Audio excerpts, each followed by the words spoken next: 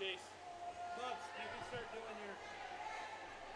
I'll put you on in 2 seconds. Oh.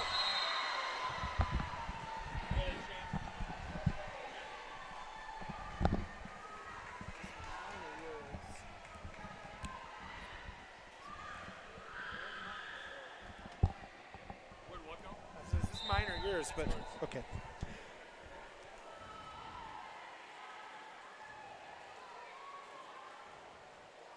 All right, ladies and gentlemen, I cannot tell you how profusely sorry we are for the technical issues we've had.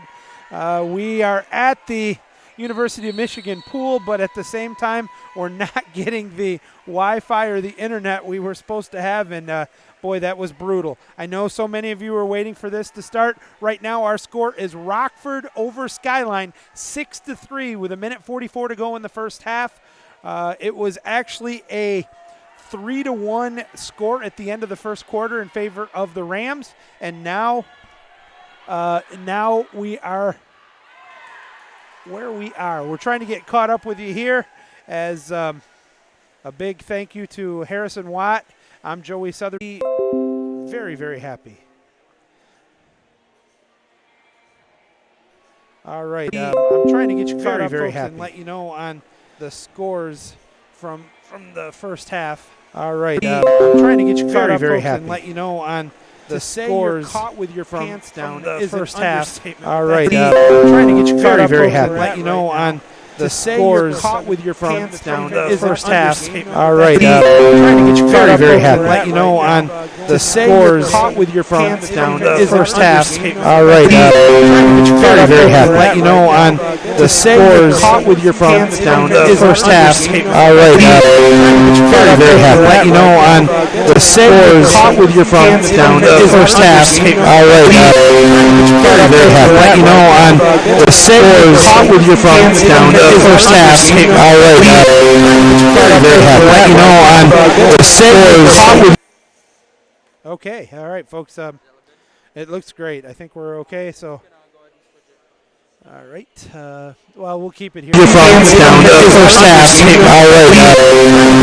Very happy. Let you know on the scores. Joining me right now. Okay. All right, folks. Matt Latham. It looks great. I think we're okay. So always a privilege and an honor to chat with you. Well, we'll keep it here. Your phones down to the first half. All right. Very happy. Let you know on the scores. Joining me right now. Okay. All right, folks. Matt Latham. It looks great. I think we're okay. So always a privilege and an honor to chat with you. Well, we'll keep it here. Your phones down to the first half. All right. Very happy. Let you know on the scores. Joining me right now. Okay. All right, folks. Matt Latham. It looks great. I think we're okay. So always a privilege and an honor to chat with you. Well, we'll keep it here. Your phones down to the first half. All right. Very happy. Let you know on the scores. Joining me right now. Okay. All right, folks. Matt Latham. It looks great. I think we're okay. So always a privilege and an honor to chat with you. Well, we'll keep it here. Your phones down to the first half. All right. Very happy. Let you know on the scores. Joining me right now. Okay. All right, folks. Matt Latham. It looks great. I think we're okay. So always a privilege and an honor to chat with you.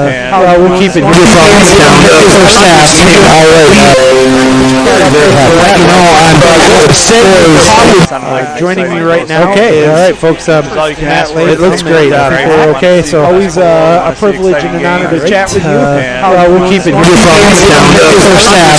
All right. Very happy. Let you know on the scores.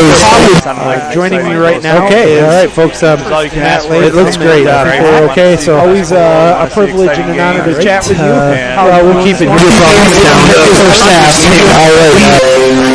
Very happy. Let you know on the scores.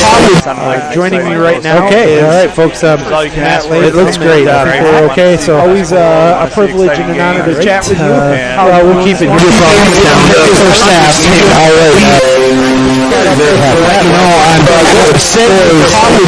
Joining me right now. Okay. All right, folks. Matt Latham. It looks great. I think we're okay. So always a privilege and an honor to chat with you. Well, we'll keep it here. Your phones down to the first half. All right. Very happy. Let you know on the scores. Joining me right now. Okay. All right, folks. Matt Latham. It looks great. I think we're okay. So always a privilege and an honor to chat with you. Well, we'll keep it here. Your phones down to the first half. All right. Joining me right now. Okay, all right, folks. It looks great. Okay, so always a privilege and an honor to chat with you. We'll keep it down to first half. All right. Joining me right now. Okay, all right, folks. It looks great. Okay, so always a privilege and an honor to chat with you. We'll keep it down to first half.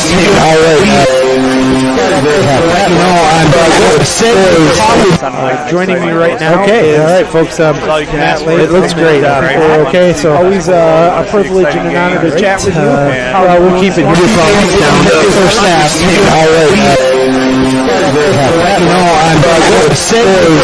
All right. Joining me right now. Okay, all right, folks. It looks great.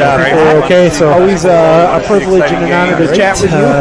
We'll keep it down to first half. All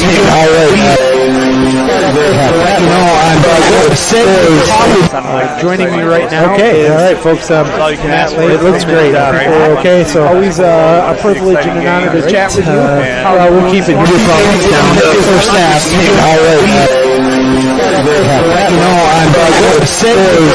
All right. Joining me right now. Okay, all right, folks. It looks great. Okay, so always a privilege and an honor to chat with you. We'll keep it down to first half.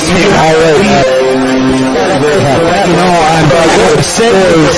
right. Joining me right now. Okay, all right, folks. It looks great.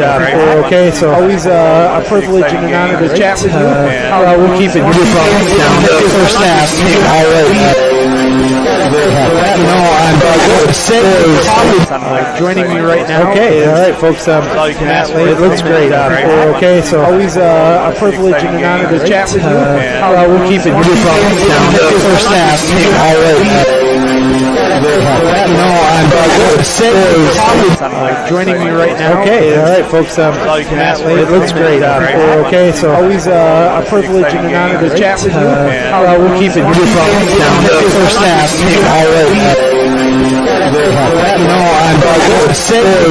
All right. Joining me right now. Okay, all right, folks. It looks great. Okay, so always a privilege and an honor to chat with you. We'll keep it down to first half. All right. Joining me right now. Okay, all right, folks. It looks great. Okay, so always a privilege and an honor to chat with you. We'll keep it down to first half.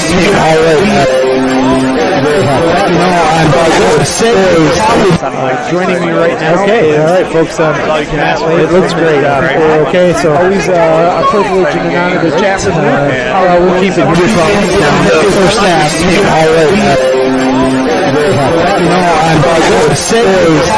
right. Joining me right now. Okay, all right, folks. It looks great. Okay, so always a privilege and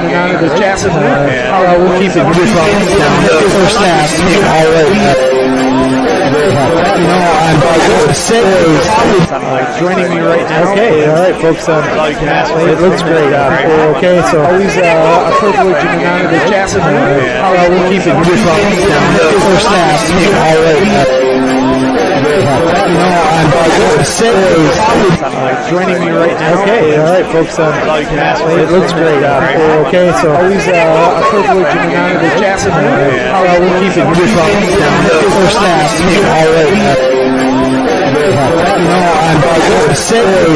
All right. Joining me right now. Okay, all right, folks. It looks great.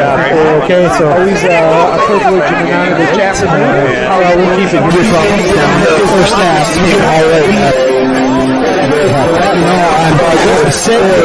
All right. Joining me right now. Okay, all right, folks. It looks great. Okay, so always a privilege and an honor to chat with you. We'll keep it down to first half. All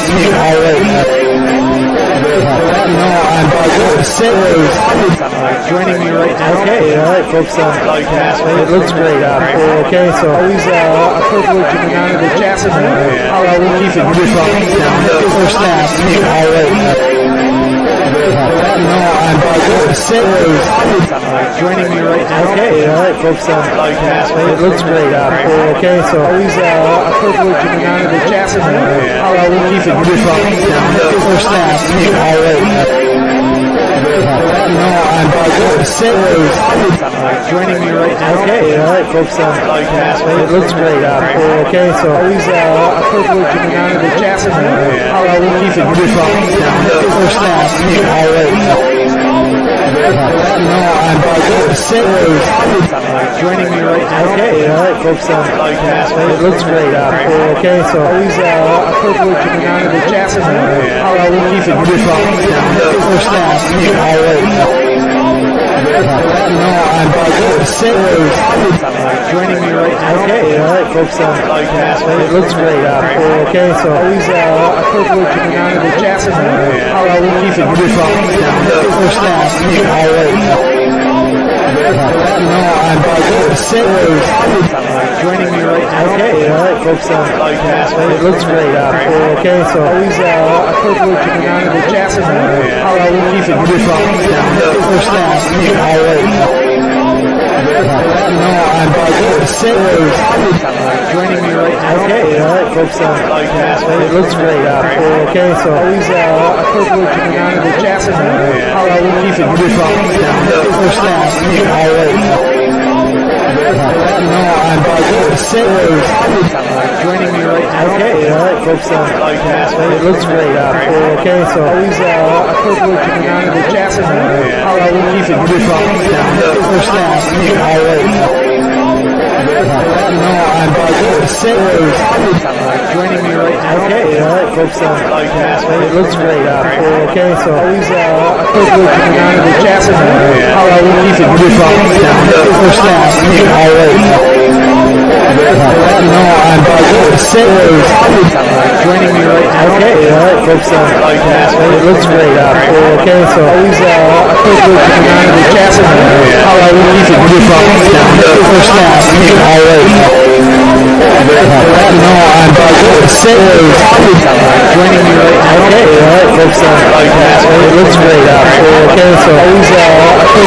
honor to chat with you.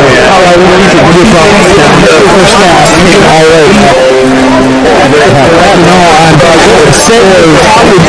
Joining me right now. Okay, all right, folks. It looks great. Okay, so always a privilege and an honor to chat with you. We'll keep it brief on first half. All right. Joining me right now. Okay, all right, folks. It looks great. Okay, so always a privilege and an honor to chat with you. We'll keep it brief on first half. All right.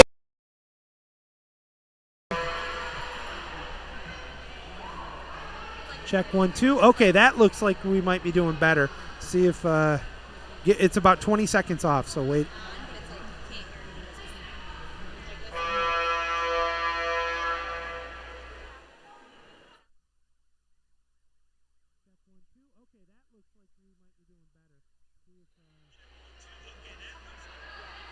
All right, folks. I think we're back to good. Again, I can't even tell you, folks. I made the joke that we got gremlin issues here right now. We're back to live action here, and it's going to be offensive foul is called on Skyline. Possession will go to the Rams. And we're still at that point where, again, it's a four-goal game with 2.5 to go, that if Skyline can chip this, get it to 2-3 going into the fourth, should be in for an exciting finish. The interesting part of this game, which I love so much, is, apparently a ordinary foul was called. Setting up. Rebecca was not a fan of that call. No, I don't think she agreed with it, but doesn't matter as the play continues. Shot on goal, shoot, scores. That's a big goal there for the Rams. Is finding the back of the net once again is Adriana Alcala, number 8, the junior, and she's now made it a 9-4 lead for the Rockford Rams. Good ball movement there by Rockford, keeping the ball dry on the 6-on-5, which is something you always strive to do to be able to convert it. All right, 2:17 to go. 5-goal lead, biggest lead of the day for the Rams. As Skyline will set up here. Something happening at the scores table. Andy Terrian had a conversation with the table. Now we're good, and here we go. This is one of those games where you got two people that are nothing short of remarkable, of players themselves, in both Rebecca and Katie Claren. As the ball is intercepted by the Rams, possession goes. They're two players that you get them in the water, and they know how to take care of business as well. Yeah, they both had a lot of great success in their younger playing days, and I know as they're still playing. Oh, ball under is called on Rockford. Possession goes to Skyline. I thought that was a 5-meter, honestly. I thought that was going to be a 5-meter too, and I think the Rockford bench agrees with us. Yeah, Katie does not look excessively happy right now. Play continues down to 1:35 to go, but still a big lead here for the Rams, up by 5, 9-4. And the ball is intercepted by Rockford. Nice defensive play. There's going to be a foul. Good call, as the pick is going to go by number 15, Taylor Scott, and possession will go back to Rockford. Yeah, Rockford the last 2 or 3 possessions defensively has done a really good job getting in the passing lanes and pressing and jumping those lanes to get those steals. Andy Tarian calls for the ball. Warm-up ball ended up in the pool there. Oh. Okay, and that's one of the things I do love about this pool, but how close it is on both ends. You're going to occasionally get the warm-up teams. Now, the warm-up teams, as it looks like a steal there by Skyline, and it is, the warm-up being able to play as much as they are has kept us pretty close to being on time, even though we had an overtime first game. That's the nice thing about having the warm-up pools, which unfortunately neither regional site had, but you just kind of got to roll with it. As here comes the Rams back with another steal. Under a minute to go here in the third quarter. Joey Sutherland. Joining me is Matt Latham. Our director and producer is Chase Joseph. Again, for those of you joining us on YouTube, we apologize for the technical difficulties. Shots missed, crashes, looks to score. What do we got? Turnover, possession 2. Boy, that was right on the cusp. And anybody who saw the East Kentwood versus East Lansing finish back at districts, that would have been a goal in that game. That was how close it was. And I honestly think that might have been close to a 5-meter because the Skyline defender was kind of preventing the Rockford player from getting there. I did think the same thing. But no call. The officials have been consistent. 9-4 is our score. 7 on the shot clock, 18 on the game clock here in the third. From about 6 meters, thinks about shooting it, finally passes it down to the wing. Gonna have to hurry. Shot clock violation. Doesn't matter as Stallworth corrals it. And what a pass up the pool. This is a golden opportunity. 4 seconds, 3 seconds, 2 seconds, all by herself is Gears. She didn't get the shot off before the buzzer. Oh, baby, she did not see the shot clocks and waits a second too long before finding the back of the net. So the score at the end of 3 is going to be Rockford on top of Skyline, 9-4. Remember, the winner of this game will be playing tonight at 6:30 against Jennison. So holy cow, if things hold true, we're going to see another rematch of Jennison versus Rockford, which has been some dogfights throughout the year. Yeah, the one thing there at the end, I always remind kids that I coach, when you come to a pool, you got to look at the setup. You got to know where the clocks are at. Usually most courses set up 4 shot clocks with game clocks, and then you also have the scoreboard. You just got to have that awareness of how much time's left there to get that shot off at the end. Well, she was unable to, but fortunately for Rockford and actually for Gears on that particular play, right now the Rams are still with a comfortable 5-goal advantage going into the final quarter of this game. And, you know, it's a coachable moment, and you'd rather have one of those happen when it is 9-4 as opposed to 7-7 with the last minute of regulation. Definitely. Or you could just have the repeat of that Rockford Grand Haven game. Well, let's. I will tell you as an official, one of your goals is to make sure tournaments stay on time. But when you have an ending like that, it pushes things back. I will say this, and if anybody knows Ham, you'll appreciate this one. Again, he is a fierce competitor. I think he's a great guy. But sometimes, you know, he gets a little bit of guff from a few people here and there about his competitiveness. There is nobody I ever felt more sorry for than I did for him when he called that timeout less than a half a second before his team officially had possession. There was nobody who doubted it. I was waiting for you to call it, but I saw it, and I knew it was the right call. And what happened is, what people got to realize is that I saw it right. I saw it right away as well. However, call the ball out, and since we were mic'd up as officials, ask the other official, "This is what I saw. What did you see?" Confirm. what you saw, especially in that situation, given the severity of the foul, to call it. And yeah, Bill was actually a great sport about it. His team got his back because they converted on the next possession. And he actually asked me afterwards if he had any argument because his kid was nearest to the ball, and I said, unfortunately, no. The rule book clearly says that being near the ball does not constitute possession, and he took it in stride very, very well. Probably certainly better than I could have. Oh, I mean, it was so funny that Harrison and I were talking about that we both were in our coaching. Oh, another violation. Possession's going to go directly to Rockford. Both of us were people who were hesitant with the timeout horns just for mistakes like that. I definitely was the same way. Okay, I guess we're to live action here, and now Andy wants the ball out again. Oh, didn't pop it? Looks like they missignaled the false start there. It was actually Rockford that must have false started there. Okay, so I guess it's Skyline's ball. We're playing catch up here ourselves. It's kind of hard to see the goal judges from where we're at. So and there's a lot of whistles going on right now. All right, but it definitely appears to be the Eagles' ball right now as they're setting up, going right to left on your frame. Looking for a driver, but the Rams doing a good job defensively. Gets it down to the whole set, but the bad pass is easily able to be funneled back to Stallworth in possession to the Rams. Another great defensive play there by number 15, Taylor Scott. Yeah, and the drive was there. The driver was there, but the pass just kind of skipped away from her. And that's the one, I use the metaphor so often. Baseball's a game of inches, but truly water polo is more so. That pass can be off by as little as 2 millimeters, and that could be the difference between an offensive and a defensive possession. Fires the shot. That's a 2-meter, deflected away. Nice deflection there by Tracy.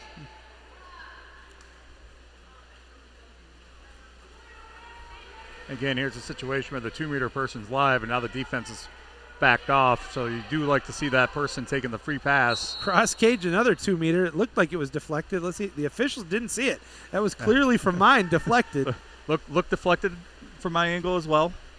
Officials aren't perfect. What? Shocking to hear that. Coaches aren't perfect. Officials aren't perfect. I'm going to end it right there, right now. 9-4 still Rockford on top. We're down to 5:55 to go here. We're going to have a kick out. We usually tell people that the call we make is the one we meant to make. That's going to be on Alcala, but easily protected of Alcala is Stallworth with a nice save there. And that's one of the ones. And let's get your opinion on that one, Latham. I am not a fan of those quick shots on a 6-on-5. Not from where she was as a righty, definitely not, because that's a tough angle to shoot from. And if you're at a position with 5 minutes to go, 5.5 to go, that you need down 5. You need to convert every opportunity you get. So it's okay to take that little extra 5-10 seconds, move the ball around, and get a better shot off. Shot clock violation. Possession's going to go back to the Eagles. At the same time, I kind of understand because as a player, you're thinking we're 5 down with roughly 5 to go. We got to start putting the ball in the net. So the more shots we get, the more opportunity it has to go in. Absolutely, and I certainly don't dispute that one, but I'm a big fan of you make that goalie move a little bit. Trying to drive through. Actually a nice offensive possession here. Goes all the way inside 2. Tries to give it up. Ordinary foul called by Terrian. Kicks it back out. She's going to have to get outside too. Gets it back on the give and go, but Rockford there defensively takes the shot, deflected. It was not a shot clock violation because it was a legitimate shot on goal, but Stallworth has it, and back come the Rams. Again, very, very good defense there by McKenzie to get that shot block and help her goalie out. Bargwell brings it up the pool. She's inside 2. Got a shot at the goal here. Fakes it, takes it, shoots it, deflected. That's a 2-meter for sure. Nice defensive work there by Cho. Kicks it out to the whole set. Quick shot. Nicely saved there by Tracy, and possession goes back to the Eagles. Down to 4:25 to go, and if there was ever when you're down by 5 with 4 minutes to go, you really got to get inside of 5 with 4 to go. Yeah, you got. I think if you're Skyline, you got to start taking chances. They already had a 7-on-6 goal scored in the first quarter, so if I'm Reb, I'd at least consider bringing her out a little bit more here. Oh, wide open shot. takes it, and Stallworth is able to make a nice save. And that, I have no problem with that shot, although there was two things on that one where you're looking at fundamentals. She did not crunch her abs when she followed through on the shot. And second, she shot right at Stallworth instead of trying to go. I'm a big fan of cross cage high. It's my favorite saying. I think when I retire as a coach, they're going to put that on a plaque where it just says cross cage. And definitely when you got the goalie lunging the other way, shooting against the grain, as we would call it too, can cause confusion for the goalies, and usually is a higher percentage shot. But again, when you're down 5 with 4 to go, right now I have a feeling all Skyline is thinking about is score, shoot. And with that said, honestly, Matt, with a goalie as strong as Stallworth, she has, if there is a weakness, it is on that cross cage high corner. And most goalies do have a difficult time with that. Definitely. All right, after the timeout. Kind of like that timeout, too. Certainly regroup and kind of reset where your team's at right now, given the fact that the clock is a huge ally for Rockford right now. Skyline down to 2 timeouts. I believe they have a full and a setup, or a shorty as they're sometimes called. Stallworth gets the ball at mid-pool, and she's a threat right there herself, but is going to start treading back as she gets the ball up the left side flat. Good pressure there by Skyline. Loose ball down to 12 on the shot clock, ordinary foul. Pops it way over to the right side flat. Now down to the whole set, 1-on-1. Late pressure coming, another ordinary. 5 seconds on the shot clock, gets it out. Back to the flat, going to have to shoot it or dump it, and that's going to be a shot clock violation. As unable to get a shot off there was Isabel Glover. And Katie, being very smart on the weak side there, was trying to get her defender to come back, and she did to prevent any type of counterattack. And that is, I'm glad you commented on that one. I would right now give up defense for offense here when you're up by 5 with 3 minutes to go. Definitely. I mean, you're up 5. You don't need to necessarily score anymore. You still got to play the game. Still got to play offense. But you definitely have the opportunity just to kill clock.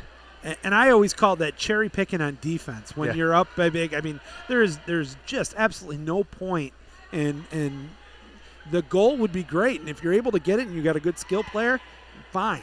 But you don't want to give up an easy goal back the other way. Yeah, and you definitely, if you have an offensive player cherry pick, would always remind your kids, we'll play them 5-on-5 or 4-on-4. You don't want to make it hard on them to come back. So you definitely come back and play defense. All right, I didn't see her pop it. But no call there as we're down to 15 on the shot clock. And good defense by Rockford is really forcing right now Deininger. And she takes the shot. It's going to be – it did hit the end line, so possession will go to the Rams. And a great defensive possession there by Rockford. They killed a good 45 seconds off the clock just by playing strong press defense. Bringing the ball up the pool right now, setting up are the Rams. Trying to get it down to the hole, but nice defensive play. A little bit of help crashing down on the whole set. Bringing the ball up the pool right now, that is McNeil. Don't think the shot clock ever reset there, but the ball got stolen. So it doesn't matter. Now it is. So, and another timeout's going to be taken, and with 2:14 to go, and I guarantee you on this one, if she takes her full one, she's going to be telling her girls, we don't need to score another goal. We just need to milk the entire shot clock and then put them in a situation where they can't counter right away, so we'll dump it to the open end of the water. And this is one where I think too many young coaches think, or even players, that just means, throw the ball towards an end corner at one point at the end of the shot. If you've got a player there, you certainly don't want to throw it there. You throw it where they ain't and make them have to swim the farthest they have to swim. Definitely. It also looks like Katie might be putting in some of her younger players in. I see their backup goalie, their 1A cap sliding in. So this is also a good opportunity that if you feel you have the game in hand, to allow some of your younger players that are going to be there next year to get the feel of the state tournament. Yeah, with Stallworth has been an anchor in that net for the last 3 years for the Rams. Percival will be very happy, Sydney Percival, the sophomore, to get a little bit of time there between the pipes. Yeah, and going back to the the shot clock thing, you might remember also from regionals that same Rockford-Grand Haven game, there was a couple seconds to go at the end of the game, and there was like a second to go on the shot clock, and Rockford called the timeout, and instead of just dumping it into the corner, he actually had his player take a shot on cage, which effectively ended the game, because even if the goalie blocks it, as an official, you can't call a shot clock violation now, which gives Grand Haven no time to set up or call timeout to try to get a desperation shot off. All right, we are down to 2:14 to go here in the fourth quarter. The Rams on top 9-4, with the winner advancing again to the 6:30 game against Jenison. The loser will be playing the 5:15 game, and that's not a fun matchup against Ann Arbor Huron. No, but you know what? You like to say that there's no such thing as an easy game at state, no matter who you are or what game you're playing in. All right, back to live action, but the one pass easily intercepted. If you got the arm, I would fire that one away. And that's the experience right there that Percival's going to get. She's going to have to be a little bit safer on that first pass when you're only at mid-pool. Yep. Bringing it up right now, and good defensive play, though. Tried to continue to go, and Deininger is unable to actually even get a shot off there. So we're down to 1:40 to go here in regulation. Rockford's defense has been very, very impressive the second half. Yeah, they look more in control in the second half than they did in the first. Now, for those of you who were angrily upset that we weren't able to get you the first for most of the first quarter and into the second, we apologize for that. Hopefully we've corrected any of the snafus. Offensive fouls called. Possession is going to go to the Eagles as they're down to the final 70 seconds of this game, trailing by 5. Gets it up to the point, but the pressure comes, swings it over, left side flat, wants to shoot, cross cage blocked, coming for the crash, but a nice defensive play there. Now they're going to play catch. That might have been two hands got away with there. Back to the goalie it comes, and Percival will hold it up, fire it up, and now we're down to under a minute to go, 20 on the shot clock, and Rockford comfortable here en route to their first win here of the state tournament. And nice stop there by Sydney. Coming in cold is an easy thing to do. Something I'm sure she'll remember for a while, being able to say she got a block in the state tournament. When you get that stat in the state tournament, you know, especially if your team's able to, and obviously you win, you're guaranteed a top 4 place. And we're down to, we'll have one more change of the shot clock before this one's over. 31 seconds to go. 25 on the shot clock. Long stretch pass up to the whole set. 1-on-1, but at about 6 meters. Tries to turn the opponent. Does. Nice job there by Deininger. She wants to shoot it, and that was in, I believe, and it was. So while that's not going to be enough to change the final outcome of this game, a little bit of a confidence booster for the sophomore all-region first team, all-tournament first team, Allie Deininger for the Skyline. And again, another strong finish there, even with the near side shot. She had enough power on it to sneak it through. Continuing to press, forcing the Rams to get into a bit of a spread. Now it's almost a true spread. Fires it back to the goalie. 7 on the shot clock, 6 seconds, 5. They're going to fight till the very last second. I would expect nothing less from a Rebecca Gudek team. That's going to be the final horn. Our final score here. It is Rockford over Skyline, 9-5. Congratulations to the Rams. They have earned the right to be in the the quarterfinals. And for Skyline, they're going to have to regroup and see if they can play one of their better games this year, because for I believe the 5th time this year, they're going to have to take on Ann Arbor Huron later this afternoon. All right, folks, that's going to just about do it here. We're going to take a look. Our next game was scheduled to start at 1:30. It's probably going to be starting in about 5 minutes. We're going to keep it on the scoreboard. We're not cutting the feed this time. We're keeping it right here, so we'll be right back with you in just a few moments. Keep it right here.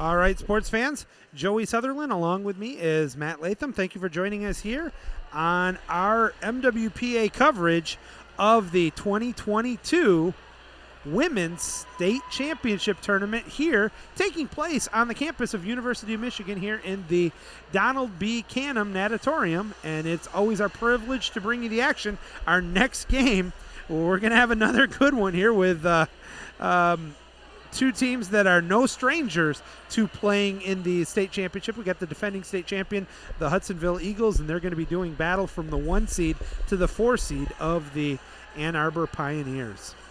Yeah, this one certainly is an interesting matchup. I would always kind of tell people the one team you don't ever want to see in the postseason is a Will Hart Ann Arbor Pioneer team, because he always has his kids playing their best water polo at this time of year. On the other hand, when you're going up against the 3-time defending state champs, indeed, that's a tall task for anybody. So this should be a great matchup. And you can be guaranteed that Ian Hewitt is going to have his girls ready. They know they can't take a game off. You kind of talked about this in our previous game. There is no slam dunk gimmies when you're in the final 8. The second you take somebody lightly, or you think you're gonna win, is usually when you find yourself in a game. And I need to correct myself. It's 4-time defending state champ. I don't want to shortchange them. I guess I forgot that it's been 4 straight years. Holy cow. With that COVID year, everything just kind of blends together. That's the one for sure. So, yeah, interesting. So we've got the Will Hart, who, if you have been in the MWPA in any capacity in the last 15 years and you don't know who Will Hart is, I'm going to call you liar, liar, pants on fire, because everybody knows Will. He's a great coach, an intense coach, but also a solid coach, and a very successful coach. Now, against him is going to be Ian Hewitt, who obviously has got a couple of state championships now in his back pocket, and he is the son of longtime Jenison coach Pete Hewitt, one of the patriarchs of water polo in the state of Michigan. Yeah, we always like to say that water polo is a small community across the state, so it's hard to run into people you don't know or don't at least recognize. Ian's done a great job with his program, obviously winning a couple state championships, and he's looking to make it another one here this year. They're certainly up there as one of the favorites, but you know what they say, you got to play the game. And play every one of these games.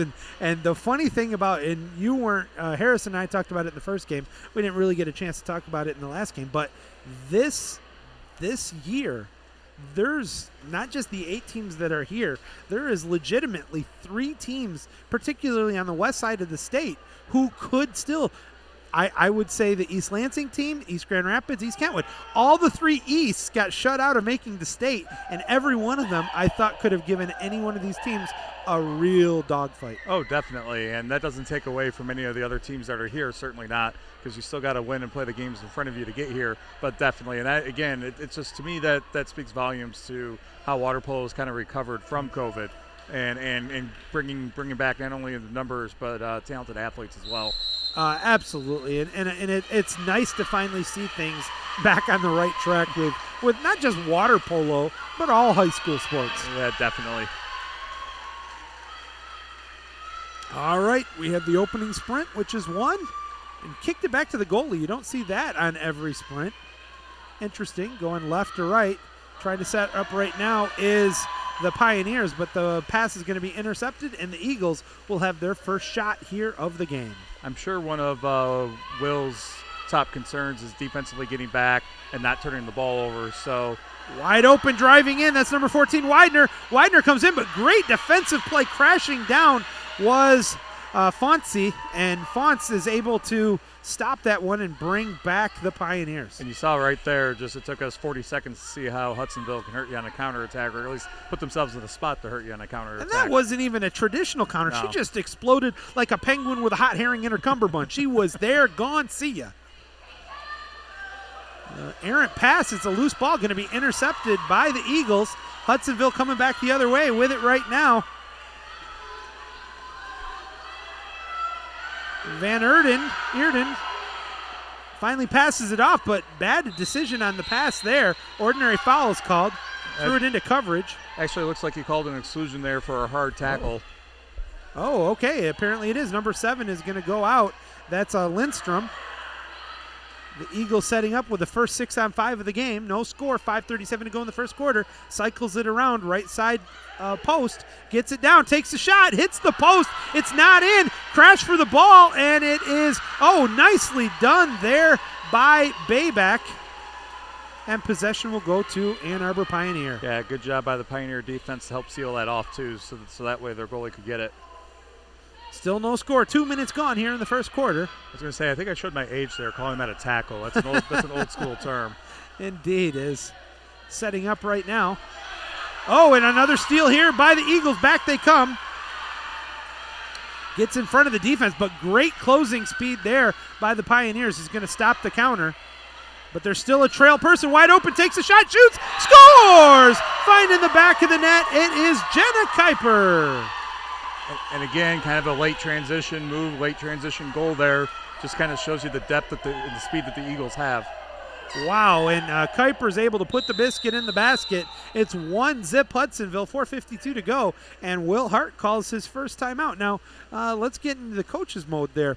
Are you a little bit surprised, being the fact that they have shut out one of the most powerful teams for the first little over 2 minutes of the game and give up 1 goal, calls his first timeout? Well, everything is a teachable moment, and again, if the game plan is to make sure you get back and stop that counterattack, they might have only given up a goal, but Hudsonville has had 2 or 3 other late counter opportunities, so it's just probably trying to remind his team, make sure you get back, make sure you're communicating getting back. I always tell people, you have to communicate. There's no such thing as over-communicating, and if you do it well and you play well, you could do play-by-play in your opponents. It doesn't matter.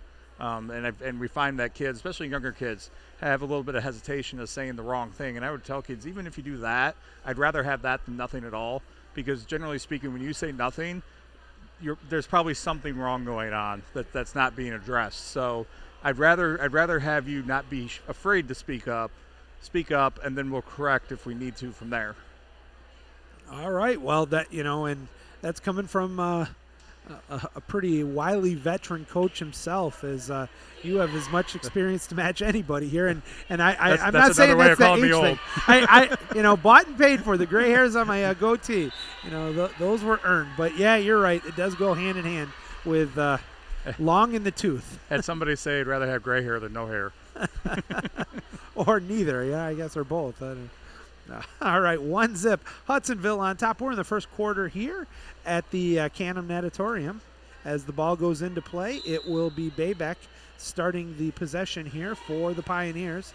Fires it up to the left side flat, little off the mark, and then here's steal, and it is a steal. And boy, oh boy, you cannot have a 50-50 pass off a timeout. Definitely not, and as you can see right now, it's leading to another transition opportunity. Klein trying to go all the way in for the Eagles. She gets inside 5, wants to dump it down. She does, all by her lonesome. Takes a shot, fired away, blocked. Rebound is corralled and stolen right back. She's going to get a second chance, but the defense crashes down.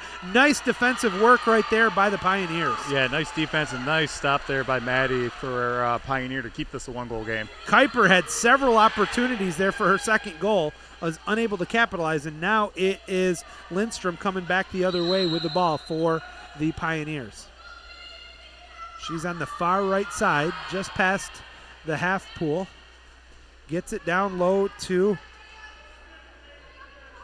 Cordova. She's inside 2 now, tries to turn. Ordinary foul called? Yep, it is. We're down to 4 on the shot clock, though. She's going to have to hurry quickly with it. Get outside of 2, pop it, and pass it in. Now it's 2 seconds. 1, she can just dump it, which she does. That's what I'm talking about right there. If you're going to dump it somewhere where you can get back defensively and they don't have a quick counter. Definitely. Although I wonder if it crossed her mind to take that shot, or potentially make it past her to get a shot off. All right, back to live action here. Let's see what the Eagles do here as Harrison is going to take over. We were supposed to go every other game, but with all the technical difficulties, we're a little bit behind schedule. So as Matt's going to tell you what happens here, I'm going to switch it over to Harrison. And a nice steal there by Pioneer as they're able to crash in on the center position and stop Hudsonville from getting a shot off there. Matt, how you doing? I'm doing good, Harrison. How are you? Weather is good up north, I heard. Yeah, a little chillier up there, but it was beautiful. It's gorgeous weather down here, and a gorgeous day for the state tournament where Hudsonville leads Pioneer 1-0, 3:05 to go in the first. Right side, turned over Pioneer, right to Jenna Kuiper. Yeah, we were talking before. Hudsonville's really going to get up in transition as you see an opportunity here developing, and you can tell Will's trying to get his kids to come back. Sidney Klein on the right side. Klein, cross-pool pass, easy. As Joey Sutherland would say, the biscuit is in the basket. Allie Widner on the goal, 2-0 Eagles. Nice patience there from Sidney Klein as well to get the ball over, to get that to be almost a guaranteed goal as long as you get it on net. So early today, we've seen Jennison in overtime over Ann Arbor Huron, 7-5 the final, 9-5, 9-6. 9-5. 9-5 Rockford over Skyline. My apologies. Running around downstairs making the rounds. Missed the very end of the game. 9-5 Rockford advances to play Jennison. The winner of this game gets the winner of Granville Grand Blanc. And right now, all things are beginning to point towards at least 3 West teams in the semifinal. West side 2 for 2 so far. Shot clock violation here on Pioneers. They dump this one into the corner, and Taylor Wilson will pick it up. Yeah, Pioneer at some point is going to have to find some offense, but I know when you're an underdog or you think you're an underdog, hanging around is probably the most important thing in the first half. Up the middle, here's Widner. Widner's got lots of room. Crash coming, kicks it out right side to Klein, right at about 5 meters. 15 on the shot clock. Got Tuttle, instead goes up top. Kind of a 50-50 ball to Kuiper, and they're going to call the ordinary that time on Lindstrom. This one turned over to Pioneer. Nice stop by Gianna Cordova. Takes that one away from Klein. Yeah, I think Pioneer when they get back, they're doing a very, very good job frustrating the Eagles and pressing and getting stops. So if they continue to do that. That can't surprise you, though. No. Because it's Will Hart. Not at all. No. One of the most frustrating coaches of all time to coach against. You never know what he's going to throw at you. In a good way. In the bet, and he's a real nice guy. But it's, oh my God, is he hard to coach against. Yeah, I was saying at the top of the broadcast that he usually always has his kids playing their best water polo this season. He's calling over the switch as Klein brings it in. Down the middle, here's Wilson. One-on-one with Lindstrom. Leans back, ripped it off the left goalpost. Rebound to Hudsonville and jammed in short side on Baybeck. Goal by Kuiper. Upstairs, banked it off of Maddie Baybeck and in. Good persistence there from Hudsonville. A little frustrated that some of the kids didn't fully get back there. Could have maybe prevented that opportunity from happening. The classic Will Hart game is like a 4-2 postseason game, no matter which side of it you're on. Yes. When he's got the right, when his team is experienced and in a good spot, it's going to be a low-scoring, frustrating game. Good defense, good goaltending. That's kind of his staple. This is a group that hasn't been here since 2018 when they played against the team I was coaching at the time, Granville. We went to 4 overtimes. I think I remember that game being like 2-1. 3-2 the final in that one. Yes. I try not to remember it. I think we remember trying to heckle you from the scoring table that year. Well, you were heckling me, and we missed the net about 400 times. I won't call out my individual players that missed the net, but you know who you are. We'll heckle the coaches. We'll encourage the players. Exactly. Will Hart trying to direct traffic. Now it's going to be a one-on-one for Widner. Widner turns, shoots wide of the goal, and they're going to say Bayback did not get a piece of that. And I think that's the right call from Andy Terry. It looked like the splash from Bayback kind of slowed that ball down. I think so too. 20 on the game clock. 3-0 Hudsonville. Pioneers Bayback will bring it out towards half pool, playing for what looks like the last shot. Bayback, all region and all tournament honorable mention in the East region. 5 on the clock. Bayback thinking about it, waiting for it. Now she'll shoot. Goal post. Oh, she had the goalie beat that time. Nearly busted the Elsie Roberts shutout. But with that, the score, Hudsonville 3, Pioneer 0 at the end of 1. So announcer's jinx there, right? Absolutely. It was a well-executed shot. when I tell goalies to shoot, I like them to put a little air under the ball, make the goalie jump early and have it go over their heads. Some goalies think they're sweet and they want to try the skip shot. I think that was the nice happy medium there and just a little far right. Yeah, it definitely could have been a big goal for Pioneer to get on the board and only be down 2, but definitely still in this game. I want to ask you about the 7-on-6. You're a college coach, obviously, and not just a college coach, but a national champion. You can flash the ring whenever you want. Do you have the ring on you? I did not bring it down today. That's more your style. I can bring it down tomorrow, though. Do you want to flash it around this pool? I'm sure there are a lot of people that'd be entertained by that. Oh, definitely. I could definitely wear my green and white on this pool deck. I'd love it if you did that and parked in Marcelo's parking spot. Yeah, I like Marcelo too much to do that. So if you're listening, I will not be in your parking spot. But 7-on-6, a little different than years past. The goalie can come past half and enter the attack. Let's say you got 20 seconds of the shot clock. You got the ball. Are you a hold it for the last shot? Do you have a set 7-on-6 play? Is there a good strategy to the 7-on-6 trying to get a goal at the end of a game? The answer to all that is yes. Okay. It totally depends on the situation. So one of the nice things, I guess, to come out of COVID was able to sit on some coaching webinars when the rules came out, and basically you had all the top USA water polo coaches sitting there discussing this is new. Nobody knows how to utilize it. What would you do? And there were so many different theories about maybe you do it early in a game to throw a team up. Maybe you do it when you're actually up a couple goals, 1 or 2 goals, to throw a team off. I actually do have a set play. I'm not going to say what it is. That's okay.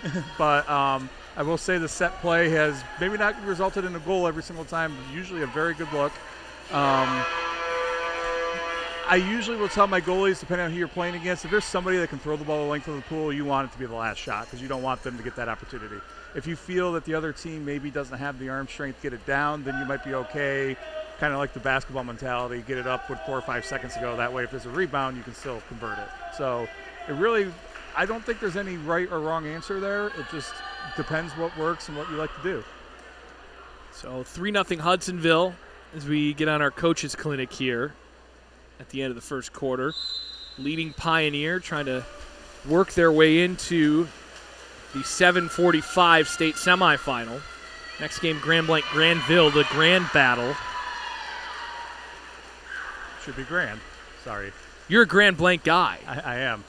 You know what? I knew that, but then Emily Overmeyer on deck reminded me of that, and I was like, oh, that's a good point. Yes, long time ago, though. Not that long. Class of 2000. Ouch.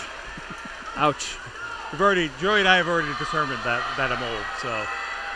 Not as old as Joey, fortunately for you. Here comes Jenna Kuiper.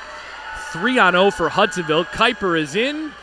Pump fakes once, twice, top corner. Nice and easy, 4-0 Hudsonville as Pioneer gets caught in transition.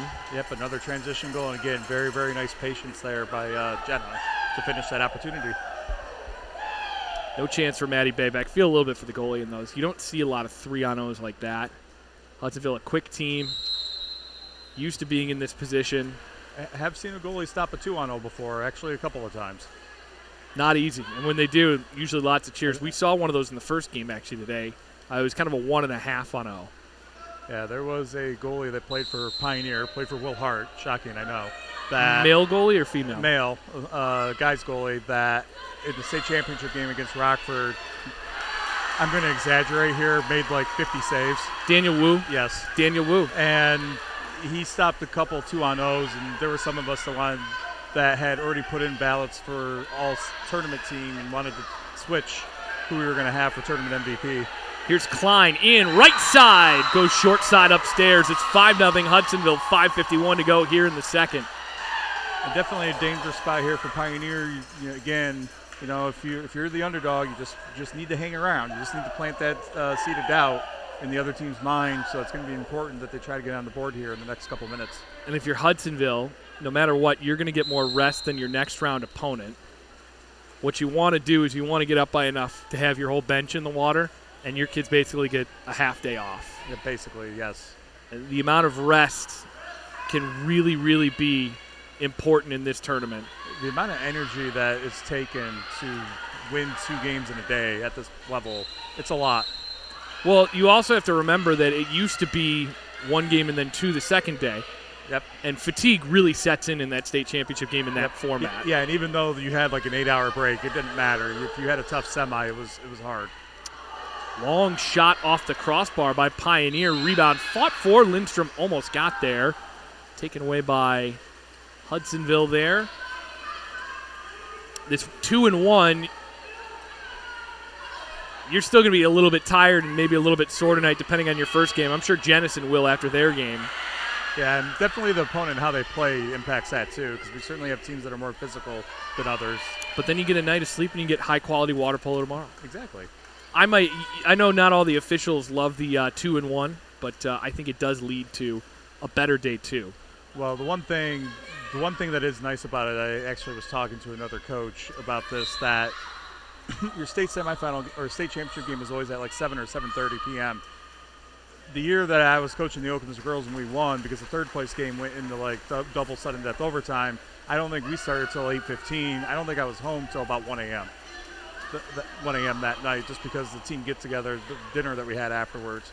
So it's kind of nice to get done a little earlier, I think, for everybody. Here's Van Eerden working her way in. Flip shot, great stop by Bayback. She waited just long enough to put that right mid up, makes the glove stop. Keeps it 5-0 Hudsonville, 4 minutes and 5 to go here in the second. And Maddie's doing a very, very nice job making some key stops, keeping her team in this. Maddie Bayback's a junior. Kate Lindstrom, arguably the top player for Pioneer up front, is a junior. So you've got some younger players making their first appearance in this tournament. Amelia Wang, one of their other ones, is a senior. But again, you're in a situation where you have a couple of juniors. This is valuable experience going forward. Definitely, and it certainly helps you grow to the future, knowing that your kids, you always want to get a win when you're a coach. Doesn't matter at what point when you have a younger team. But any experience you get can certainly help build to the future and hopefully help motivate the kids to keep working hard. Here's Klein. She's got room. Sets this one into the middle of the pool. Easy play. Nice turnaround that time by Widner, who puts it in. And as you look down to the pool, Ian Hewitt, I think, contemplating when he's going to go to his bench here. You do want to get your kids some reps in this first game, but you obviously don't want to overplay. Exactly. You don't want to accidentally go too deep in your bench and then all of a sudden give the other team some momentum to get back into it. 6-0 Hudsonville here. So we said the last quarterfinal of the day, 2:45 start for Granville Grand Blanc. We got a two first-time in the state tournament head coaches. I guess 3 because Granville's got 2 co-head coaches. And then you have Emily Overmeyer, who started the program 25 years ago as an 8th grader and is now in the tournament for her first time. Here's a chance for Widner. Goalie comes out and attacks. Just a step too late, Widner puts it in. 7-0 Hudsonville, 3:01 to go here in the second. Yeah, again, another transition attack. It's what Hudsonville does best. It's actually in high school with Emily. She's a couple years younger than I am, a couple grades off, but know Emily very well from that time. Was happy to see that she was able to get the Bobcats here. 9th year as head coach. I mean, you got to respect the fortitude to stick it out long enough to get into this position. And one of the big things that's aided them, and it's something that we encourage all kids to do, I know you do, you can only get so good playing 12 weeks of water polo a year. You have to play in the offseason, and that's a big benefit that Grand Blanc took advantage of. A couple of key players in mind in that regard. 2-meter there as Elsie Roberts tips that one over top of the cage.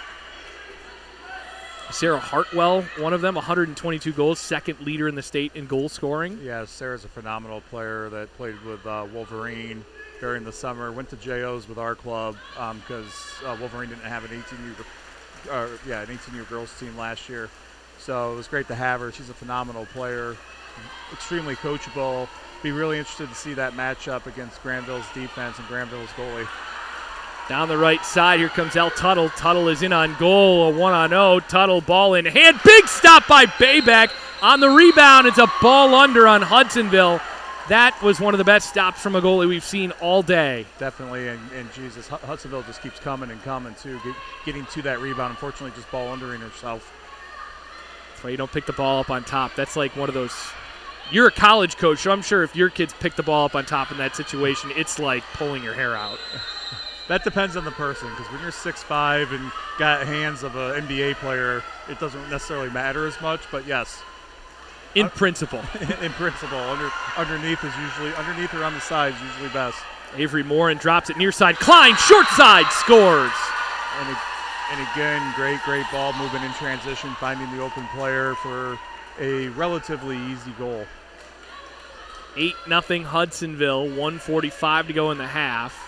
I mean, you see why Hudsonville is just so good. How defensively they're pressing well, they react quickly, they find each other, they know each other well, and they're able to move the ball so easily. Just that experience is really kicking in for them. Trying to win 5 consecutive state titles. They are off to a pretty good start here in the quarters. It is a 4-quarter game, though. Yes, got to play till the end. Ordinary foul on the top side. Pioneer handling the ball. That was Sienna Gallan. Long shot winged out of play there by Roberts for the 2-meter. Roberts kind of swung at that maybe a half step late, but able to knock it aside. Very, very nice stop for LC, who hasn't seen a lot of action so far in this game. It's hard if you don't see a lot of shots when you're 80 seconds to go here in the second quarter.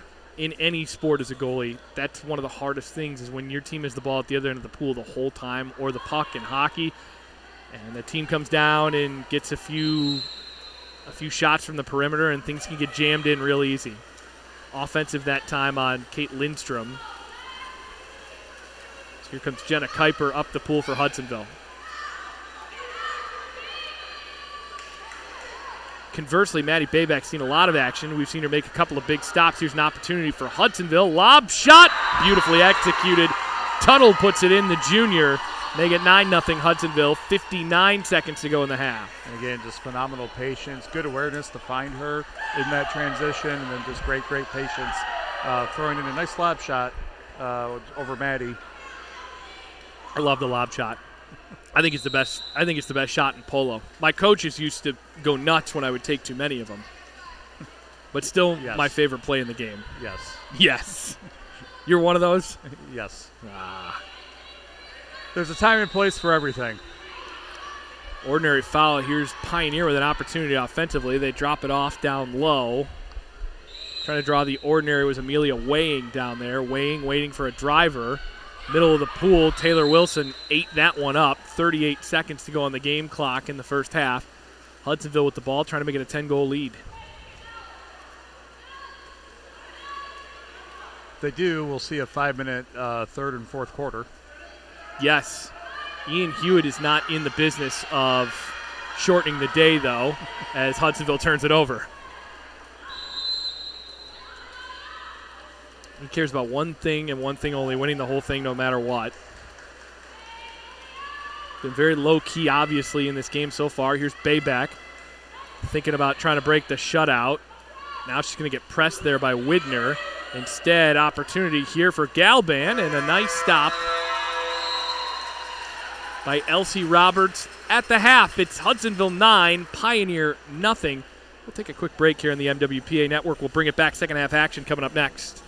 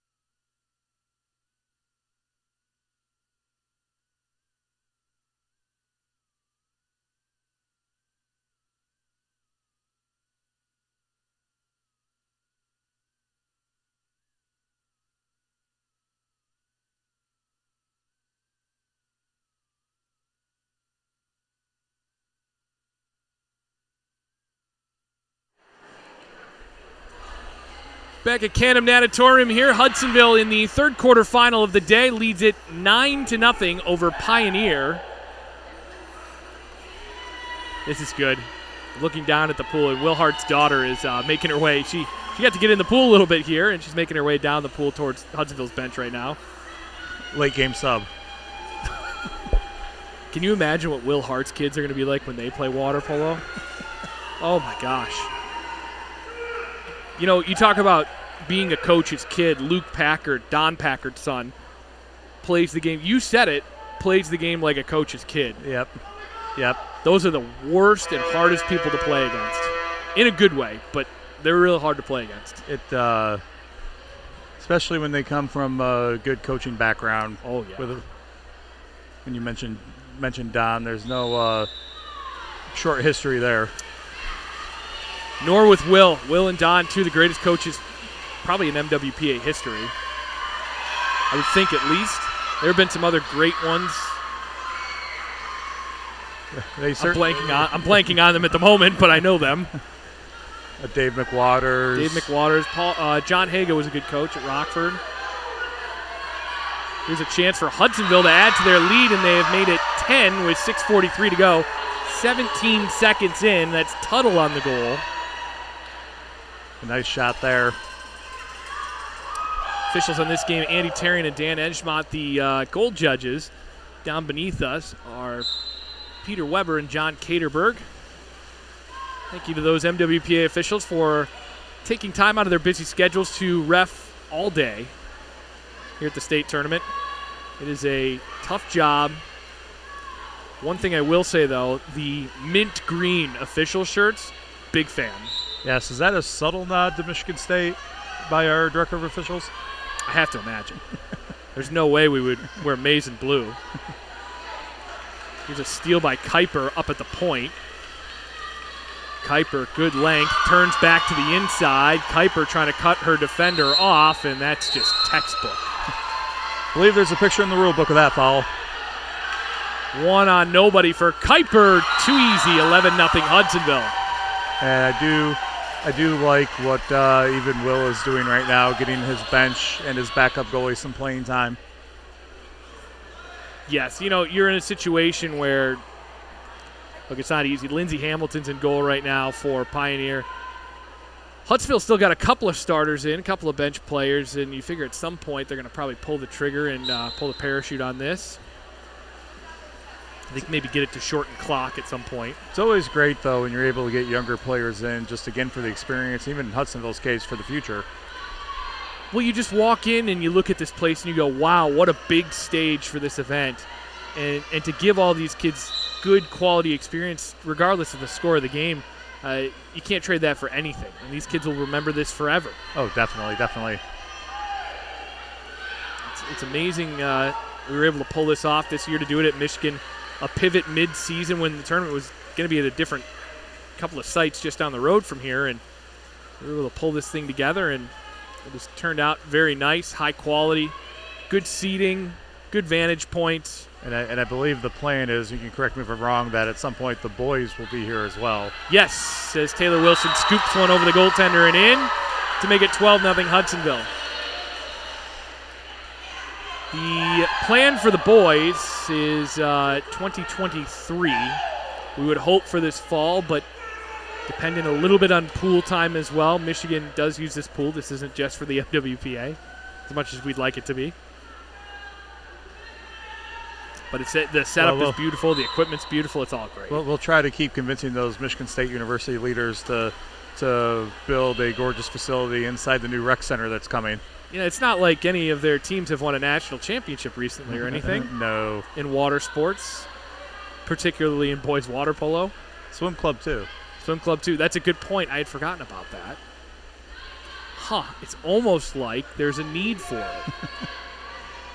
No, and I've been told the administrators realize there is a community need for it, and they are going to be building something. It's just a matter of exactly what and how extensive it's going to be. Be good for mid-Michigan all around. Be great to have a site in the middle of the state as well to host this thing at. Here comes Hudsonville up the pool. It's Tuttle across the formation. Turned it to Klein. Klein for the driver, Kuiper. Kuiper trying to power her way inside. Grab from the side, hit the crossbar with the shot. Swings up into the far corner, and now there's Tuttle on the rebound. Tuttle with a pump fake. Brings it out, working on Hamilton. Tuttle has a lob available to her. Instead, she sets it right at about a meter to Widner. Gets it back. Lob shot, goal post, and it stayed out. Lindsey Hamilton, the goaltender, looked over at the goal judge in the near quarter. It looks like a delay there that the goal judge did actually signal it. Yeah, he did. It was just a little bit late. It's a good point. Ian Hewitt threw up the X. I thought it was a timeout for a second, but then I saw the X, and I was like, oh, it's a good point. That is a goal on the lob shots, and you could tell the goalie turned back and looked at the goal judge waiting to see what would happen. So as your goalie, you never look at the referee. No. Never look at the referee in general except to see what direction they're pointing. Yeah, we always say you don't want to give the official a reason to make a call because they think they might have seen something, but they're only about 60% sure. It's like a dog when they know they've got something they shouldn't get, and the dog looks at you and you know immediately that they've gotten the sock or the shoe or whatever it is they've taken. The officials kind of latch onto that pretty quick. We have no experience with that. You haven't met my have you met my dog yet? Yes. Oh yeah. Once, I believe. Little Murph. Nice steal takeaway here by Hudsonville. 13-0. Eagles. 3:48 to go here in the third. Julia Vandegucci with it. Turned it over. Picked up here by Pioneer. Hudsonville has started to go to the bench a little bit. Taylor Wilson out of the game. Widner and Kuiper are still in there. Sam Masad is in. Vandegucci. McKaylin Van Eerden is also in the water. And it's also good to see the Pioneer kids, they're still trying to execute, what they want to do. It doesn't seem like that they're discouraged. Body language is still good. That's kind of one of the things you want to see as a coach in every game you play here. Pioneer choosing to dump this one into the corner, and Will Hart a little frustrated now. Wanted to get something going on offense. Granville warming up to our left. Grand Blanc to our right. Grand Blanc will be in the black caps. Those are slick looking. Take a look down there to our right. So a nice set of caps, and then Granville will be in the white caps. Turned over here. Pioneer back with the ball with 2:54 to go here in the third period. It'll be interesting, kind of like Pioneer, Grand Blanc. Pioneer's been to the state before, but it's been a couple years, right? And 2018 the last time. So a few years. And Grand Blanc, having never been here, being able to handle the big stage will be interesting to see how they do. It's really exciting. You always, every state tournament, it's nice to see a team get in that either hasn't been in a while or hasn't ever been in, period. It's just so cool to see new kids get to experience this stage because it is such a fun tournament. Yes, and it's only going to help growth. The more teams, the more competitive things get. And there are a lot of teams that are back in the tournament again this year. Rockford, Granville, Ann Arbor, Huron, Hudsonville. I'm forgetting somebody off the top of my head. Skyline, Pioneer, and Grand Blanc are the ones that haven't been in a little bit. Elsie Roberts with the takeaway here. It's been a couple years since Jennison's been here, right? Jennison, too. That was the other one I was thinking of. Jennison was not in last year. In fact, Jennison was out at districts last year. That turnaround, a 13-1 improvement from last year, that's no small thing. Oh. Here's Widner with the goal right over the top of Hamilton. Make it 14-0. Speaks volumes, to a program, to coaches, to kids when they're able to make that turnaround like that. 13-1. Better than Jennison was last year. Another impressive coaching job done by Katie Claren, who is 20-1 in her last 21 games against Michigan teams. That's excluding all the games she played against the Illinois foes, but 20-1 over her last 21. The only loss, Hudsonville. Yep, in the regional final a couple weekends ago. That's a 19-0 run that they went on. That's very hard to do. It's very hard to do, especially when you don't start the year number one. You don't start the year really thinking you're going to be number one yet. And they started 4-5. And I remember that regional championship game. They didn't get off to the start that they wanted to, but they hung in there and really played a competitive game the last 3 quarters. So good look and extra coverage that time down low by Maddie Seeplet. She got in there, just couldn't get the shot away as triple crash came in on her. 1:06 to go here in the third. Huntsville's got it in that far corner. Ball popped across the formation, near side. Morgan Lally with it. Here's Lally. Ordinary foul put on her, that time by McKay. Floated back across the formation. Here's Morin, puts it in short side. 15-0 Hudsonville. Hudsonville is just so deep.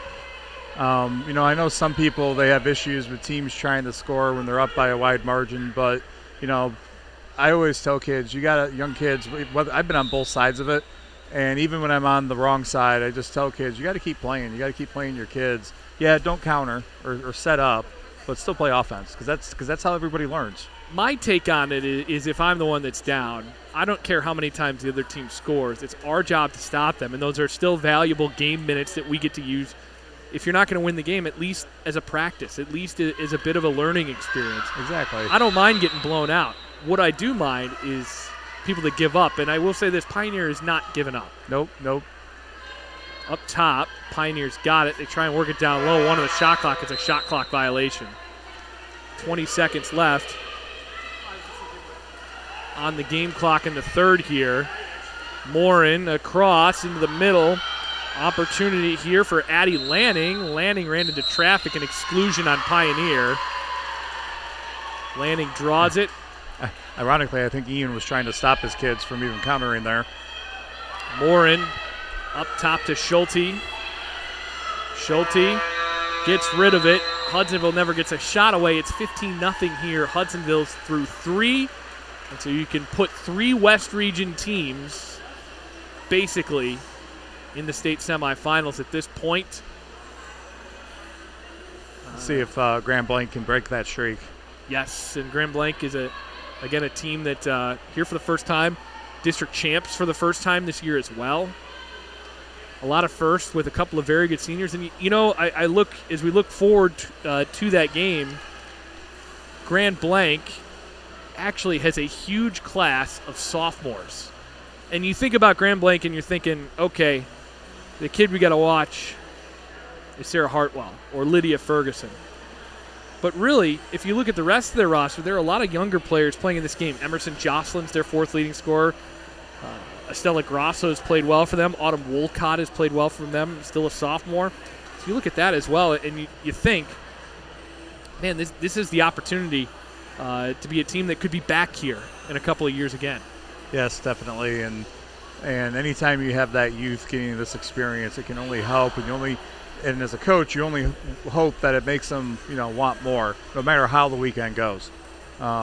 Whether you win or whether you get 8th or anything in between, you want your young kids to be excited about this and seek out those opportunities that exist for the off season. Pioneer this year 10-9-1, West Region's 4th place team in the district. They were district quarterfinalists last year in a game that a lot of people were surprised by when Chelsea upset them at districts last year. They rebounded from that, made it back to the state tournament. Pioneer are 5-time state champions. Their last was in 2016. They are, in fact, the last team other than Hudsonville on the girls' side to win the state title. They are a 12-time state tournament or state championship game finalist, whether they won it or were a runner-up, excuse me. Yeah, and if I remember that last time in 2016, I don't mean to bring up a bad note to Hudsonville fans, but I believe they knocked off Hudsonville that year in an exciting state championship game. Hudsonville, meanwhile, 27-4-2. But if you take out the record against out-of-state teams, 1-3-1, 26-1 against Michigan teams this year. The last time they weren't in the state championship, See You Again by Wiz Khalifa and Charlie Puth was the #1 song in the world. June 2015. There's a fun fact for you. Is that just another way of calling me old? Well, when I was trying to find something that really stated it's been a long time since Hudsonville hasn't been in the state final. And then I see Wiz Khalifa, and in my head I'm like, oh, that's not that long ago. And I look at him like, oh, yeah, that's long ago. That was the last Paul Walker movie. At what point does it become, oh, wow, that was a while ago? Well, 2015, Gosh, I was 22. So, yeah, that's a long time ago. That's a pretty long time ago, unfortunately. Fourth quarter underway here. Shortened quarter. So there's down to 4:30 to go in it as Hudsonville has a 15-0 lead. Up the middle of the pool, Taryn Zank draws the exclusion. Hudsonville basically has poured all their youth into the water. Right back here to Zank. Zank open in front of the goal, hit the crossbar.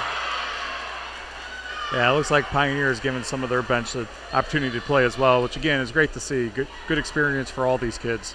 Yeah, and Will Hart, you can tell this is when he's got to do probably his most coaching in this game outside of the first quarter.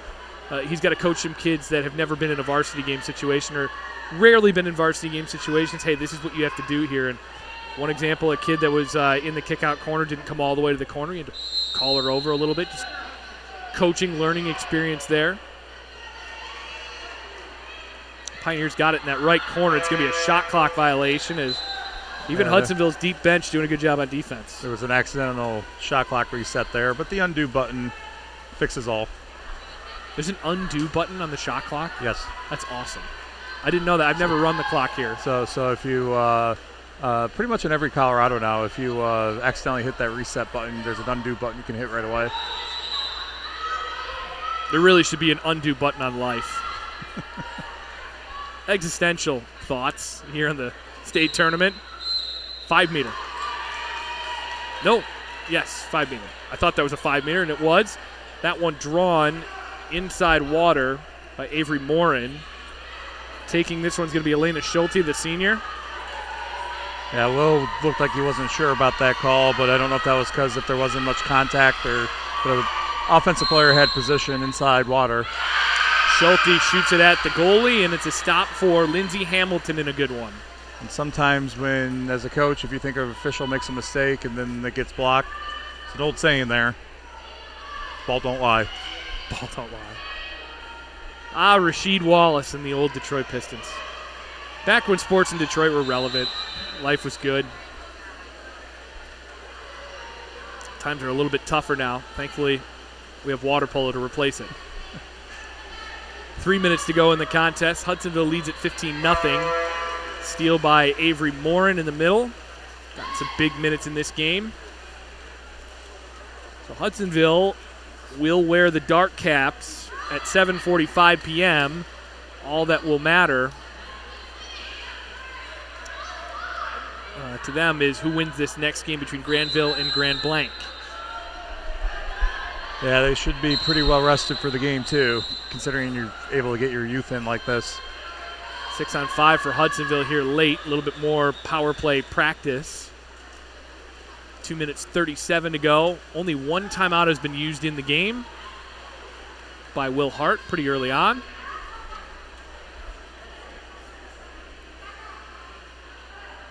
Gotta imagine Hudsonville's going to keep those timeouts in their pocket unless they want to sub. I don't know. Ian Hewitt's been known to take them just to get kids in. In my head, if I have anybody I want to get in, I'm putting them in the water right after the next stoppage. There's a goal down deep. Emma Dale, the sophomore, puts it in. And yeah, here comes the big wholesale line change for Hudsonville. Everybody out. New goalie included. The new goalie is Elise Lanninga. A wholesale change here for Hudsonville with 2 minutes 34 to go. And it's a nice luxury. There was a lot of the bench in the water to begin with, but to have another 7 you can put into the water. A deep bench certainly helps. Yeah. Hudsonville has developed that kind of a program, both boys and girls, over the last several years. We won't talk about the deep bench I had in the fall, so I know exactly how that feels. Pioneer with the ball on offense.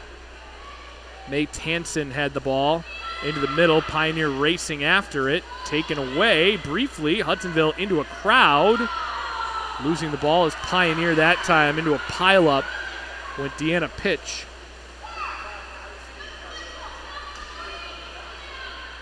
Will Hart's a little upset about something. Not sure what. Looked like there might have been some high contact on that play, but I don't know that the offensive player's head actually got touch there. Hudsonville buries one. Unfortunately, they've given us a faulty roster, and we don't have that number on the page here. We'll have to get that for you in between games. I'll blame Ian Hewitt for that one. 17-0, Hudsonville in front. The clock will roll its way down towards the next game. Pioneer on offense just trying to break the shutout. It looks like the schedule's pretty much back on time now. Yes, it's 2:27 right now. This game should end in the next few minutes. And 2:45 start for Granville Grand Blanc. Makes things nice and easy. Up top, Pioneer with the ball. They work it down into the corner. After it is Morgan Lally who picks it up. Hudsonville back with the ball. 3 possessions left in this one. Elise Lanninga surveys the offense from net. Hudsonville trying for a state tournament shutout here. Pioneer in decent position for the steal. Couldn't take the ball away. Hudsonville in deep. Ball over top of the cage and the shot down to 58 seconds. 2-possession game. See if Pioneer here can get a goal. Hang their hat on something offensively, hopefully. Yeah, this is a situation where you're not going to take your time out of your Will Hart, but you do want to try and get something going here on offense. Going to have a tough game later against Granville or Grand Blanc. Foul in the middle of the pool. Ordinary drawn that time by Pioneer. Ivy Stanich has it. Stanich throws it into set right into a crowd, taken away. And 32 seconds on the clock. Hudsonville can hold on to the ball, and Ian Hewitt tells his goaltender to do just that.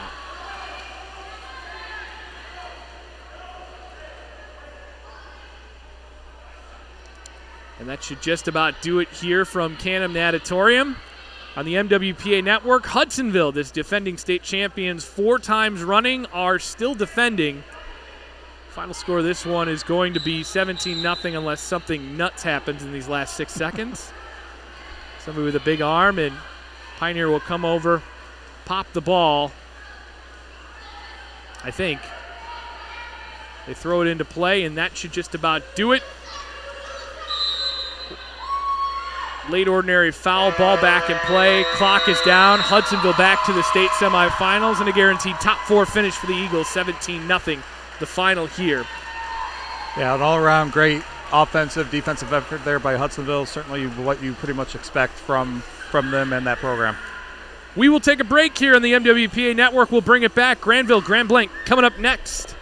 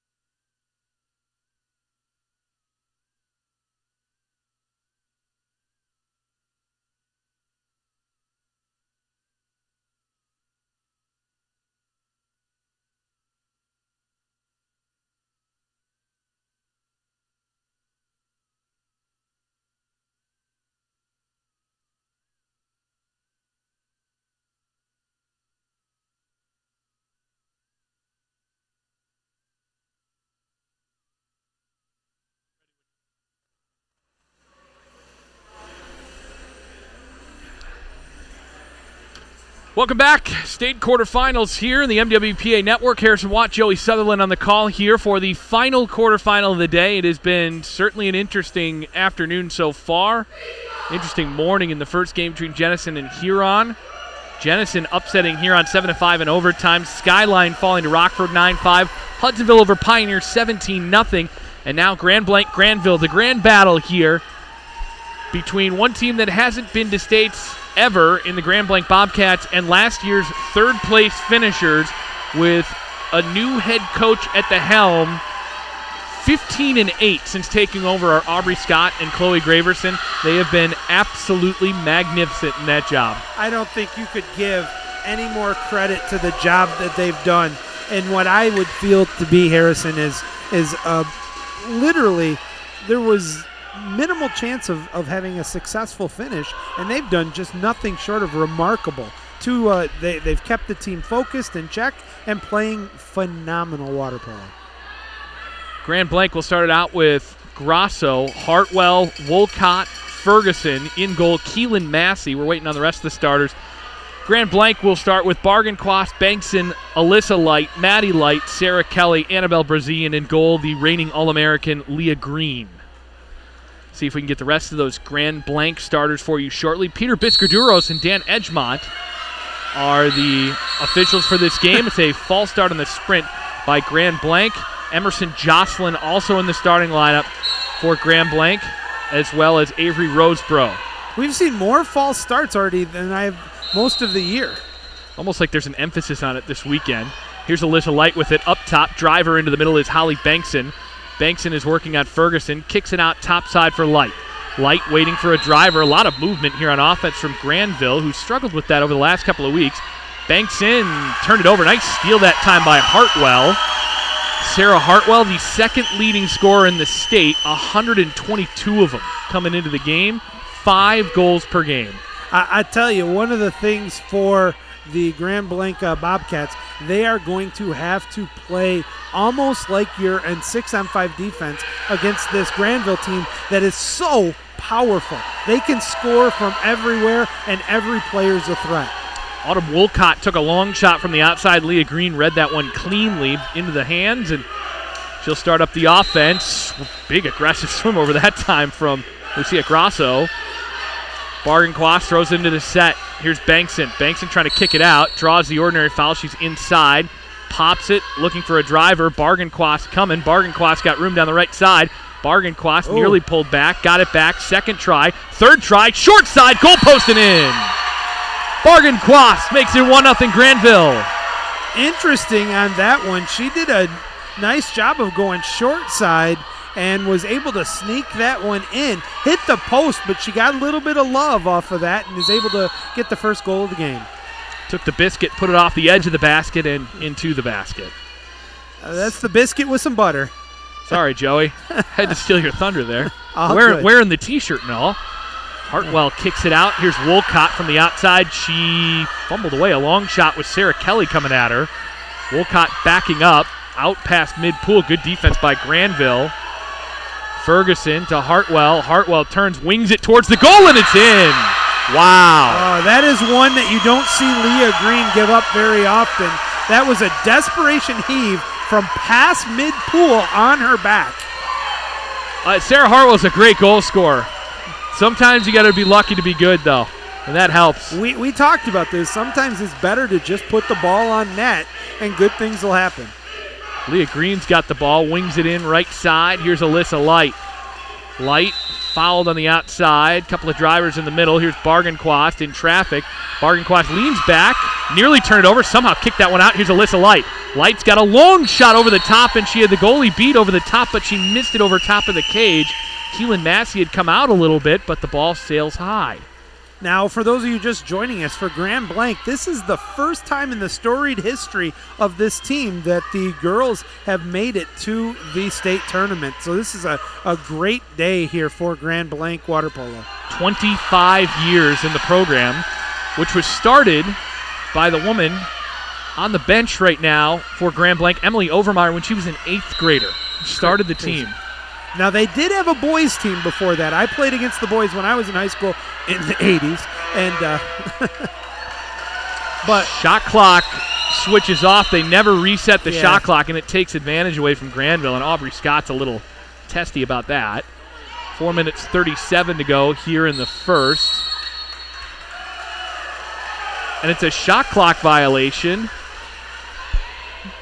Not sure how. I'm confused on what happened, and both coaches look a little perplexed as well. That was interesting. Takes away from the flow of the game right now. 1-1's our score, 4:20 to go in the first quarter. And Sarah Hartwell is content to take that long half-pool lob, and so that time you saw Leah Green was back in the cage waiting for that lob. Smart positioning that time. Ball goes over the top anyways. Winged the length of the pool by Green to Brzee. Brzee's got a driver down the middle. Maddie Light drew something in there. Light, inside water. Hartwell is going to get excluded here. And that's a tough bounce for Grand Blanc. And here's Holly Bankson on the one-timer from Maddie Light. Bankson puts it in, 2-1 Granville in the 6-on-5. That was absolutely just a heads-up play there of two teammates who have been playing together for so many years. They knew exactly how to take advantage of that 6-on-5, and we've talked about not doing it right on a 6-on-5. If you get somebody that open, you do that one-time pass, you get it in, you put the biscuit in the basket and take advantage. 12 seniors on this Granville team. State tournament back-to-back years for them. Wolcott way up high to Hartwell. Hartwell tried from mid-pool again, and this time her shot partially blocked by Maddie Light. Leah Green looking up the pool for an outlet. 2-1 Granville, 3:40 to go here in the first. Here's Alyssa Light. Light into center. Bankson's got great position. Bankson powering her way toward the goal. Couldn't get rid of the ball. Floats it out to Bargenquast. Bargenquast got one off the crossbar this time. Lob shot, she loves it, and that one a little bit long off the middle of the crossbar. I actually like that shot selection. The problem was there was nobody crashing on the weak side. Massey throws this one up the pool to Wolcott. Wolcott looking for some help. Hartwell's on the drive. Good switch called that time by Alyssa Light and Holly Bankson. Hartwell setting up at 5 meters, turns, takes a lob shot again over top of the goal this time, and she's just content to turn and rip it at the net. I wonder if their scouting on Leah thinks that that's a weakness on her. I couldn't tell you if it is or isn't, having not coached her in several years. Nice turn. Good turn, draws the ordinary foul. Here's Alyssa Light. Light looking for help. She's got Maddie Light down there in center, gives it to Bargenquast. Now here's Bankson alone in the middle.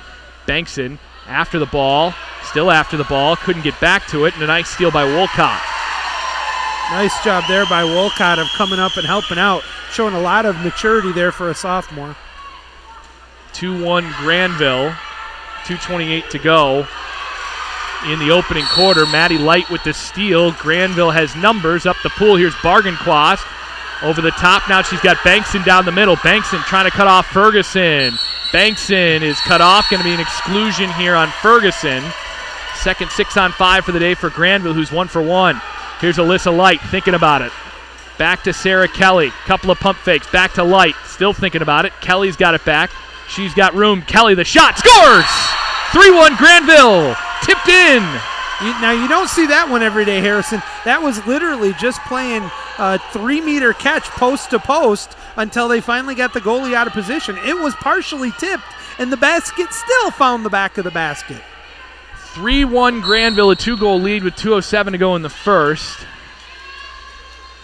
Grand Blanc trying to find a way to get the ball to Sarah Hartwell in good order, and you can see Hartwell setting up right at 5. That's going to be part of their offense. Now they're going to drive. Pass partially blocked. Wolcott with it. Wolcott looking into center. Toss it up top to Ferguson.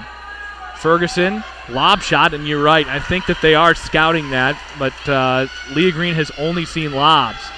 Here's a pass for Brzee. It's a little short. Brzee comes back to the ball, hangs on to it, got it ahead for Maddie Light. Light still fighting for it. Ferguson made a nice play to get back to the ball, though. Brzee made a nice adjustment on the ball, but the pass, the next pass, not good. Now Maddie Light with a great steal. Now the Bulldogs got numbers again. Sarah Kelly up the right side. She's free. She's got the latest Granville goal.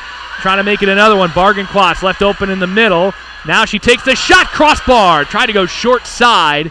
And Keelan Massey being chased now by Bargain Quas. Both hands up. Oh, that one nearly went off the lane line. I thought it did. That was close that time. Biscaduro's down there. But Keelan Massey able to gather it in and make the stop. Now, can the goal judge actually help on that play? I don't know that they can. I don't know that it's one of the ones that they're allowed to. That's a Brent Augustine question. Here's Hartwell. Turns, shoots right into the bread basket of Green, who knocks it aside. Kind of handcuffed her a bit, but makes the save effectively. The first literally a lob shot on her today. And they're just trying to shoot the ball as often as possible, and in this state tournament, that's important. There's been some goalies that have been untested. Here's Brzee, driver to the middle, floats it into center, a little bit of an over the back, and there's an ordinary foul. Maddie Light draws it, 7 on the shot clock. Alyssa Light, near side Sarah Kelly, 5 on the shot clock. Kelly smartly dumps this one into the corner, and the Bulldogs going to be content to come back on defense. Still 3-1, final 20 seconds of the first quarter here, and an entertaining first quarter here of the final quarterfinal game of the day. Grand Blanc trying to get something else on the board, make it a 1-goal game again going into the quarter break. 9 seconds on the game clock, floated ahead, picked off by Maddie Light. Light's got someone ahead. It's Sarah Kelly trying to get it there. Hit from behind. Maddie Light's got to shoot it, throws it ahead, and it was a pass for Kelly, but too late. Won't matter. Granville leads it 3-1 after 1 here in the MWPA network. I got to tell you, on that one, Harrison, I'm a little surprised they didn't get a final second 6-on-5 there, because it sure looked like a hit to the head and a swim over. Call it either way. There's been a lot of that both ways in this game, and a lot of it has been let go. So I think it's going to be, I don't think you're going to see a lot of exclusions in this game. I think this is going to be a wide open game. I got to tell you, not having seen Grand Blanc but once this year, this is only my second game seeing the Bobcats. With the Bulldogs, that's going to play right into their aggressive defense, because it's a tough call for me between Granville and Rockford on who plays the most aggressive press defense throughout an entire game. Both coaches love to have their players in your grill and give you little space regardless where you are in the playing field. That sounds like an obvious thing, but there are a lot of different ways to play defense. There's crash defense. You can do a lot of different things defensively to shut someone down. You would think press defense sounds like the right thing, Joey, but that's not always the case. Sometimes the case is just plainly and simply you got to find a way to stop the other team's best player, and sometimes that means crashing down on defense. Indeed. 3-1 is our score at the end of the first quarter. Now, we've already, you talked about it at the start of the game, but we have already played 3 games. If you're joining us late, ay caramba, it was Jenison over Ann Arbor Huron in overtime, which was a great game, but in the end, it was a little too much of the Wildcats. They won 9-7 and advanced to the Final Four. Rockford was over Skyline 9-5 in regulation, and Hudsonville had minimal problem with the Pioneers. They won their game 17-zip. That's where we're at the end of 1. 3-1, Bulldogs over Grand Blanc. Granville attacking it left to right, Grand Blanc right to left. This is their first ever quarter in the state tournament in the books. They false started on this sprint, so maybe some early game jitters. But really not a poor job by them in the first quarter. It looked like a moment where they were looking around and maybe soaking it in a little bit. Now we'll see if they settle into the game. As much as, well, obviously you're a former coach of the Bulldogs, and I've seen them play at least 7 games this year, maybe more. It doesn't look like they're running on all cylinders yet. They look still a little nervous, apprehensive, whatever you want to call it, even though they've been here to the state championship before. I think they've got high expectations for themselves, and I think it's sometimes a little hard after those 2 weeks off of playing games to get going in that first quarter, so we'll see if they get it going here in the second. They're coming off what I thought was maybe their best game played all year, and Grand Blanc against Skyline a couple of weeks ago, also coming off one of their better games. Here's Maddie Light in center, tried the sweep shot, well defended there in center by Hartwell. Hartwell's all over the place. She's playing center D, she's running set, she's running point, she's doing a little bit of everything, and they have to get the ball in her hands if they want to have a chance. Well, Overmeyer has said that Autumn Wolcott, I beg your pardon, Sarah Hartwell, is one of the best two-way players she thinks in the state, and it showed right there. Brzee with a steal. Brzee was named all-tournament second team last week in the West Regional, and she played some of the best water polo that we've seen her play in a long time, and that's a big benefit of having a lot of seniors, is sometimes those seniors will start to play at the right time. Here's Alyssa Light. She's got her defender cut off, ball in hand, down the middle. She's been attacked from behind now, and there's still no call. They're letting her get in on goal. Light in, scores. I'm a little surprised at how many times she got hit and still scored the goal. Honestly, that looked like an Andy Terrian call. Matt and I talked about it in the last game. Andy is an official who will not blow the whistle if he feels the offensive player still has the possession. It's different from the college rule. They have to call it right away. In high school, as long as you maintain the advantage, the official can hold off on blowing the whistle until your advantage is done. I give Alyssa Light credit for not getting frustrated when she didn't get the call. She's just thinking, I have to score the goal no matter what. And she did.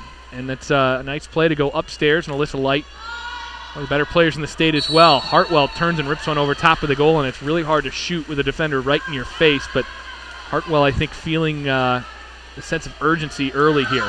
Here's Brzee. Look out here. Brzee is in. Brzee trying to cut her defender off. And an exclusion now. That one coming out of Stella Grasso. Shot crossbar. Right away. A shot off the crossbar in the 6-on-5 for Granville. Might have rushed it a bit, but nonetheless, stopped that time by the goalpost. Now, Alyssa Light is one of the players, Harrison, who I feel was lost out because of how deep and how strong the West region is. She was second team all-region, and on most years, she's in contention for the player of the year in the state. Bankson trying to get back to the ball. Bankson trying to kick this one back out now. Bargancloth's got a sprint for it. She's got it. 15 on the shot clock, draws the ordinary on the outside. Bankson has set up a nice side and center here.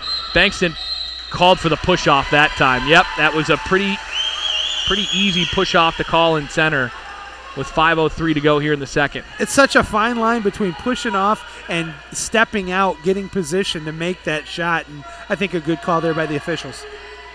Here's Ferguson up top. Hartwell setting up at 5 meters, and they're going to let Alyssa Light defender one-on-one there. An ordinary foul way out near mid-pool. Wolcott thinking about it. She takes it. Easy stop for Leah Green there. Green looking up the pool. Had something. Now she waits an extra step, and this pass for Sarah Kelly is short. You can see Kelly kick her foot back to try and get back to the ball. Couldn't do it. Here's a rush up the pool here for Grand Blanc. It's Estella Grasso. Grasso caught from the side by the long Sarah Kelly. Ordinary foul drawn. Emerson Jocelyn's wide open in space, way outside 5. Jocelyn going to take the shot. Didn't have enough juice to get it to the goal. It'll be a timeout for Granville as Leah Green makes the stop with 4:19 to go in the second. That's a great timeout there because there were a couple of things that happened. One is if I'm Grand Blanc right now, I'm counting and thanking my lucky stars.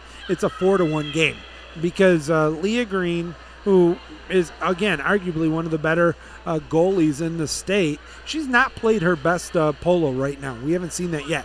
You never see her passes short or off the mark. Even if they're not perfect, they're usually into safe water. That might be only the second underthrown pass I've seen from her on a first pass stretch this year in my games watching her. Yeah, and some of it might be the depth perception is a little different in here. The end walls are a lot further from the end of the pool, so you're thinking, I don't need that much the depth perception can really play into it because this is a much longer building than you're used to playing in. It's funny you bring that up because when I was down on the deck for a bit of the second half of the second game, and one of the things some of the players were talking about is it appears when you're in the water like it's a 25-yard pool, not a 25-meter. But this is 100% a full course or not a short course, 25 yards. It's a beautiful setup up here. We've got a great vantage point right at mid-pool up above Canham Natatorium's water here just beneath us. 4-1 Granville here in the final state quarterfinal of the day. All right, I got to ask, and I wish we could get a chance to have a talk with Brent Augustine. I don't see the officials wearing the headsets. Dan Edgemont is wearing his. Is he? Okay. It might be a little bit of it. Yeah, I can see Peters. It's a small wire. Okay. Yeah. They're different wires than they used to be. Not those very noticeable big old honking. Nope. All right. Nope, they're a little bit more professional. Peter Biscaduros tosses the ball into Leah Green. Green looking up the pool. She's got Maddie Light on the top side. Drive starting here. Here's Bargenquast around the edge. Bargenquast coming in, working on Hartwell. Alyssa Light following her in there. Light into traffic. Light trying to get inside water, and an exclusion call by Edgemont. It's going to be on Ferguson. Interesting on that call there. I thought Granville put themselves in a bad situation with two players so close. Wide open, though. Inside two. Takes a shot. Hits the post again. Bargenquast on the rebound, and she was there to follow it up to pump it in. It's 5-1 Granville. And that's been one of the things the Bulldogs have missed through this game so far is that second chance effort. They've had 4 shots that either hit the post or the goalie blocked that were just hanging there. They were just salivating for somebody to pick them up. And fortunately for the Bobcats, they've been picking them up. That time, Granville was able to get that second chance, put the biscuit in the basket, and take a 4-goal lead. Wolcott setting up. Hartwell is working on Alyssa Light right now at about 5 meters. They toss it into her. Double team comes. She's a chance on the near side for Grand Blanc. Long short side shot. Fought off by Green. Then she reaches to keep it from being a 2-meter. Lucia Grasso kind of handcuffed her on a slow loping shot towards the bottom right corner. Up the pool, here's Bargenquast, and it was a 50-50 ball for sure that time, and it's going to be Grand Blanc's ball. I think Aubrey Scott telling her maybe let's wait a little longer on some of these passes, let things develop, it's okay, up 5-1. I think the shot clock is incorrect. They need to now they completely reset it, so I think that's too much. But yeah, Emily Overmeyer just looked at the clock, and so did Aubrey Scott, and she's a little unhappy about this shot clock situation down beneath us. So it's basically going to be about a 40-second shot clock here for Grand Blanc. Here's Hartwell. Hartwell won't use it, and that one stopped right into the chest by Leah Green. Boy, I tell you, I could be a good goalie when people keep shooting just at the chest. Well, you look at what Grand Blanc's got on offense, and I think Sarah Hartwell feels that sense of urgency to just make something happen, and I don't blame her because they're down 5-1 here towards the half, and they got to do everything they can against this aggressive defensive Granville team. Hartwell went for the jump there, just missed it on swimming through the ball, but now another good defensive play. Really, you got to tip your cap to Grand Blanc and their defense here in the first half. Yep, Vernon had the ball taken away from her that time by Ferguson. Amongst that class of older players that's helped Grand Blanc get to this point, done a great job under Emily Overmeyer. Wolcott got Ferguson coming down the middle. Here's Vernon. Vernon on defense. Vernon's one-on-one here with Ferguson. Ferguson leans in on Vernon, looking for room, turns, shoots. Shot it low and an easy stop there. Leah Green's got Sarah Kelly way up the pool, pass a little behind her. Kelly's still got a breakaway here. One on nobody, got to get rid of it, and instead she's going to back this one out, kill a little clock here. Here's Alyssa Light. Light takes the long shot and a goal. 6-1 Granville, 1:51 to go here in the half. That might be one of the first ones where we would definitely see that the Bobcats would like to have that one back. Yeah, Sarah Kelly was cherry-picking at the other end of the pool, and that's what put them out of sorts, because when you see someone cherry-picking, you got to bring everybody back, and then somebody's going to get lost as the late one coming. 6-1 now with $1:46 to go in the first half. Granville on top. It's Ferguson at the point, trying to find Hartwell, who sets up right at about 5. They give it to her again. The pass is wide to the right side, and easy steal that time for Alyssa Light. Leah Green waiting for something to develop up the pool. They're going to go to Bargenquast. Pass off the top of her head, and again, I think you're right here. Leah Green missing a little bit side to side on some of her passes here. Into center, here's Maddie Light. And it's going to be an offensive foul for the elbow push-off, that time in center by Maddie Light. And that's a good call, and it's unfortunate, too, because you really could see Bargenquast coming over the top. She had a good position, and it didn't need to develop as it did. Here's Wolcott. Nice inside turn on Vernon. Vernon trying to get back. Near side. Grand Blanc up against the lane line here, way outside. They throw it back out towards mid-pool. They've got 3 players at mid-pool or further from the net. This one's going to get dumped here by Grand Blanc. It'll be Granville's ball. 50 seconds to go here in the half. They lead at 6-1. Very big opportunity for Grand Blanc to pull back and make this a game in the second half. But for Granville, another goal here could really hurt the cause. Pass into a double team, easy steal for Wolcott. That time they had Chambers driving down the middle. 28 seconds to go on the game clock in the half. Hartwell draws the foul at mid-pool. I think she was thinking about that one. You could see, and she takes it, but she took way too long to shoot it. The whole time she was thinking about shooting that ball. You could definitely see it in her eyes. That was her plan all along. And she's got the arm for it. That was at mid-pool, but she had the arm. But you're right, she definitely took too long before she shot. Here's Green looking for help. Green, I don't know that she can take the shot here. We'll find out. 8 seconds to go. She's holding the ball. She lost it. Looks like she is going to take this shot. At the buzzer, 3 seconds. Winds up, and she ripped it way high. 1 second on the clock here. So just enough time, really, for Grand Blanc to pop the ball and call it good. That's the half. Granville leads at 6-1, and we'll take a little halftime break here in the MWPA Network. Bring it back with some more analysis, Joey. Sounds good.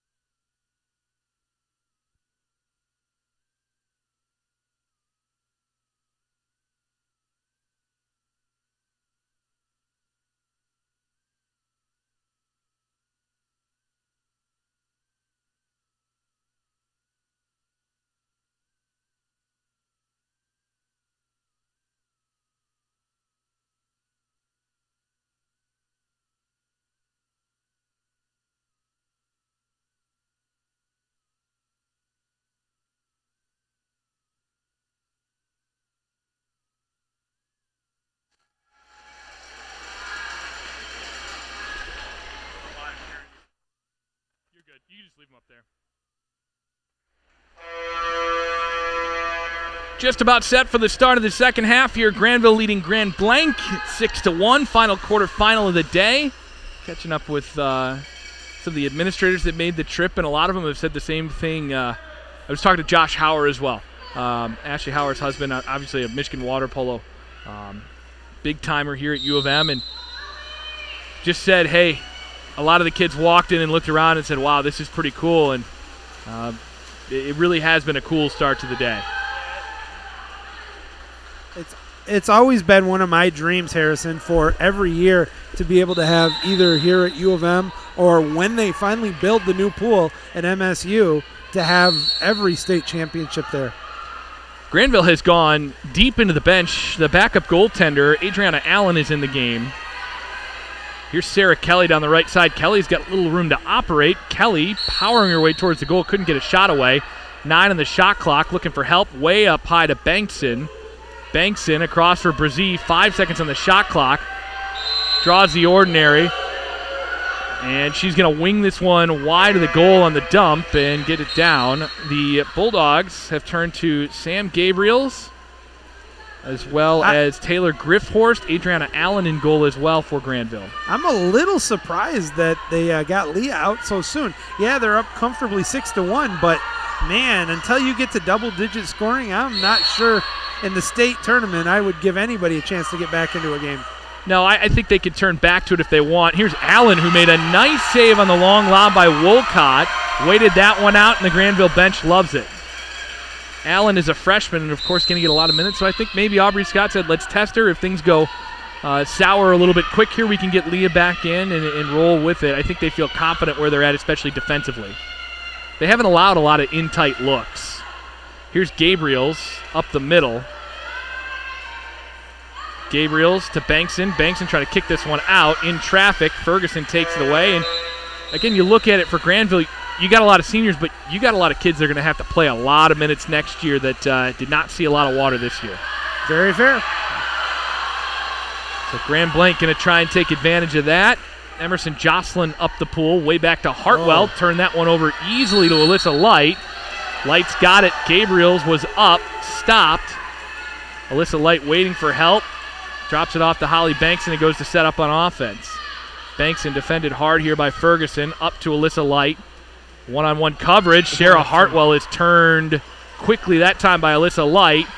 Nice steal coming back that time on the crane move by Hartwell. Hartwell lost position and still found a way to get to the ball. That was a great defensive play. And I would say that it really all started with the fact that Brzee did not clear out and give her a chance to drive down an open lane. Hartwell, offensive, turned it over that time to Alyssa Light. Light looking back, looking for help. Popped the ball, attacked quickly there by Hartwell. Up the middle of the pool, here's Brzee. Brzee into trouble, dropped it off. Nice play to Griffhorst. Griffhorst going to take the shot, and a save by Keelan Massey, and a good one. Boy, Griffhorst did everything right. She went cross cage. It looked like she crunched the abs. That was just a whale of a save that time. Keelan Massey's got the ball up the pool. Wolcott has it out way past mid-pool, trying to get something going here. Wolcott leans back, gets this one ahead to Ferguson. Ferguson has Hartwell set at 5. Thrown into the middle of the pool, 50-50 ball. Easy takeaway there for Alyssa Light. 6-1 Granville, 4:13 to go here in the third. Taking their time this time. Up the pool, 50-50 ball to Alyssa Light. Alyssa Light fought for it and somehow won that. Ahead to Brzee. Brzee looking into center. Brzee attacked. Good defensive play up top. They got Bankson one-on-one. Set pass is off to the wrong side of set. Nice takeaway that time by Ferguson. It was, but again, you hit the nail on the head. You got to get the ball to your teammate in safe water. Up the pool, Grasso, double covered from the side, back up to Wolcott. Wolcott's got a lot of room from deep, takes a high arcing lob that just missed wide to the left, and Allen was a little out front of it, but nonetheless wide of the goal, and the Bulldogs will get the ball back. Down to 3:30 to go here in the third. Still 6-1. Granville leads a nickel. Another turn here for Alyssa Light. Light into the middle for Holly Bankson. Kicks this one out to Sarah Kelly. Kelly with room on that outside. Into center again. Bankson leans back, trying to get something away, kicks it right back out to Kelly again. Kelly, shot, partially blocked and stopped by Massey. That looked like the scene in semi-pro where Will Farrell's passing the ball in and out. Right to me. No, back to you. Wolcott, though, with a nice defensive work there for the sophomore. Annabelle Brzee trying to show the push-off. Didn't get that from Biscuit-Duros. There's a shot hampered well by Alyssa Light. Alyssa Light has been magnificent defensively in this game. She has indeed. I mean, they continue to challenge her, and I'm like, I think I'd pull somebody else in to try to drive on. Up the pool to Brzee. Brzee draws the ordinary foul a little late.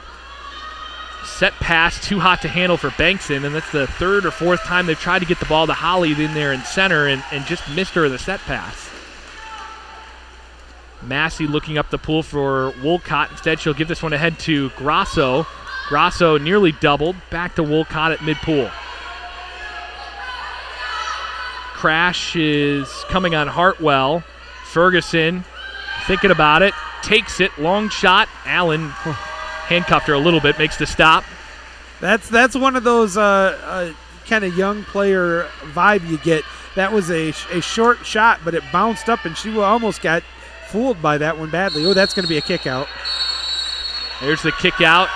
Bulldogs will get the 6-on-5, and I like that timeout by Aubrey Scott. Hey, let's take a breath. Let's take a look at this. Let's get some different bodies in the water here. Go back to the bench, and let's get some things right here on this 6-on-5. We got 2 minutes and 9 seconds to go in the third quarter. 6-1, Granville over Grand Blanc, and it was brought up downstairs. I was talking to the officials table down there with the scoring table, and we are actually a quarter and 2 minutes away from the first time in girls polo history one side completely makes it to finals. It is just something that does not happen very often. And, I couldn't remember for the boys if it would happen. The most we could remember was a 1 seed making it still to day 2, but then the rest of the conference all not making it. But to actually have all 4 seeds from the west side kind of goes back to what we had talked about, that the 3 East teams that didn't make it. When I say East, I don't mean East geographically. I mean the East Lansing, East Grand Rapids, East Kentwood. Those teams are sitting at home watching this game right now saying, man, I wish we could have, if it was an open tournament, and it's just a weird year that it happens like this, but it is one of those ones where we talked about it in the first game today between Huron and Jenison. They're just the level of play isn't as strong as it's generally been on the east side of the state at the girls' level this year. No, but some good news on that front. We've heard a lot of good things about the east side. Wolverine Water Polo is moving into the District 3 area, which is big for them because they've had clubs on and off over the years. And we talk about it all the time. Matt and I just talked about it in the last game. You can only get so good playing 12 weeks out of the year. If you want to get really good at water polo, you got to play not year-round, but more than 12 weeks out of the year. Absolutely. Yeah, and we're seeing more and more USA Polo in the summer. I like it, even in the off-season winter. Not sure if I missed something here as we're getting ready here after the timeout. 2:09 to go here. Let's see on the 6-on-5 getting set up here. Swings it around. Here's Bargain Quast right side on the 6-on-5. They floated across the formation, and Bargain Quast put too much air under that, gave it right to Hartwell. That was not what you like to see after a timeout in a 6-on-5.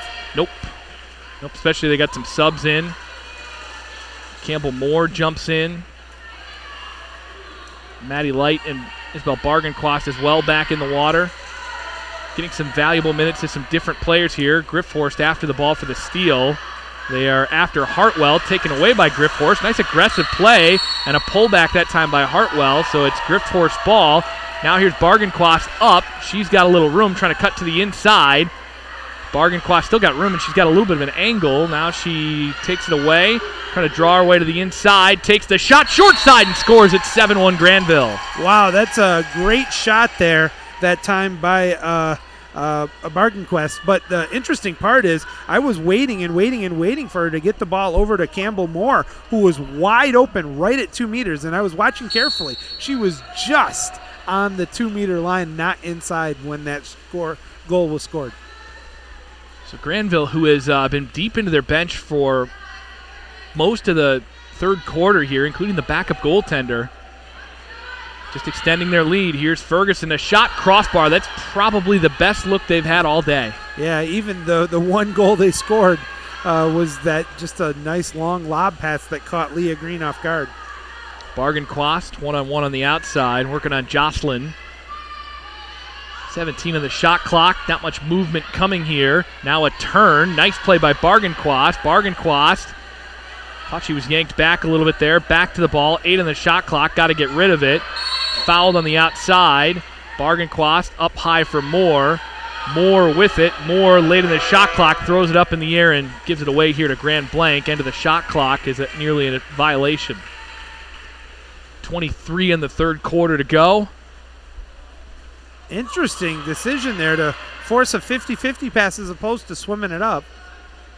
Jocelyn on the outside, 12 in the game clock. Up top, Stella Grasso with it. Grasso pressured here by Bargain Quast. Pass to Hartwell. Hartwell trying to get a heave at the buzzer, and a nice save by the backup netminder again, Adriana Allen, who knocks it down and had herself a fine third quarter. It draws some cheers from the Granville bench, and I think we kind of looked at each other and said 5 might not be the time, but you and I got to remember, Aubrey Scott, Chloe Graverson, as well as the rest of that coaching staff with J.R. Vanderwall and Grace Boovey, have proved a whole lot of people wrong for a couple of months now. Indeed, they have, and it's easy to. I've said this so many times. We have sometimes the best seat in the house and maybe be able to see things, psychoanalyze things a little bit better. But it's a lot different when you're the one who has to pull the trigger on making certain decisions. And I got to tell you, even when I question or make any comments about Scott and Graverson, they have done, as I said at the start of this game, nothing short of remarkable work keeping this team focused, losing the head coach at the start of the season 3 weeks in, which is actually when, folks? That was at spring break. It's hard enough sometimes to get the kids who leave for spring break to come back and be focused. Throw on top of that a coaching change. It's remarkable that they're here literally 7 minutes away from making it onto the Final Four. I had a full season with a team coming off their first state tournament appearance with a lot of kids back on that team. At Granville, my first year in 2019. We did not make the state tournament. We had a rough district tournament. Somebody named Harrison Watt did a bad coaching job at districts, and we ended up in a bad situation. We didn't make states. Aubrey Scott, Chloe Graverson were on that team. And I think from that moment on, their passion for polo was always apparent when I coached them, but to see them in this position, and Grace Boovey, who was a great player at Hudsonville as well, there's a lot of knowledge on that bench that makes up for some of maybe the inexperience in the youth. And I think those kids really get up for them and play for them. Now on the other side of the pool, you have Emily Overmeyer, who's just probably saying at this point, we have to enjoy this. We have to take this experience in. Yeah, we're down big right now. This is our first try at this. 25 years have gone by. We've been on the edge of the MWPA map, and we've made it now. Let's take in everything we can out of this experience. The funny thing you bring up about that is schools can still give banners for a 5th place in the state. Being Grand Blanc hasn't had one, they still have a chance to potentially get their first school banner in team history. So while you may not be winning the state championship, to still have a shot at a banner, man, you continue to fight, you continue to work hard, you continue to do everything else. One last thing I want to touch on here before the next sprint. I wasn't supposed to say anything about this, Harrison, but really truthfully, talking to Scott Greverson and Bovey, they said in spite of the fact that we had to work with Harrison, we're still going to be successful. I don't know what they meant by that, but... Yeah, that sounds like my kids. They were a joy to coach. A couple of the most competitive people I've ever had. False start on the sprint again. This one called on Granville. Was that called by the judge or was it by Daniel Aizman? I'm not sure. Oh, man. Yeah, I think that was on the near side, Biscaduros here. Here's Hartwell up top with it at mid-pool. Into the middle here for Ferguson. Ferguson turns, got inside water. Ferguson trying to draw something, and yeah, that was an exclusion. Thought it might be a 5-meter coming. Got to get back on Ferguson here. 6-on-5, first try of the day here for Grand Blanc. Right side. And look at this, they're pressing Hartwell. They don't want Hartwell with the ball. Same thing that we saw with Emma Kuiper earlier. On the far side, opportunity here for Grosso. Lobs it over top of the cage off the top of the bar. Little surprised she took that shot there. I might have gone low short side there. Far side to the kick-out corner. That's Kelly with the ball. Up the pool to Pastor. Keep in mind, these kids that I did coach at Granville were freshmen when I was there. Here's a shot by Moore and a great save by Keelan Massey hanging on to that one. That is Massey's best save of the day by far. She got up, she tracked it well, and she was able to keep it out of the back of the net. To finish that point, they were freshmen when I was there for a year. So a lot of these kids, I really didn't coach very much at all. A lot of them were on JV for the most part. I've seen them grow up, and they're good kids. But it's cool to see all these new teams at the state tournament. Jennison getting back for the first time in a long time. Pioneer, first time since 2018. Here's a chance here for Grand Blanc, and a ball under. That was nearly two hands that time, actually. Up the pool, here's Kelly, 3-on-2 here for Granville. Hartwell drops to the middle, calling for help. They're going to let Kelly bring it up. She is live. Kelly mugged. Great defensive play that time by Hartwell, and then she ball unders herself. Ooh, that's tough. She was alone when she pulled it away, and then she's kicking herself for that. The defensive play to take that ball away was incredible. Nice drive coming in. Double teamed, has open shot. Alyssa Light buries it, makes it 8-1 with 5:21 to go. Now, here we go again. These are the ones time and time again, Harrison. When you got a driver going in, it does not have to be a perfect pass, but it has to be to safe water. And it sounds so redundant, and I make it sound easy. It's not, but at this time of the year in the state championship, you have done that exact thing in practice 3,000 times or more. You can't afford to have that pass off. I think of it this way. Safe water, there's about a 3.5 diameter or circumference, diameter, where your arm can reach. It's about 50% of a circle. If you can put the ball in that spot, you're probably going to get a hold of it. Here's a shot, short side, and Grand Blanc is back on the board. It's Lucia Grasso. Banked it off of Adriana Allen. A little bit of a defensive lapse for Granville. Giving away an easy shot there as Allen gives up her first of the game since coming in at halftime. You kind of saw that one coming up, and Allen, as the freshman, she was so worried about the cross cage that she allowed that short side stuff in ball to get by her. Allen up the pool. She'll set the ball up and then go back to the cage. Here's Maddie Light. Light, right side, looking for the driver. Pass to her, couldn't get it there. Step out move, looking for Bargain-Quast into a pile. Bankson gets it. Now Bargain-Quast, 10 on the shot clock. Trying to turn her way to the inside. Ferguson made a nice play to get the foul called. Here's Chambers on the drive. Chambers is there. Chambers pulls it back, leans back, trying to get the shot away. Chambers is fouled right at the shot clock violation and gives it away. And if she just hangs on to that ball, that's probably a good shot opportunity. It is, but it was one of the cardinal mistakes in water polo. If you pick the ball up from on top, you're running the risk of not picking it up cleanly. Offensive foul in the middle that time for a push-off. Granville gets the ball back. 8-2 Bulldogs with 4:20 to go. Up the pool, here's Maddie Light, spins around, cuts her defender off. Swimming into traffic, near pass. side, good pass here for Bargain-Quast. Turns, her shot's partially blocked. Coming back, a great defensive play by Emerson Jocelyn, the sophomore, fourth leading scorer, 30 goals, 25 steals on the year. A very solid defensive play there by Jocelyn as well. Up the pool, here's Jocelyn with it. Up for Hartwell. Hartwell's working on Bankson right at about 5 meters. Hartwell trying to draw the foul. Now she's inside 5. Hartwell turns, rips, crossbar. That's probably the best shot she's gotten off all day.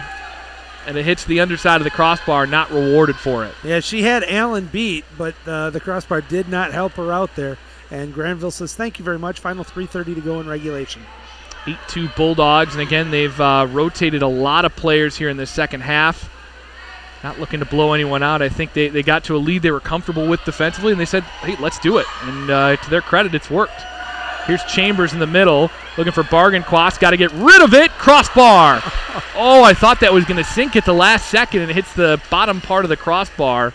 Pretty square. Yeah, the more I question that at halftime, the more I think about it, and your point was valid, that if you get an opportunity to give quality minutes here at the state tournament to some of the underclassmen, why not, as long as you still keep a comfortable lead? Yeah, and when it gets uncomfortable, you got kids you can throw back in there that have the experience, and in the first half did the job. Here's Hartwell's shot, partially blocked, and it's going to be a timeout for Granville with 2 minutes 42 to go.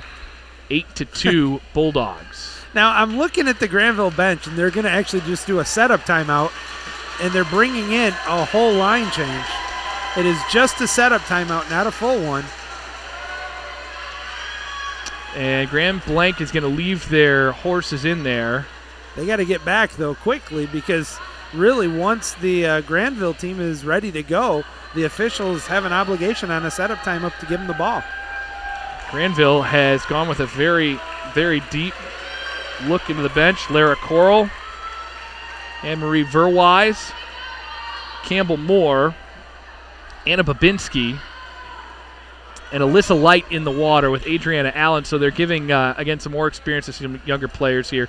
Alyssa Light stays in to kind of be the traffic director here. I want to know the height of Adriana Allen. We don't have that one. And if she shoots quick, she has a shot in an empty net. Couldn't get away from Alyssa Light. Oh, that's an over. Just going to call the ordinary that time. Ferguson up the pool. 2:25 to go. And, again, I give Aubrey Scott and Chloe Graverson a lot of credit for being able to get a lot of kids into the water in the state tournament. Here's Hartwell's shot. Ripped it wide to the right. 2 minutes 18 to go here in regulation.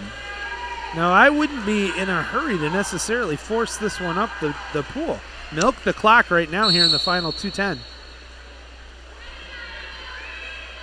Verwise with it, kind of fumbled it away. Got to get back to the ball. Verwise hampered, up for Alyssa Light. 15 of the shot clock. Hartwell over the top that time with the ordinary foul. Throws it into center. Here's Campbell Moore trying to step out, take the shot. Nice block that time by Lydia Ferguson.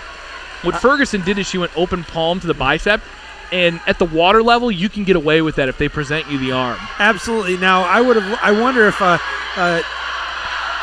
nice drive in. I got an opportunity here. Look out here. Gabriel's trying to come back. Opportunity for Grand Blanc. Goal post again. They found a lot of those today. Yep, I would. My running joke is, as an aquatics director, I'm charging people for all those dings on the goalpost bars. Alyssa Light with a nice quick pass out of traffic to Verwise. 13 on the shot clock, minute 20 to go here in regulation. Here's Gabriel's. Gabriel's snowed under. Gave it into center to Campbell Moore. Moore turns, shoots, big stop by Keelan Massey. She's been a couple in the second half that have been pretty darn good. Absolutely. She's had 2 stone-cold saves that have been nothing short of remarkable. She's got a pretty big arm, too. She wings this one up the pool into good offensive position. A little bit of a push-off there got away with. Bulldogs trying to bite into the ball here. Here's Hartwell, step out, ripped it high over top of the cage, 48 seconds to go in regulation. Let's see if Allen holds on to this one, swims it up a little bit, and just plays 4-corner. I like to practice that one, even in the state tournament, because you never know how important that could be tomorrow or today. Up the pool, Granville letting the clock bleed away, taken away here by Grand Blanc. Late opportunity here for Grasso. Grasso's got Jocelyn coming up the middle, a little bit of traffic in front of her. 19 seconds on the game clock. Shot wing towards the goal, and Adriana Allen is going to hang on to the ball. That'll do it. Granville is going back to the state semifinals for the second consecutive year. They secure a top 4 finish after, again, a midseason coaching change. 2 coaches under the years of 22 years old have guided Granville back to the state semifinals, where they will face crosstown rival Hudsonville late tonight at 7:45. 8 to the final and to Grand Blanc. Congratulations for making the state tournament. Well, they have been magnificent this year. They absolutely have. For the first time in their storied history, for them to be here, nothing to be ashamed of. That was still a very competitive game. Just a very strong, very deep, very mature Granville team. Now, I'm going to say, this is where things get kind of crazy. We talked about the fact that now it's all West teams in the Final Four. What is that going to mean? Well, I'll tell you what it's going to mean. We're going to see a lot of rematches of games that we've seen at either districts or regionals and or both. And that's going to include let's go first with games 5 and 6. That's going to be Ann Arbor Huron and Ann Arbor Skyline. This will be the 37th time those two teams have met in the last month. Or it's right now. If you've watched the tournament throughout the year, both districts, regionals, and now here at state, while you might have a favorite, I'm going to tell you, any of these four teams still alive, in my opinion, could, in fact, win the state championship. How do you counter that one, Harrison? It's going to be an interesting evening, I'll tell you that much. I mean, it has been a fabulous first session. The second session is coming up in a moment, and there's more good water polo to be had left, right, up, and down here at the Cannon Natatorium. On the MWPA Network, we'll be back with the consolation semifinals between Ann Arbor Huron and Ann Arbor Skyline. That game set for 4 o'clock. We are 19 minutes shy of that as we've gotten back on schedule in a hurry. We'll be back soon on the MWPA Network.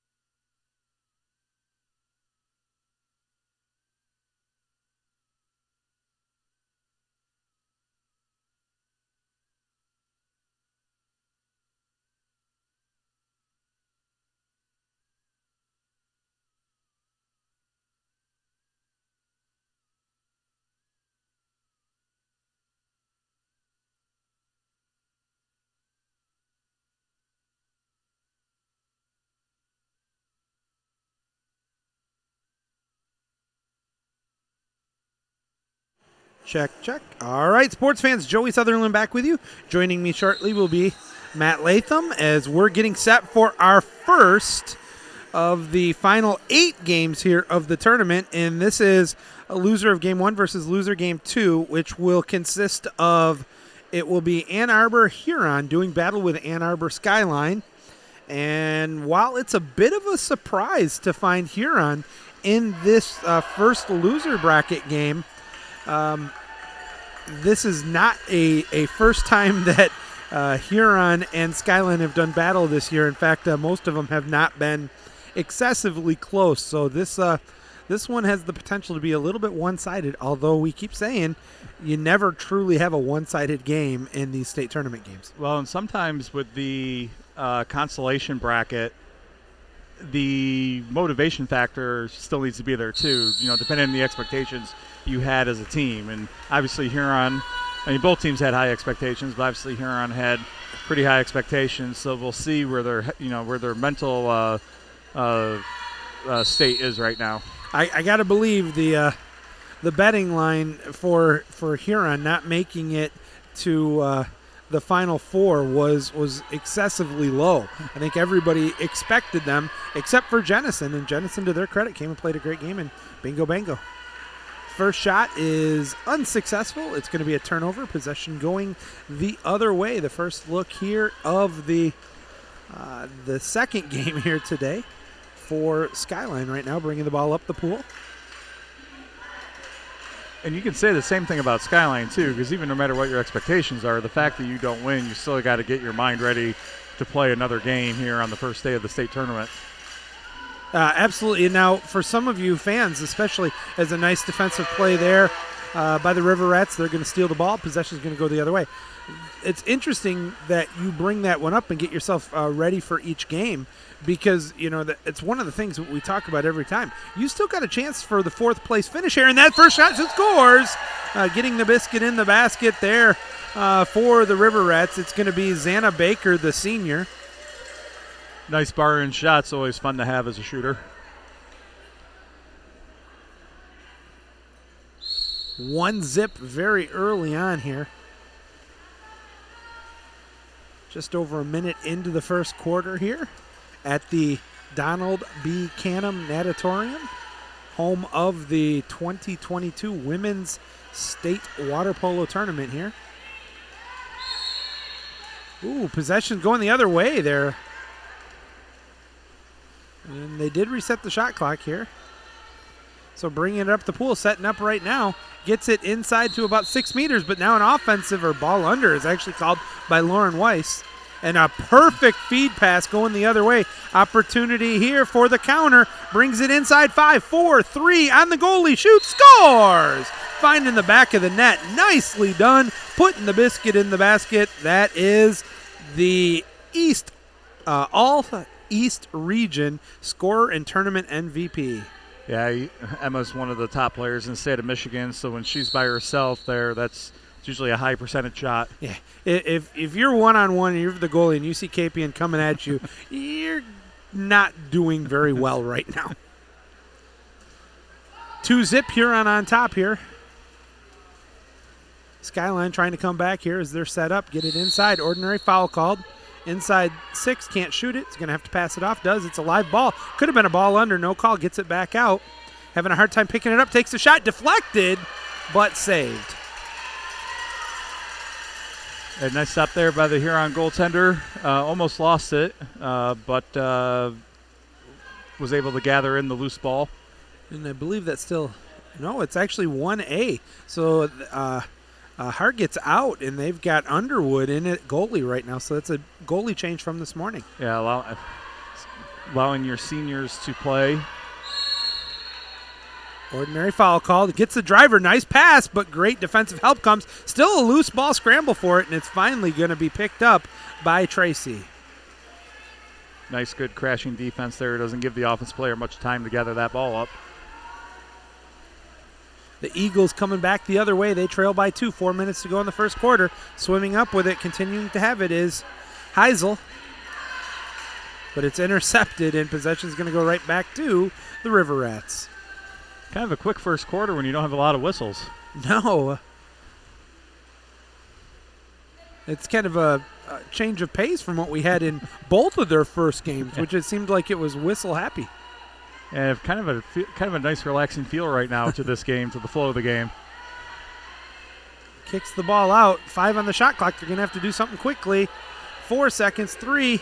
Fires it in, but they're not going to get the. Oh, they did get. Somehow that backhand was very nicely done. Emma was able to get a backhand off, but unfortunately it ended right into the basket of Tracy, and back comes the Eagles. Yeah, actually, a nice awareness stop there, because I've seen goalies think that the shot clock's going to expire, and Emma's good enough where there could be less than a second to go, and she's going to be able to get it off. And what do we got? Offensive foul. Possession's going back the other way. Fires it up. 3-on-1 if they hurry. They got to spread out a little bit. It's a little slow coming up with it. Oh, I don't like that one. You attack. Tora, make her challenge. Finally, she does. Help comes. That's going to be a steal the other way. Nicely done, and it was a golden opportunity there for the River Rats. Instead, it's going to be possession going back to Skyline. Yeah, you got to wonder how much, though, on the defender's mind with Emma driving down there the middle, that you're going to pay a lot of attention to her. Ball under. Possession back the other way, and here's another dandy pass. Here we go. 1-on-1.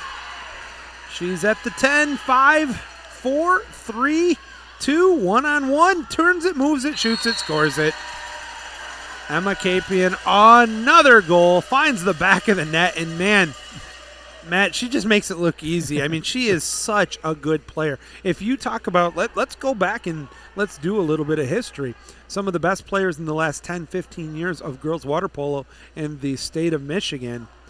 She's definitely fighting to have her name up there. Yeah, she's definitely up there, and I think has a bright future when she plays in wherever she ends up going to college next year. Can be a good representative of what the state can produce. Given that you put in the time, effort. And speak of the devil, here she comes. This time she's going to be able to get the dish off. Let's see, she gets it back. Oh, hits the post and it's staved. I like the shot taken there that time by Allie Sutton, but if she would have given it right back to Emma, Emma could have swam it in uncontested. My favorite play in polo. That's where little patience pays off. Yep, I used to have a running bet or whatever with any of my teammates or any of the kids I coached. If you score by swimming it into the goal, you get a free lunch the next day. I only had to pay off on that twice in my 8 years coaching. So I think I've only ever had one kid do that. So it does not happen that often. Oh, another pass just off the mark, and we keep talking about this. You've been coaching a long time. You coach a lot of the development and the USA teams. The fundamentals. I think it's such an underappreciated, underworked on aspect of water polo. Little things like passing to safe water, of making the little things, getting the ab crunch on the follow-through of a shot, picking the ball up from underneath or at least from the side.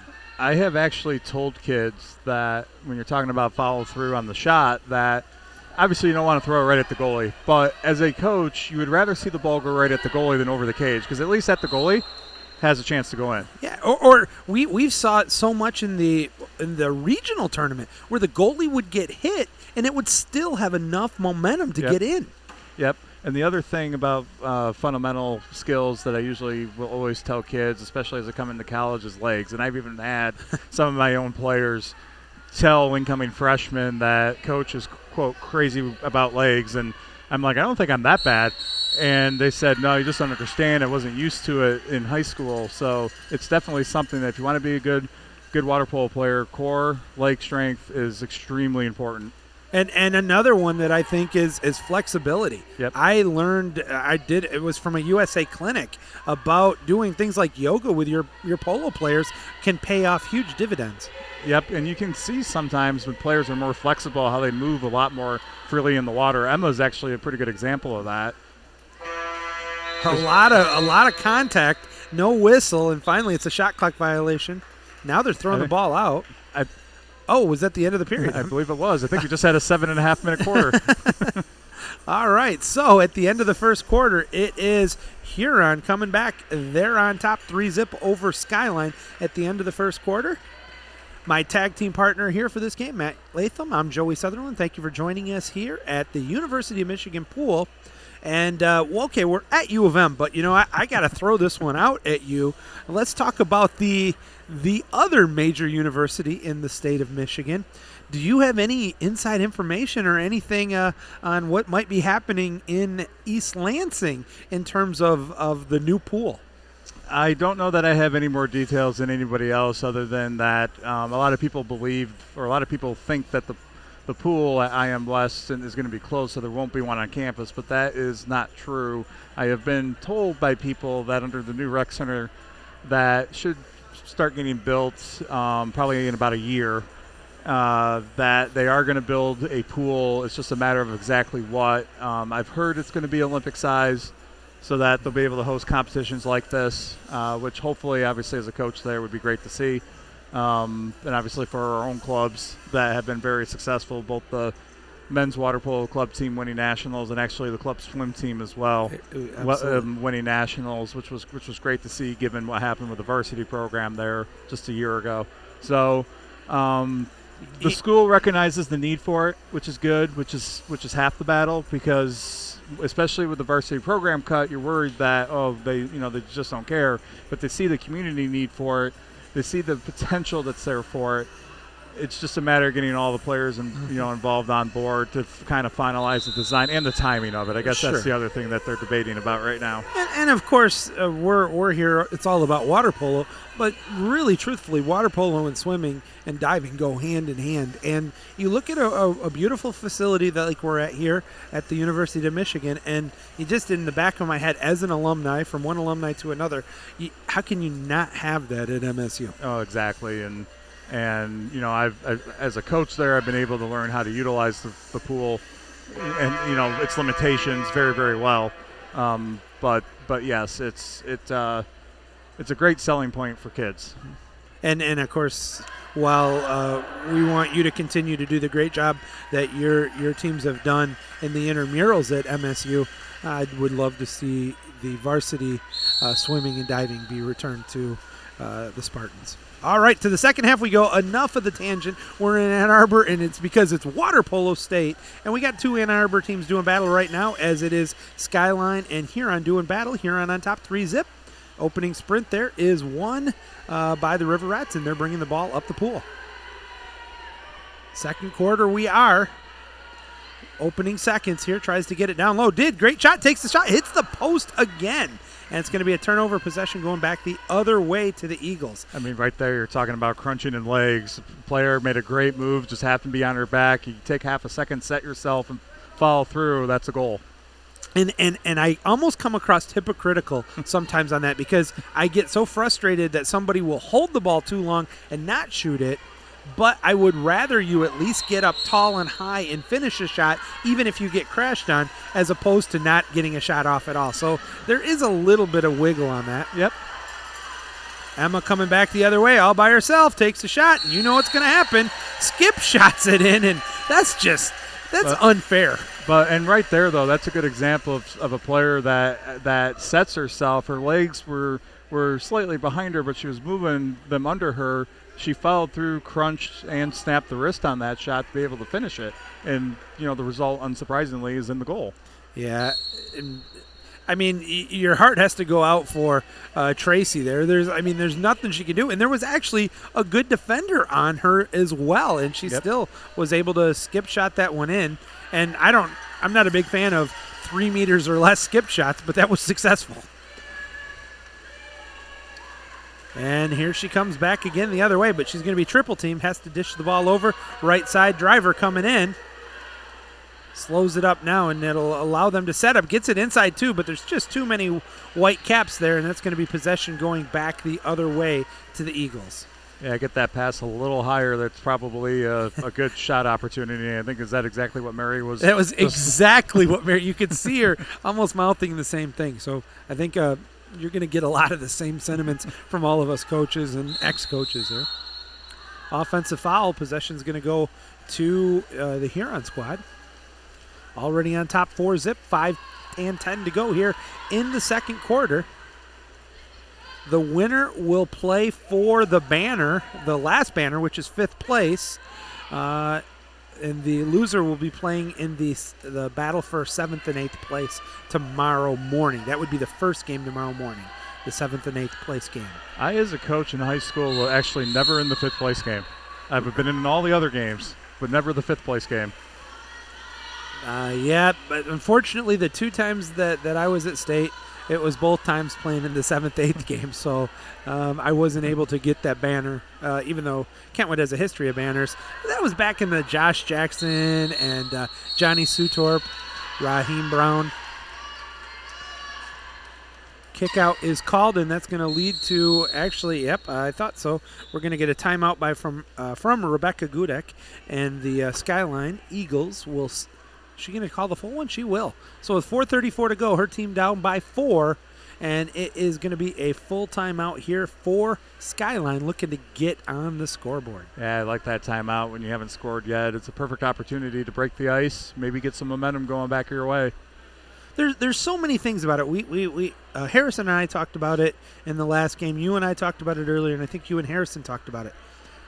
Even if this game and the next game where you've already been eliminated from a chance at winning the tournament, but you got 2 more games to go, there is so much opportunity for maturity and growth from some of the young players who might have a chance to come back. Yeah, you want to reward the seniors for their career, for their season, but you also want to get that freshman, sophomore, and junior in some playing time they may not have otherwise gotten to get them that valuable experience. Yeah, I actually thought as a coach the hardest game to prepare for was the 3rd place game, because you have a team that obviously has expectations being in the semifinals that they're going to be in the final. So when you lose that game, it's again just the mental attitude of, under the old format, you'd have 2 games on the same day on day 2. So you'd have to get over it pretty quickly. I do think this format will lead to people kind of clearing their heads, because obviously you have all night to sleep it off, so to speak.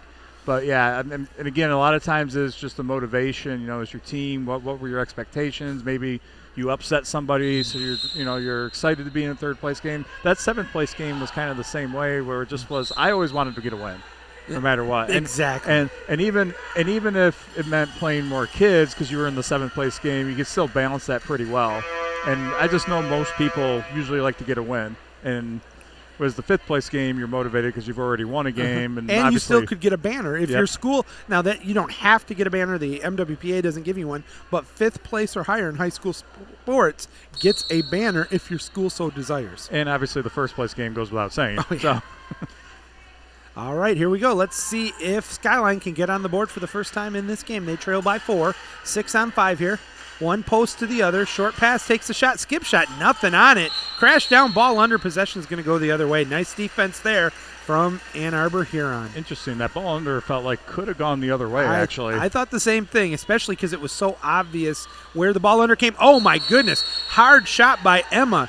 And absolutely stings Tracy in the chest. Goes out of bounds. It's going to be a 2-meter. Possession will stay with the River Rats. And again, a nice stop. Nice stop there by Tracy.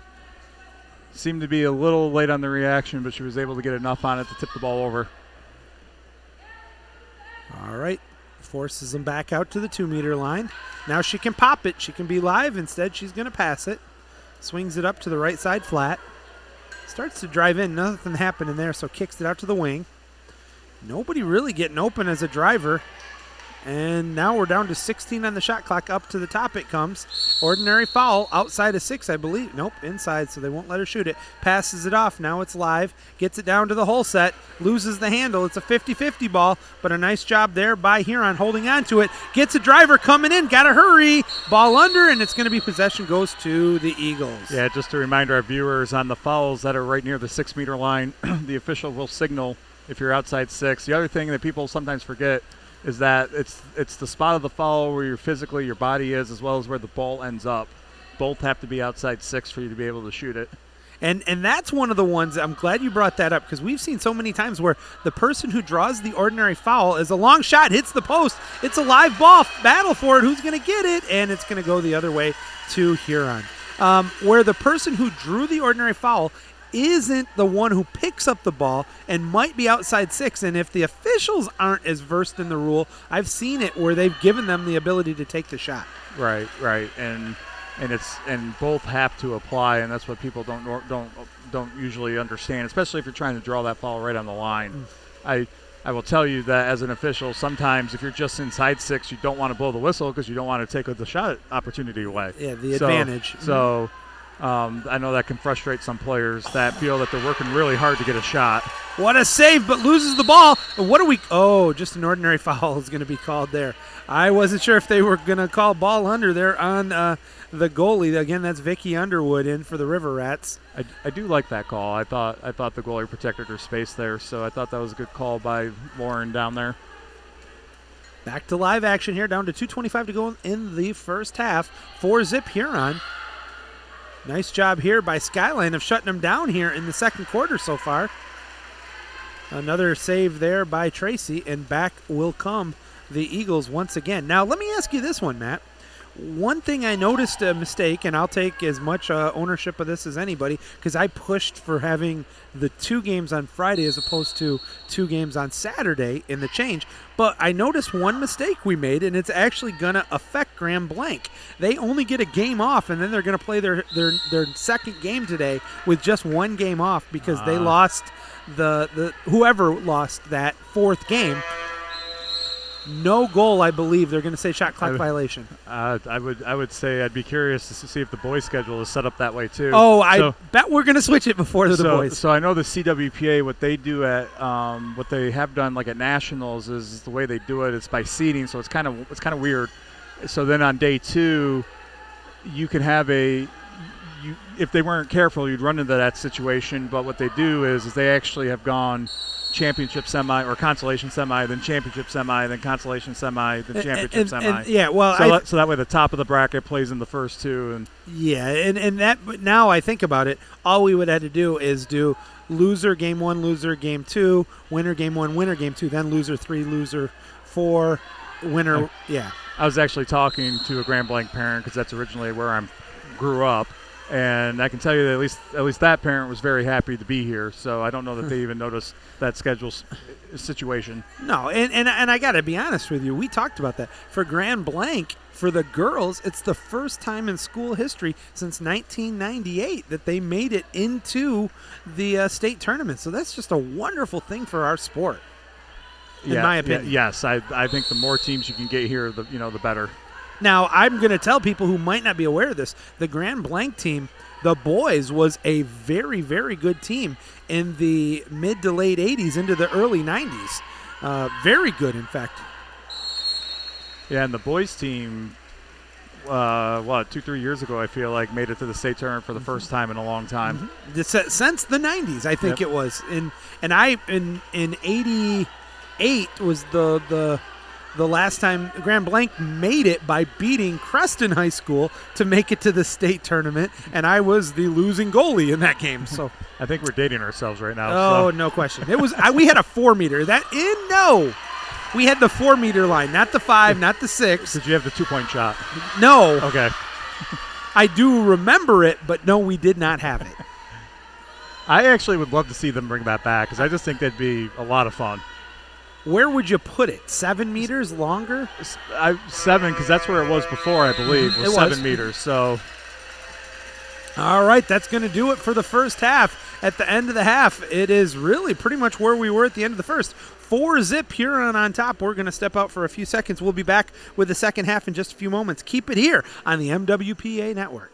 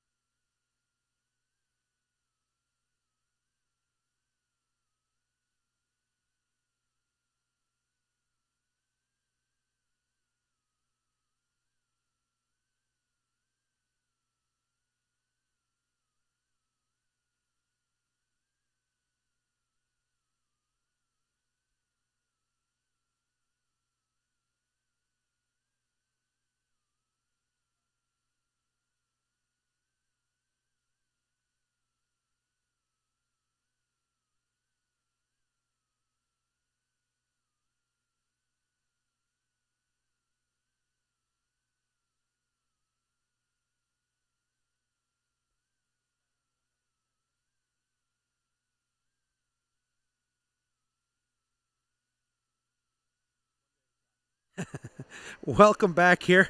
Joey Sutherland, Matt Latham. As we were off air, we were kind of talking about the boys' state tournament, which will take place next weekend. A little different than we have here. It is unfortunate that we were unable to do the boys here at the Canham Natatorium, but it is going to be 2 pools on Friday for the boys' tournament, and then the final 4 games on Saturday will be at 1.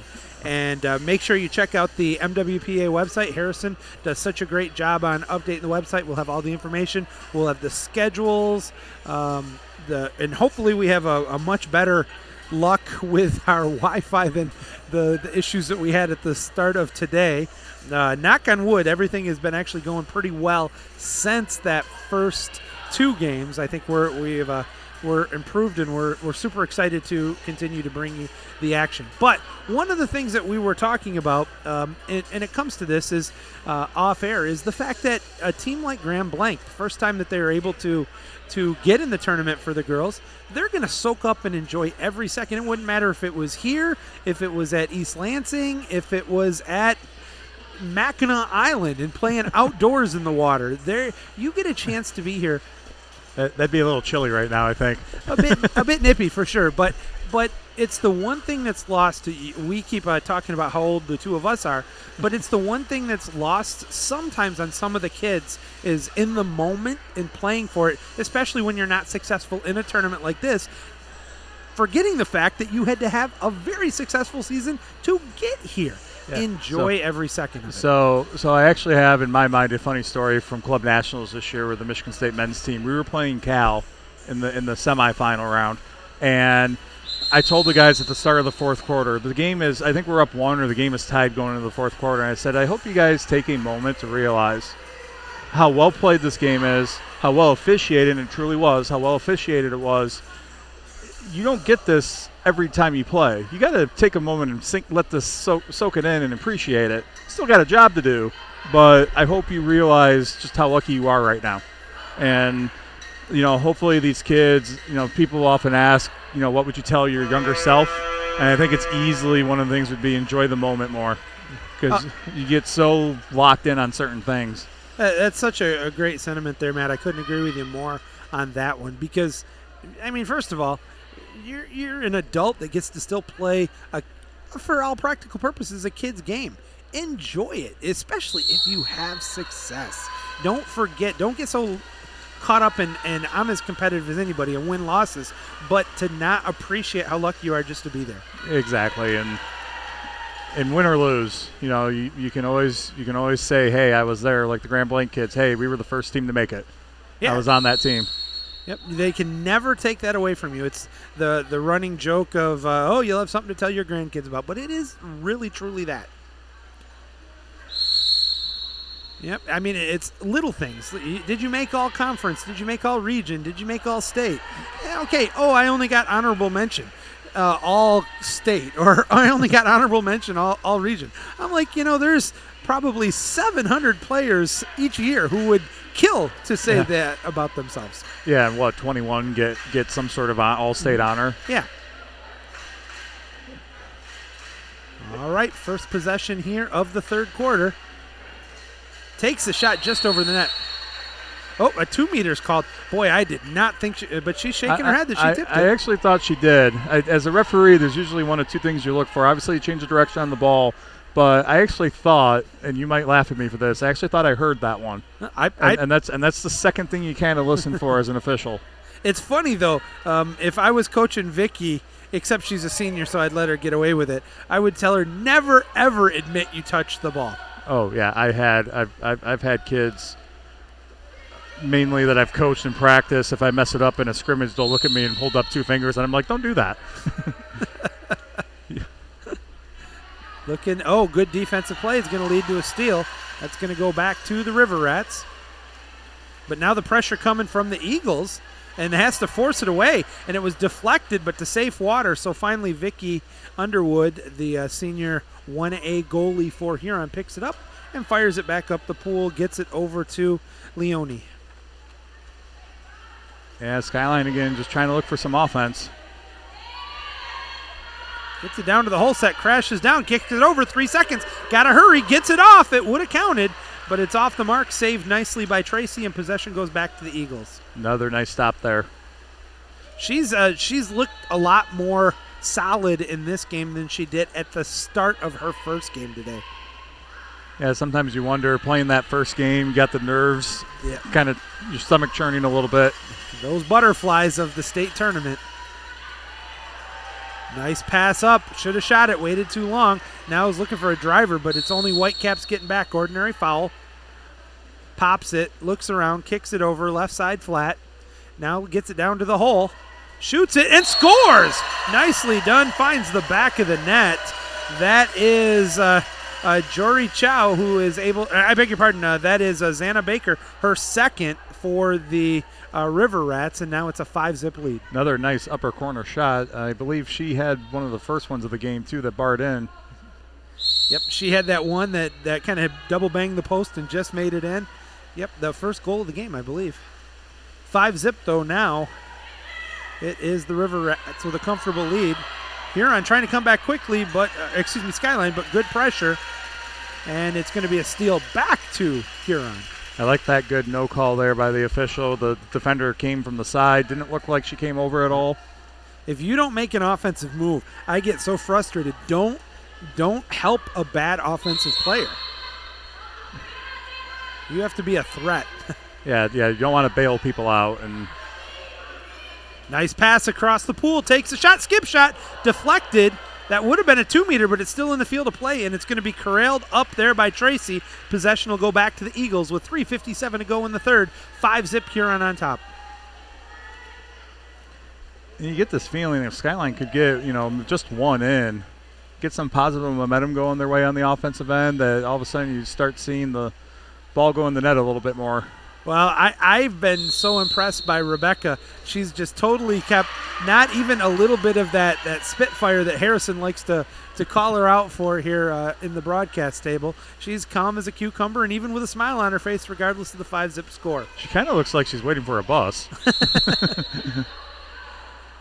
Ordinary foul. Could shoot it. I say that with all due respect. Oh, I absolutely love Rebecca. You'll never hear me say a negative thing. She's done so much great stuff for the sport, and as a player, she's just as good as anybody playing the game. She's a great coach, and she is a calmer coach, and she won't. So every coach does things a little bit differently with officials, with kids, and she does have a very, very calm approach with the kids, which has done her wonders. Over the years. You don't win a couple state titles. Oh, perfect pass on the money. Gets it, but great defensive closing, and that's going to turn it over back the other way. And really, truly, we got two of the most calm, collected coaches right now, and you got Chatney on one side and then Goodek on the other. Yeah, and again, I thought that was another good non-call there by the official, because when if you're from behind as a defender and you get to the ball first without making any other contact, that turns that into a no call. So it was good defense there by Huron. That one could have been a call. Backhand hits the post, goes for the change, gets it. Yeah, that definitely was, but it was corralled finally there by Tracy, and Skyline will have the ball back. Thank you for joining us here on the MWPA Network. We'll be here for the final 3 games here tonight and all 4 games tomorrow. There'll be any kind of combination of myself, Matt Latham, Joey Sutherland, Matt Latham, and, of course, Harrison Watt. Definitely the 3 of us will be here, and you never know, we might have a surprise or 2 outside. That ordinary foul was outside of 6, so she could shoot it. She did, but it was corralled nicely there by the backup goalie, Vicki Underwood, and possession goes back to the River Rats. Yeah, another nice stop there, and I made this point in the Pioneer-Hudsonville game with Hudsonville's goalie that sometimes when you don't see a lot of action, staying focused is critical, and she did a nice job there. And, I could see Rebecca wanted the timeout, and she's going to get it with 1:43 to go. All right, well, that gives us an opportunity to kind of to go back and talk about a few of the other parts here as we're getting ready for the state tournament. Now, we've had I've been doing what we like to call work in the room, going around talking to different coaches, administrators, some of the players that we know.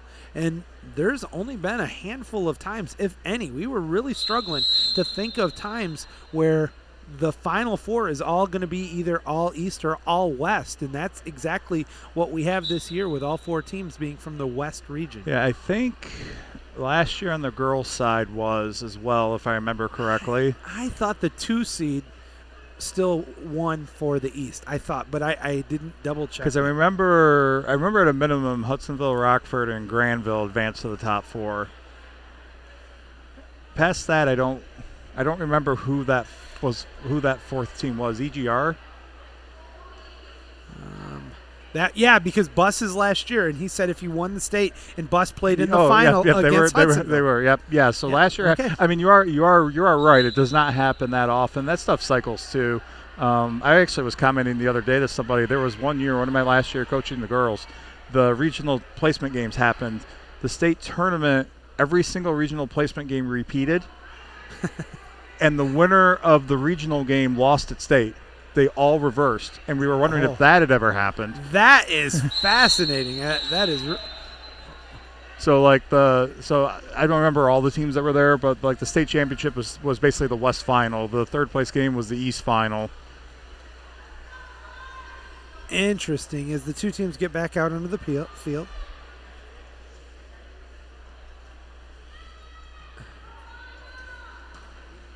I can't think on the boys' side the last time, if ever, that actually happened. Did I miss a 5-meter? Wonder if they.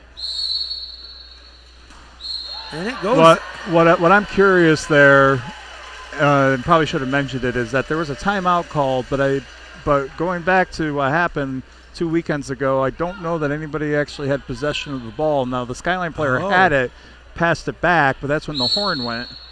And if that's the case, I think they might have talked about that, and that's why that penalty happened without actually talking to them.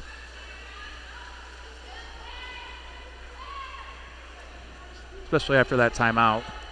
Well, Emma Capian was able to put the biscuit in the basket and make it 6-zip Huron, and that was a timeout by Skyline, so it had to be something along those lines. The funny thing, though, is, and I talked about this in the one, and you got it spot on right, if it is a illegal timeout, you lose the timeout.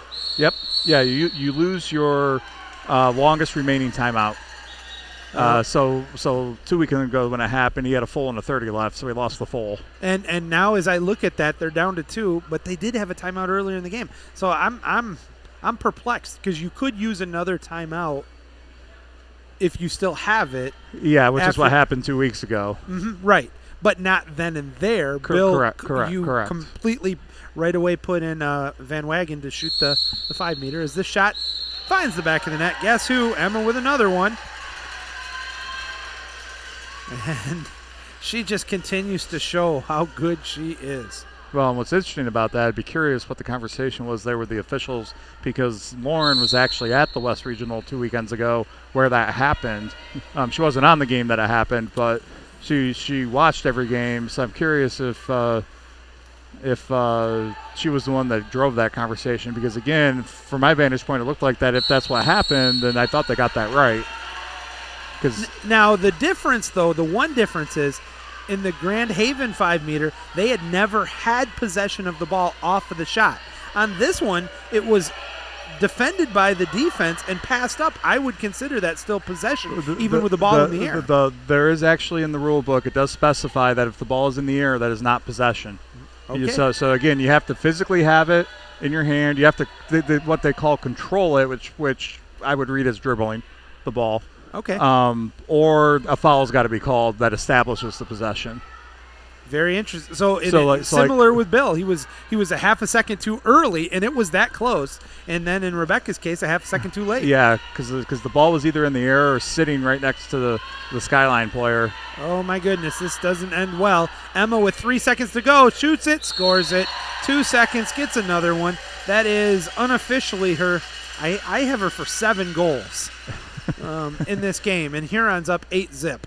So there's 2 seconds to go. Let's see who's going to take this last second shot here for the Eagles. good shot awareness, shot clock awareness, or game clock awareness there too, seeing that there's 2 seconds left to get it off. We had that earlier today where a player, I think it was Hudsonville, missed the shot just before the period. Like it came off a full second after the horn went off, and it's one of those ones. If a pool like when we were at East Lansing only has the 2 shot clocks, I can sometimes appreciate the fact that you might miss it. But as a player, we always talk about polo pedigree, or as Josh Jackson's dad, Chris Jackson, always likes to point out, have your head on a swivel. You have to be able to, from any point, especially if you're uncontested for a second, be able to see the shot clocks. Yeah, and that's why in that game I mentioned as a coach, I would always point out, where are the shot clocks? Where's the game clock? In that situation, Emma was driving towards the game clock, so it's one of those things as a coach. You would say, how could you miss it? You're looking right at it. And Emma didn't, so Emma fortunately saw that and was able to finish.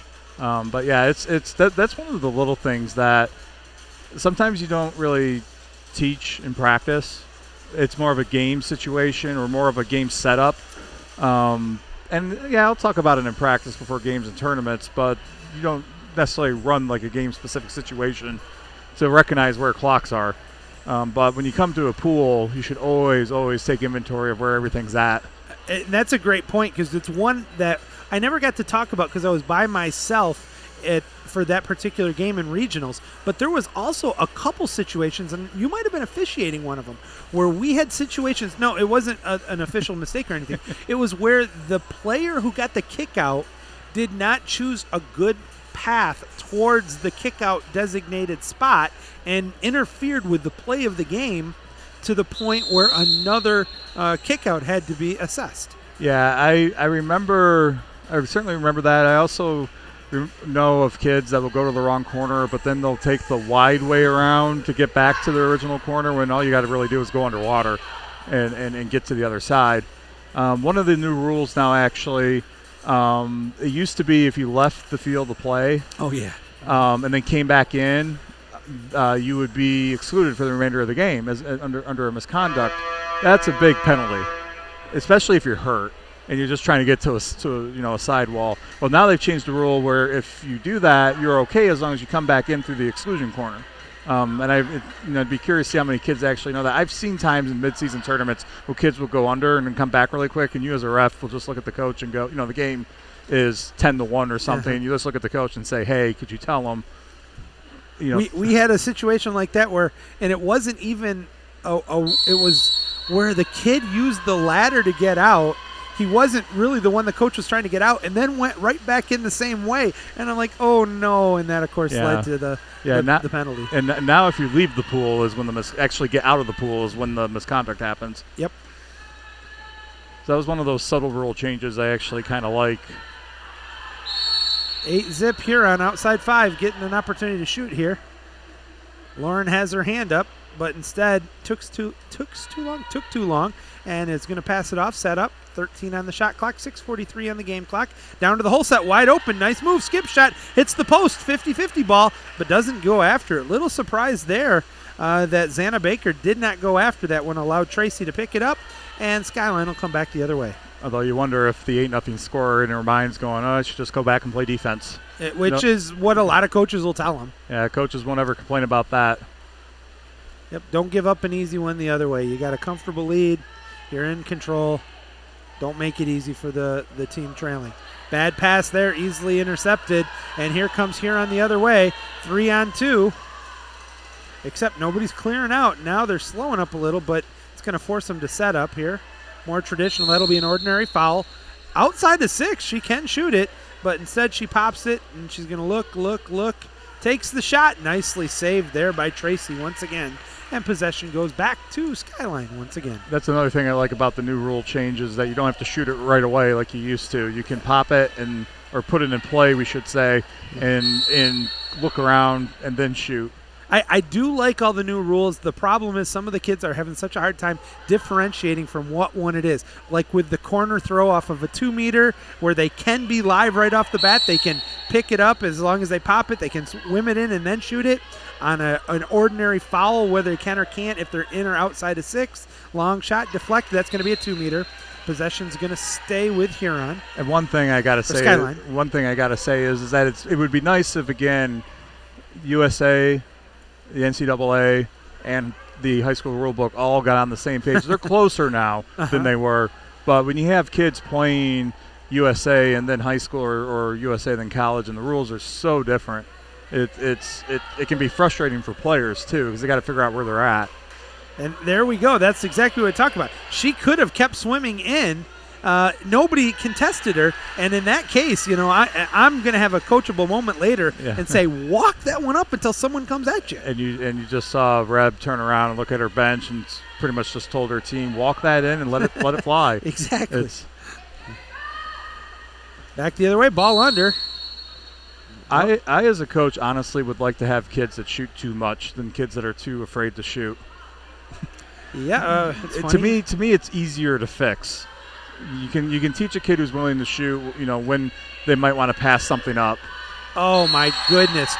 3 defenders on her, including one underwater, who admittedly was motioning, yep, I followed you, and yet somehow Emma still puts the biscuit in the basket for the 8th time here through the early parts of the 4th quarter, and it's now Huron on top 9-zip. And I think you just saw Emma's ability in a nutshell right there on that play. Three defenders on her, including one pulling her under from underwater, and she still was able to get up enough and put it exactly where she wants it. Folks, that is not easy. That is insane. 9-zip, Skyline looking still for their first goal. We already had one shutout today as Hudsonville was over Pioneer, 17-zip. Ordinary foul called there. Had a driver coming, but good position there by the defensive player. Is going to force her to hold on to it. Down to 10 on the shot clock. Finally gets the driver, but a bad pass. Easily defended. Actually, hoping everybody is on that one is okay, is Xana Baker took a hard forearm to the nose. Looked like she might have got a nosebleed there. Huron bringing it up. Gets it back to Baker. Baker swings it over, left side flat, wants to shoot it, cross cage. Nicely saved, though. She was trying to go cross cage, she being Matta Montgomery, the freshman, but it ended up hitting Tracy right in the chest. You could see her trying to do the cross cage. It needs a little bit more strength and maturity there, maybe a little bit more ab crunching. Or legs, as you said earlier. Pops that one up, all too easy to defend there, and it's going to be short, and possession's going the other way. 9-zip, 3:30 to go in regulation. We'll have... Sorry, we got Andy here trying to distract us down here. Oh, Andy was talking, I told you earlier, about your big head when he was officiating on the other side, and he tried to play devil's advocate and say the entire crowd was pointing out Matt Latham's head. I don't know if that's true. Cross cage hits the post, and then the head of Aaliyah Tracy, but she's able to corral it, and we're down to 3 minutes to go in regulation. I will freely admit that I have a big head. It's not anything. It's one of the reasons why I usually don't wear fitted hats, because they're hard to find for me. Near steal. Now it's a loose ball. Where are they going to call it? Oh, they're going to say possession's going to stay with Skyline. And a fresh 30 for them. That was kind of a break, actually. Good pressure continuing, though, by the River Rats. Trying to get the steal, but instead going to get the turn is going to be Deininger. Ordinary foul called, though. She's at about 7 meters, kicks it down low. Right side wing, has a driver, wide open, gets inside, 3-2, takes shot, scores! Nicely done there, and on the scoreboard are the Eagles. That was number 5, Marin Heisel. And Heisel is able to give the first goal of the game for Ann Arbor Skyline. Yeah, nice finish there by Skyline. No quit in their offense, which is good to see. Playing all 4 quarters to the end. And here you go, even as there's still substitutions for both teams, trying to get valuable experience for the underclassmen in a game that's obviously already decided. But as you pointed out, you're not going to get a Reb team that has people quitting, because if you are, she's going to get you out of the pool and have words with you. You're going to be on the bench. Uh-huh. Live action here, 9-1, final 2:20. Got a great pass down low, but it was defended nicely. And maybe earlier in the game, that might have been an ordinary foul. Now it's just going to be play on.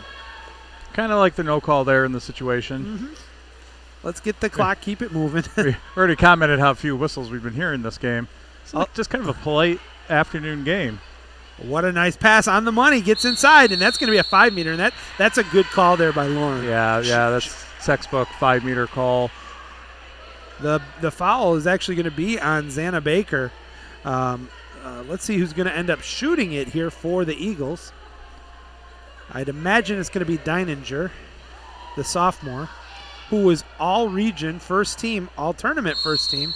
I love – and she puts the biscuit in the basket, and it makes it a 9-2 game. I love when those sophomores get all-conference, all-region, all that kind of stuff. You know, you don't see it very often. It is very difficult in our sport to get underclassmen, freshmen or sophomore, to be able to get all-conference, all-district, all-region, all-state. And I don't know if you noticed there, but Emma actually gave her a high five after converting that penalty, which is nice to see the sportsmanship. And it was a very well done.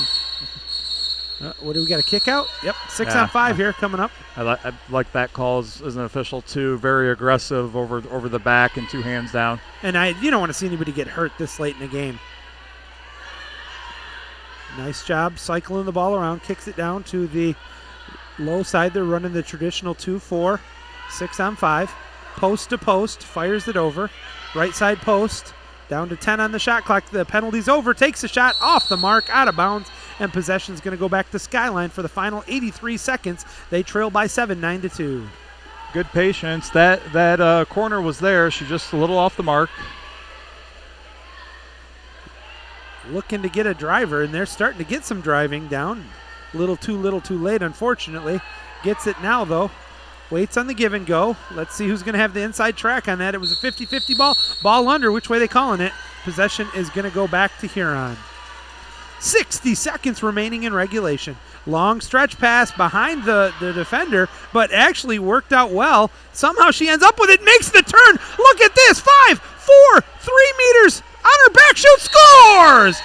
Emma puts the biscuit in the basket. There's a huge smile on her face. She's like, even I don't know how I did that one. And it's now 10-2 Huron. Yeah, that was an interesting no call there. I think Reb was looking for an offensive foul there on Emma when they were fighting for the loose ball. You can almost read her lips on that one. Yep, that's exactly what she was saying. But she might have had some kind of 4-letter word in there. I don't know. I'm not close enough.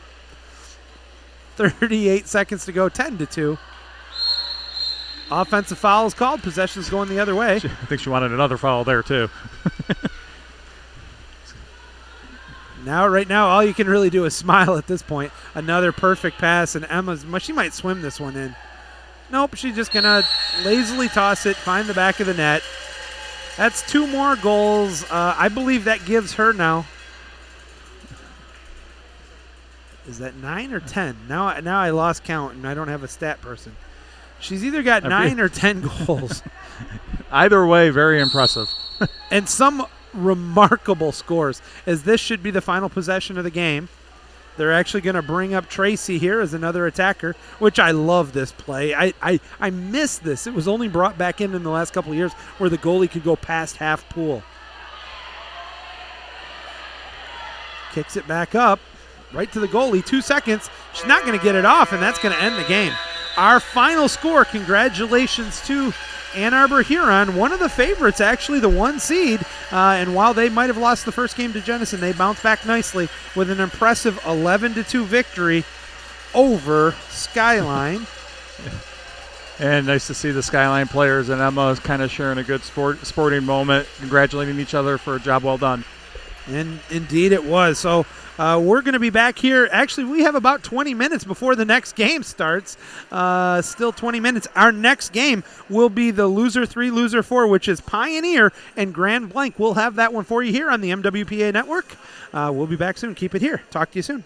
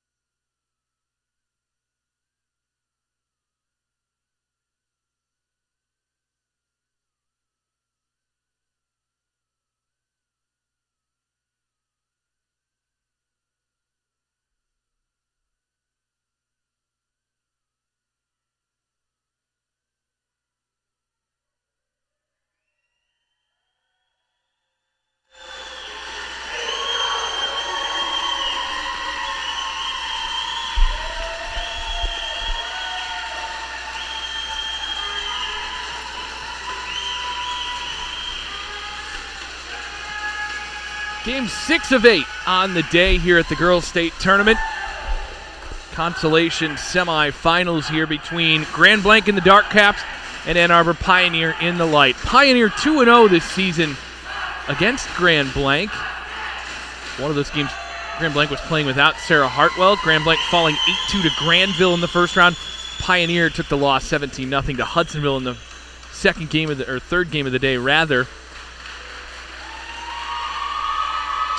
The Bobcats of Grand Blanc will start it out with Lucia Grasso, Emerson Jocelyn, Lydia Ferguson, Sarah Hartwell, Autumn Wolcott.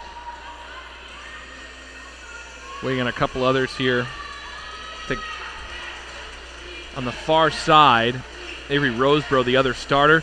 Pioneer coming back with Sarah Osterholzer, Maddie Bayback, Sienna Galbin, Kate Lindstrom,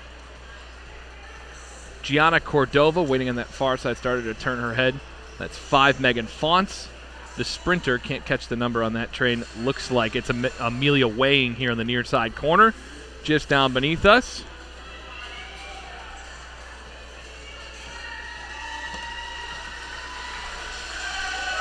Today's officials is assigned by the MWPA. On this consolation semi, Andy Terrian on the far side, Lauren Weiss on the near side. Goal judges, Charlie Barnett to our right. Get the other one for you here in a moment. Sprint drop kind of into the middle of the pool that time. Amelia Weighing wins it. Toss back to Maddie Bayback, who will run the offense here for Pioneer. Bayback methodically up the pool. Gave it ahead to Weighing. Good defense out there by Ferguson. Ordinary foul to the near side. Here's Lindstrom. Lindstrom working one-on-one right now with Lucia Grasso. Grasso, a sophomore. Pass into center. Opportunity here for Pioneer. Backing out the shot. Big stop by Keelan Massey. It's off the lane line. And a 2-meter for Pioneer. Gianna Cordova came in on the drive, and Keelan Massey came in with save percentage at about 46, a little lower than you might want to see. Doesn't see a lot of shots in that District 3. That might be deflating it, but she's been good here today. Pass into center. Sienna Galbin has the ball taken away by Sarah Hartwell and Keelan Massey. Massey looking up the pool to the near side. Gave it to Grasso. First-time state tournament entrant, Grand Blanc. Playing against Ann Arbor Pioneer. 5 state championships all time. 12 appearances in the title game. Will not add to either of those numbers. Highest either of these teams can finish is 5th. Good press defense way out here by Kate Lindstrom. Finally dropped into Avery Roseborough. Into center, trying to spin is Ferguson. Ferguson backs out, takes the shot. Bayback pulled it down, right down the middle, and a stop for Pioneer. Now Pioneer trying to get him in transition. Lindstrom guarded here by Jocelyn. Actually, rather, that's Grasso. Into center. Here's Weighing. Fouled. Got an open Pioneer in front of the goal. One touch and off the goalpost. Massey made the stop and is fouled. The one touch went to Galbin, the junior, and bailed out by the right goalpost is Keelan Massey. Keeps it scoreless. 5.5 to play here in the opening quarter. 20 in the shot clock. Working it up the pool. Here's Hartwell.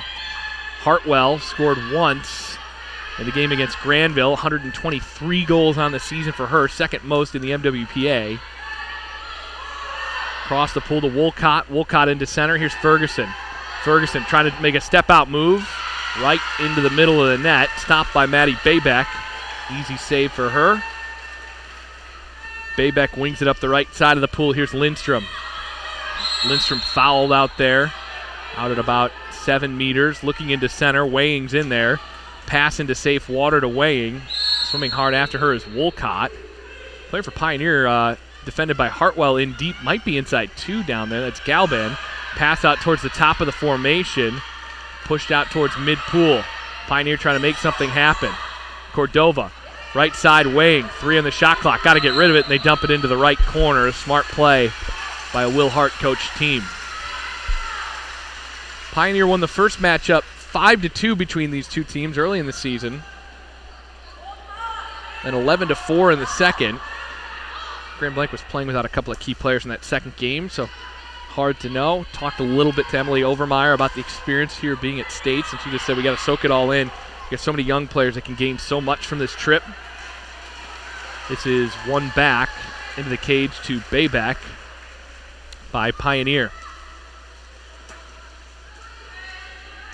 Right side, Pioneer trying to work it down the wall. It's Cordova. Cordova to Lindstrom. One-on-one in the corner, fouled hard. Looking into center here, Osterholzer's alone in center. Nobody moving for Pioneer yet. Here comes the drive. Pass into the middle of the pool, picked off. Nice left-handed steal that time by Ferguson.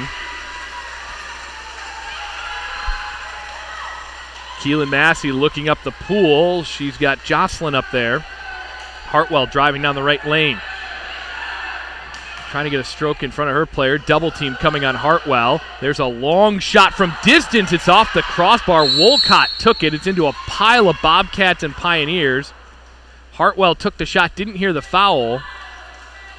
And they're going to say she was outside 5, took the shot, and they are going to allow the game to continue here.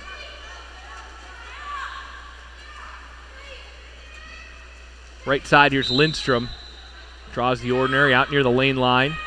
Osterholzer has inside water, nearly an exclusion there if the ball had gotten there a step earlier. Osterholzer pressed into the corner here smartly by Wolcott, and an offensive foul on the drive. It was Lindstrom in the swim over. 3 minutes 15 to go in a scoreless first. Classic Will Hart coached game. Low scoring. Know all about that from one time in the 2018 state tournament when we played them 3-2 in a 7-quarter game. It was miserable. I'm sure it was just as miserable to watch.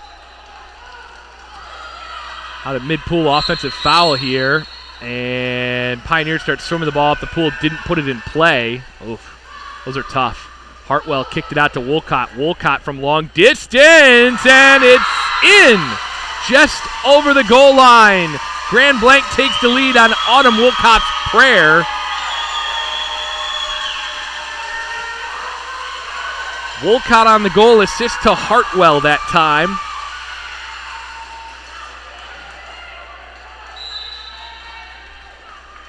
Her first goal of the state tournament, Autumn Wolcott. Bayback was out a little far and the lob caught her. 2 minutes 40 to go here in the first. 1-0 Grand Blanc ahead of Pioneer.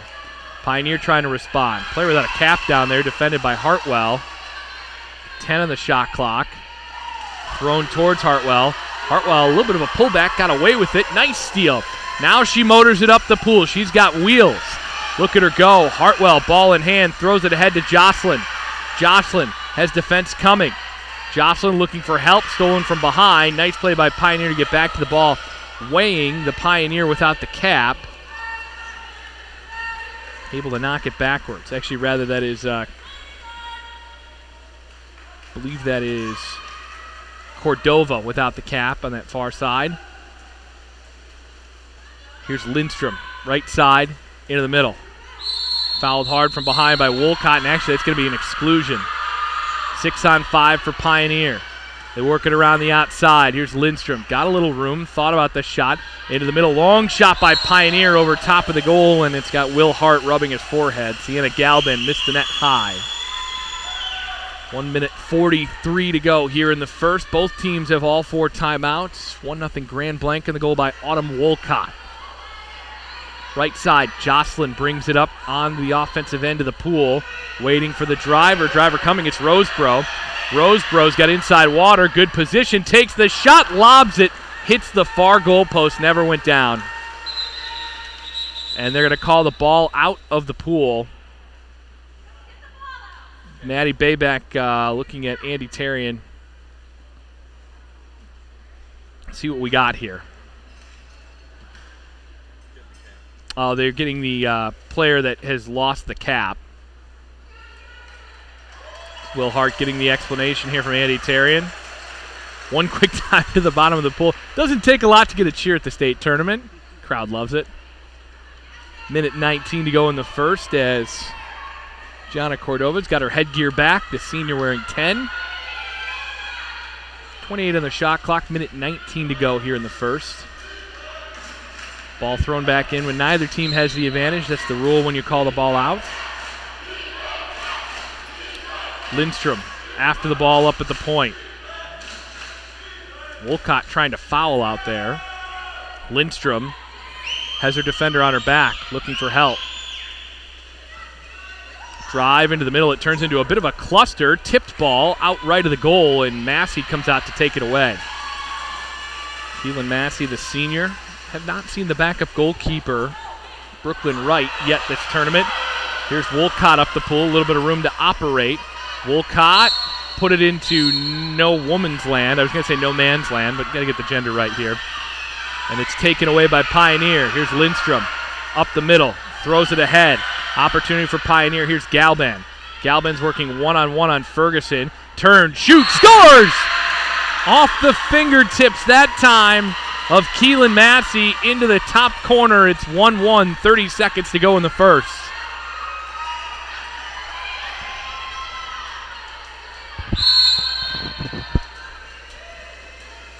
Ferguson off the reset. Game back even. Ferguson looking into center. Here's Hartwell. Hartwell drives herself into inside water. Turns up in the air. Hit the crossbar. Boy, she had good control on that ball in a triple team and still got a good shot away. Bayback up the pool. 10 seconds on the game clock. Maybe a chance for a last shot if they can get up there. Up the pool. Backhand attempt. Nice block there by Ferguson. We will go to the first quarter break. Tied in the consolation semis. 1-1 between Pioneer and Grand Blanc. We'll take a quick break here. Bring it back in the second quarter on the MWPA Network next.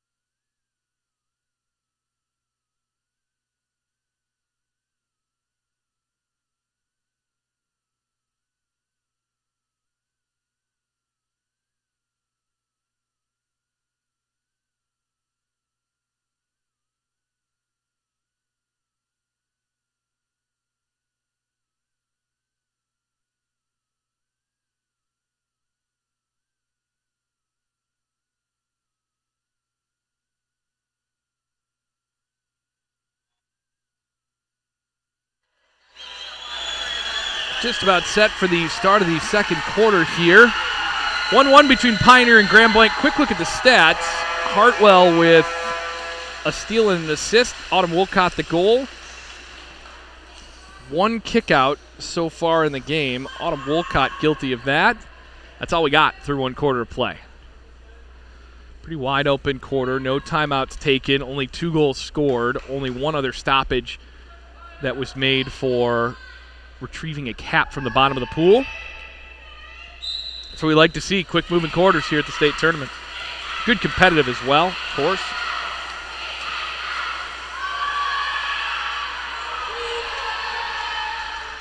Maddie Bayback has it after the sprint. Lindstrom tosses it back. Bayback calling for the setup. Doesn't have much of anything. Gives it ahead to Weighing. Here's Lindstrom on the drive down the right lane. Lindstrom's got inside water. Lindstrom's got the ball coming if she can get there, and it's just a little long, and Keelan Massey puts it off the lane line and out of play, so it's going to be a 2-meter for Ann Arbor Pioneer. Massey got into a bit of a scrum that time, and Lindstrom, the heady junior, Did a pretty good job that time. Ordinary foul up here against the lane line. Lindstrom pops it, puts it in play. Trying to find somebody in center. Now she turns her way to the inside, twisting after the ball. Good steal that time by Lucia Grasso, the sophomore. Just look at all the younger players in the water here for Grand Blanc. Kids that are set to return. You got a sophomore in the starting lineup. Here comes Hartwell, meanwhile. Hartwell in traffic, dropped it off, tossed back to the top for Ferguson. Back to the near side, an opportunity for Grasso. She's got room. Thinking about the lob, takes it right into the middle of the cage where the goalie is, and Maddie Bayback made an easy stop. 1 minute gone here in the second, tied at 1. Estella Grasso got some playing time for Grand Blanc at the first game with junior. Emerson Jocelyn, a sophomore. Autumn Wolcott, a sophomore. So they've got a good sophomore class. And Emily Overmeyer and I, when we talked earlier, said this is going to be good for recruiting more players, having good young players back on a team that made it to Michigan. Pass up the pool is turned over. Keelan Massey threw that one away. Picked off that time by Pioneers' Sienna Galban. Here's Lindstrom. Lindstrom's got a driver weighing coming down the middle. There's a double team in the middle, though it doesn't look there now. Drive coming. Lindstrom got inside water on Wolcott. Here comes Lindstrom, and a nice exclusion call from the near side by Andy Tarian. Drop back up top. Cordova walks it around, waiting for everybody to get set up. Throws it back to the near side, and a timeout, I thought. Will Hart called the timeout. He didn't get it.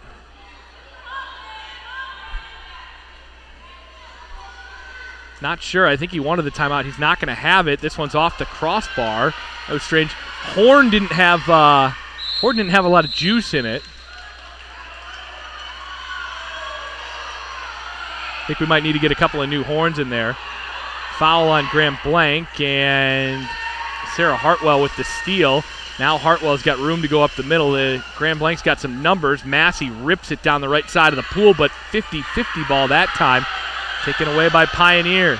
Will Hart commanding his Pioneers on, and Lauren Weiss, I think, put the wrong arm up there that time, and she called the ball out to fix the call. Pioneer clearly had the ball that time, and I think just the wrong arm went up, and she immediately called the ball out, corrected her mistake. So now Pioneer will work it back to the goalie and restart here. 4 minutes 25 to go here in the second quarter of Game 6 on the day. Consolation semi. Winner will face Huron. The team going down faces Skyline. Here's Lindstrom. Inside. Lindstrom is in. Takes the lob, and it's over top of the goal. Got in maybe a little too tight to the keeper. Now Keelan Massey is trying to figure out which ball she should use. Two balls ended up in the pool that time, and goal judge on that near side, a little trigger happy down there. They'll call one ball out and let the one that stayed in the pool after the lob shot rebound off the bulkhead be the game ball. So a couple of weird stoppages here.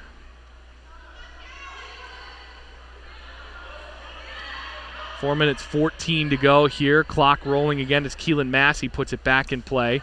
Ferguson's got room up the middle of the pool. There's a crash on Hartwell in center. They're going to make someone else beat them. Drop comes from the opposite side. Ferguson down low. Roseboro, and it's turned over in towards the goalie, and trying to tip that out of the way. That was a nice play by Hartwell to nearly put that over the top of Bayback, but just missed. Maybe another inch or two on that arm, and that thing might have gone in. Bayback looking up the pool, looking for an outlet, gives it to the near side. Here's Weighing. Weighing to the ball, a half step slow. Throws it in towards Lindstrom. Lindstrom back after the ball. He's got Massey committed to that near side. Tried to go short side, and it handcuffed Massey and out of play for the 2-meter. 3 minutes, 29 seconds to go in the second quarter of a 1-1 game. This is what you call the Will Hart Classic. Low scoring. Lots of defense. You're going to sweat it out. Lindstrom on the 2-meter, trying to turn her way to the outside. Now she tries to turn her way back to the inside. center pass. That time is off the center defender and right to Keelan Massey. Up the pool. Here's Grasso. Kind of a bit of a scramble here to get back on defense. Jocelyn was open. Now Hartwell's wide open, and they couldn't get her the ball. Exclusion on Ann Arbor Pioneer. Emily Overmeyer thought about the timeout instead, just telling everybody to get set up. Walking it in. There's the lob shot. Stopped by Baybeck. Put it off the crossbar. 2 minutes 45 to go here in the second quarter. Baybeck wings this one up the right side of the pool. Right side, Lindstrom working on Ferguson now. Ferguson, one of the East Region's top defenders this year. And an exclusion here in the middle. That's on Hartwell. 20 getting the exclusion here for Grand Blanc, and a timeout for Ann Arbor Pioneer. As Will Hart, I think, might need a new timeout horn down there. We'll take a quick break here on the MWPA Network. Bring it back. More of the first half coming up next.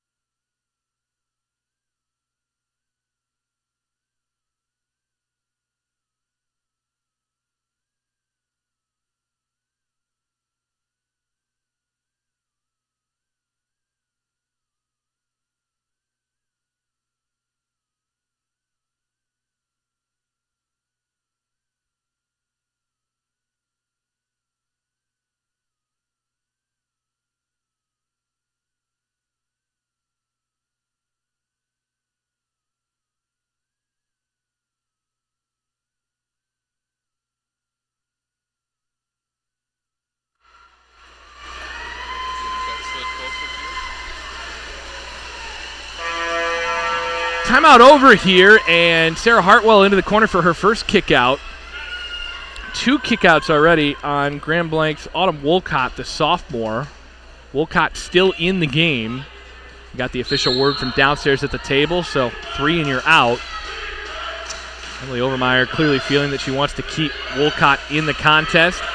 6 on 5 here for Ann Arbor Pioneer. Up top, they work it back to the near side. There's a lefty out there for Pioneer. That one is off the top of the crossbar. Very close to being tipped, I think. Just over top of the cage, nearly a 2-meter there. We stay tied at 1. Shot came from Galban. Here's Hartwell out of the kick-out corner. Up top for Ferguson. 2 combined goals in this game, 1 aside. 2 minutes to go here in the second quarter. First half almost done. Right side. Here's a look here for Jocelyn. Off the goalpost. It hit the inside of the goalpost and wouldn't go home. It rolled backwards a little bit towards that goal line, but maybe an inch to the right of where it was, and that thing bounces in. Close miss that time for Emerson Jocelyn. You can tell off. Thought that was an offensive foul. It's, in fact, an ordinary foul. In center, a shot. Skip shot dies going wide right of the goal. Massey floats it over the top, but now Grand Blanc's got numbers up the pool. Grand Blanc on the rush, trying to get something going here. Up the middle. Here comes Grasso. Grasso's got Wolcott to the near side. Wolcott's got all kinds of room. Takes the shot, scores! Autumn Wolcott, 2-1, Grand Blanc. Her second of the game. She has been all the offense for Grand Blanc so far. Grand Blanc has been finding out that Sarah Hartwell is not going to be given a lot of room on the offensive end of the pool. And they're going to need someone else to step up, and so far that's Autumn Wolcott on offense. Crowd gets fired up. Great crowd on hand for this consolation semifinal. If this is any indicator of what's to come this weekend, it's going to be good. Pass into center. Hartwell, actually rather that was Grasso, takes it away. On the swim around, took it away from Galban. Will Hart wanted something out of that. Won't get it. Up the pool. Opportunity for Grand Blanc. Here's Roseboro. Roseboro up top. Chance for Ferguson from distance. Over top of the goal. Reaching for it was Bayback, but she ends up not touching that one. Up the pool, Bayback. They can play for the last shot of the half. 2-1 Grand Blanc. Pioneers got the ball. Chance to play for this last shot as Joey Sutherland rejoins us. We'll welcome him in just a moment here as we're going to wait about 10 seconds for a shot, I think. Oh, no, Bayback takes it. It's off the crossbar. Scramble in front of the goal. Lobbed over the top. Big stop by Massey. A scramble for the rebound. Massey hangs on, and that's where we are at the half. Grand Blanc 2, Pioneer 1, as Bayback, I think, fooled everybody in the building. Indeed she did, and I tell you, what a finish to an exciting first half. And, you know, I talked about this with Latham in our game, the last Grand Blanc game. This is one of those things that I fully expected. Grand Blanc, who has absolutely nothing to, you know, they're already playing on the dealer's money, if you will, by making it to state for the first time. Now you're having fun. If you can relax, have fun, you got the jitters of the first game out of the way. You lost it against a very, very good team. Now you come back and play a game against a team you've played before. You know if you get the win, you have a shot at still being the 5th best team in the state. That is something that you can take with you for the rest of your life, and that's nothing short of amazing. John Caterberg is our official statistician for the second half of the day, so we do have official full game stats here. And one thing of note for Grand Blanc, their 2-goal scorer, all the offense today, Autumn Wolcott on the next page there, Joey, for you if you need it, has 2 exclusions as well. So that's tough right now. Grand Blanc in a little bit of foul trouble there when all your offense is there. And we've talked about it. Sarah Hartwell scored a goal in the first game. Grand Blanc has been held to 4 goals through 6 quarters of state tournament polo, and you can tell that everyone knows who Sarah Hartwell is, and they don't want to let her get loose. No, it's just coaching polo 101. You find the best player, you're going to double team or put your best player on, and in most cases, a combination of both, maybe sloughing down to help them, whether it's from the wings or from the flats, to help them out if they're trying to drive in or go into the whole set. But you called it right there, Harrison. It's recognition of knowing who the people you have to stop is, and that's sometimes easier said than done. 2-1 a score at halftime right now. This is everything you could ask for and a bag of chips. And I tell you, when Chase and I left here after the end of the last game, we had to run to go get checked into the hotel, get back here as quick as possible. That's the nice thing about Ann Arbor. We did. We got in. We're on the 3rd floor. We brought our crap up. We got back down here. We're here. It's not even halftime of this game, so that's a wonderful thing. But the one thing I will say, and for all of you that are watching at home know some of the issues that we had with the first half of the day. Apologize particularly to the Rockford fans as they missed about the first quarter of the game as we were trying to get rid of some of the technical snafus. When you're in a facility that is not run by one of us here in the MWPA, sometimes you're at the mercy of trying to figure stuff out on your own. We're running this entirely from a hotspot that actually has we're getting close to the end of it for the day, so I hope we have enough to get us through here today, or even if it's dialed back, it's still strong enough of a signal for us to finish off, but we're hoping to change that up for tomorrow. One thing I will say, though, as soon as we got in the hotel room, it actually has a free YouTube, so I threw it right on. I have it running there at the hotel room watching it right now. Looked great. You sounded good in the first half. I appreciate it. I sounded a lot better than I sounded at West Regionals a couple of weeks ago when I went down with the sinus infection. But, yeah, Joey, first of all, it's good to have you on. We don't get to call enough games together, especially not this year. I'm getting married this summer, so it takes away a couple of your weekends right there. And It's been a crazy, crazy second year here on the board for me. I know for you, what is this, year 3 now? Yeah. Actually, with my other term, this is the end of my 5th year total. But, wow. But 3rd consecutive. Joey, that's quite some time. I do want to say that there are going to be open board positions coming up in the next couple of weeks. If you do want to serve on the Michigan Water Polo Association board, it is a hugely rewarding. It's a hugely rewarding experience, and we've been really blessed to be such great friends and work with a close board. And none of it's been easy. We had to move seasons because of COVID. We tried some different things that were outside the box. We were aggressive trying to do new things. It ruffled some feathers for sure, but we're here, and I think this is a testament to how great it can be and what a difference you can make if you choose to run for a board position. And I'm going to throw one better. It's actually something Latham brought up when we were talking before. Everybody, the water polo community is small enough that everybody knows everybody. But that said, you really don't get to know somebody till you either coached with them, coached against them, or went to battle with them. And I say working on the board is a lot like always going to battle with each other. Oh, yeah. In a good way. We learn a lot. We come up with solutions. It's not easy. This is not yet the MHSAA, so we're the ones that are the elected officials making all the decisions. It's not super easy. We have to take a lot into account. A lot of us have coaching experience. A lot of us have some other experience. And it's just an interesting dynamic to be where we are in the MWPA. Here's a shot wide of the goal there, that time by Pioneer to start the second half. 2-1 Grand Blanc in front. All right. Now this is honestly, I kind of feel, Harrison, that this next goal is more important for Grand Blanc than it would be for Pioneer.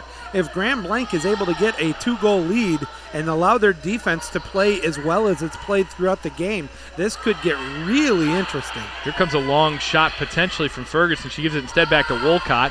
Back to Ferguson. Now Ferguson's going to think about getting rid of it. Inside water. Nice play. Here's Hartwell and a stop by Baybeck. Hartwell didn't get everything she wanted on that one. No, I think she got it mostly with the fingertips. She was not. It was almost like a push shot as opposed to crunching the abs following through. But they were able to work it into a spot where Hartwell had the left side open so that she could cut in towards the goal. So it's a nice play on offense. Oh, yeah, absolutely. And the pass was actually where it needed to be. And sometimes you just don't pick it up right. We've seen a lot of passes that have not found safe water today. That was one of them that did. Exactly. Into center here for Pioneer. Good job getting the shoulder down, keeping it cleanly, but shot clock violation. And I keep talking about this. There are 4 great shot clocks here. And the huge scoreboard, if you don't see when you're inside yellow or worse, inside red, and by that I mean inside 10 seconds is yellow, inside 5 is red. It's one of those things, shot clock awareness, you can be a really good player, but if you don't every once in a while have a little bit of a mental clock going, you can get yourself into some trouble on offense. That's one of those things that it takes a little bit of focus, but if you can get it down, you could be really valuable. You know when to dump the ball. You know when to get rid of a good shot late in the shot clock. It just depends. This one into Hartwell. Hartwell swung at it, and ball taken right out from behind her. What a play there defensively. You can tell Hartwell doesn't show bad body language in terms of being frustrated. You can tell she's probably a little frustrated not getting all the offense she'd like to get, but there's no bad body language there. It's a really good demeanor on her part. I love that about her. Indeed. As right now it is the Pioneers bringing the ball up the pool. Lindstrom, who had that great defensive play, now trying to jockey for position offensively. And a near push out there. What a play defensively there by Jocelyn. And it's a turnover. Whistle took a little while to blow that time. You could see Lauren Weiss was waiting. And now both officials are saying, I'm confused. Well, they have the opportunity to communicate. Will Hart is unhappy about something. Yeah, I think he thought it should still have been his possession. Yeah. Interesting. Now he's calling his defense over. And you can see the crash is coming on Hartwell. They're bringing 3 bodies down. They just say, hey, let someone else beat us. Here's a chance for that to happen and a stop by Bayback. That was Jocelyn on the shot.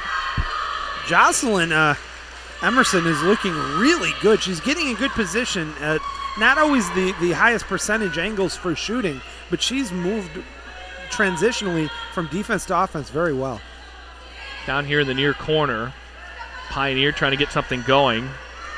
They've got center wide open if they can get it there. Here's a shot, sharp angle, swallowed by Keelan Massey, who has been pretty good this weekend so far.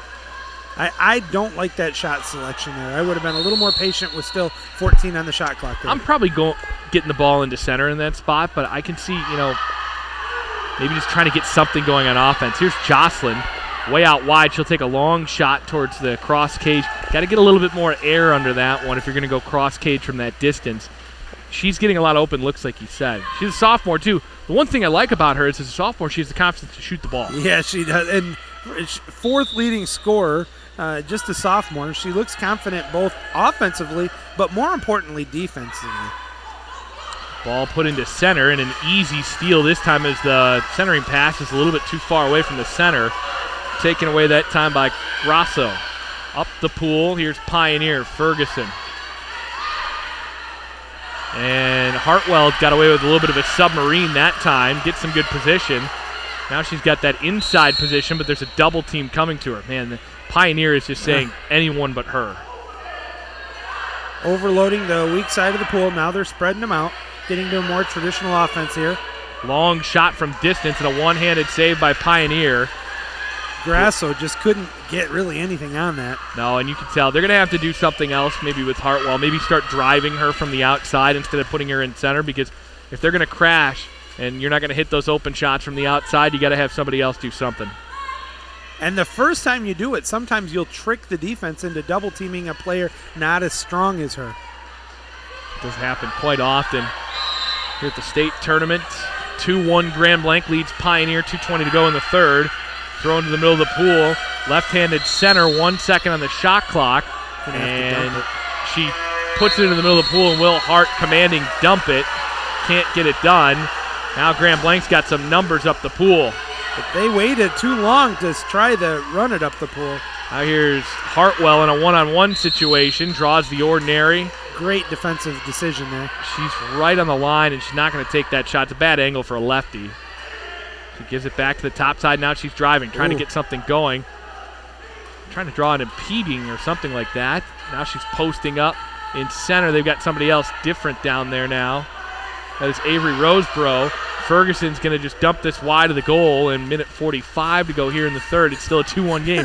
This is a Will Hart classic, I was just going to say, watching Will, this is Will at his best, and any of you that know him know he knows water polo spectacularly. He's a phenomenal coach, but he's definitely animated.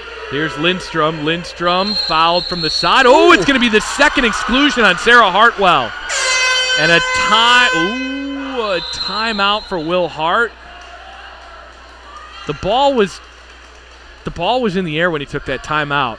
And after what we had in the last game, where it was very different from our Grand Haven Rockford one, it was a pass, and Latham confirmed that once you pass it, if you call the timeout after the pass, the rule book very specifically says a pass does not constitute possession. So no one caught this in the Huron-Jenison game, but there was another ball that was midway. Mary, and now Brent Augustine and I talked about this in between games. He said, I saw Mary reaching for it and struggling to get down on the timeout horn because it was sticking a little on her. And he said, I didn't want in a close game that to be a 5-meter and the difference, and I'm glad they didn't call it. Now, in that situation, that's kind of a little bit of a tweener. I think Will Hart's intent was good that time, but if the ball's in the air and you call the timeout, that's an illegal timeout. Now, I will say this, and this is why, and it's something that Matt talked about from our game with the Grand Haven versus Rockford.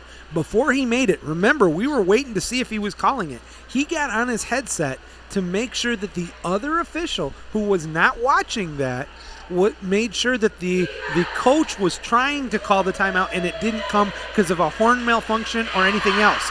They will give you, if you're making the motion and the other official sees it before the horn goes off, they'll give you the benefit of the doubt, and I'm glad about that. Yes. And that's what the Rockford Grand Haven game, an illegal timeout, was the difference.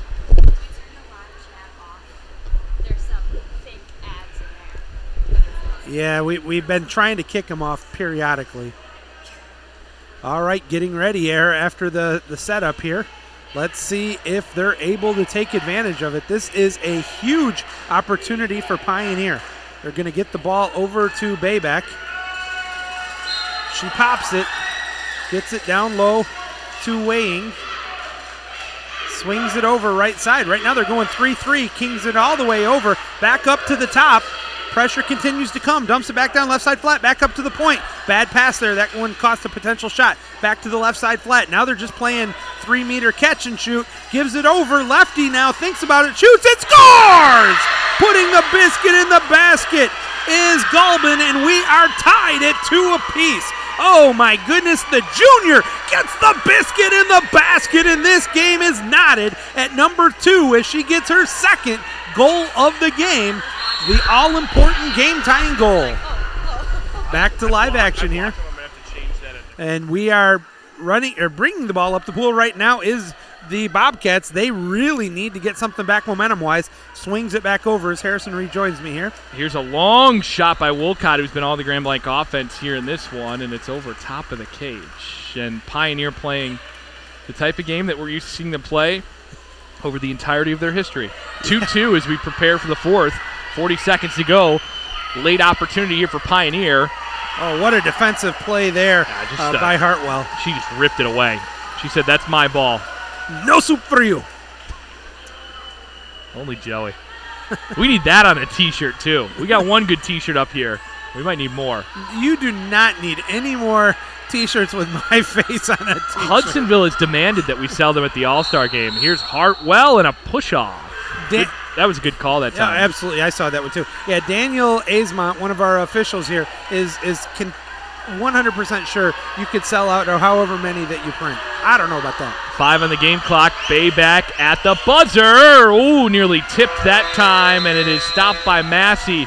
We go to the fourth. We're tied at 2. We'll take a quick break here on the MWPA Network.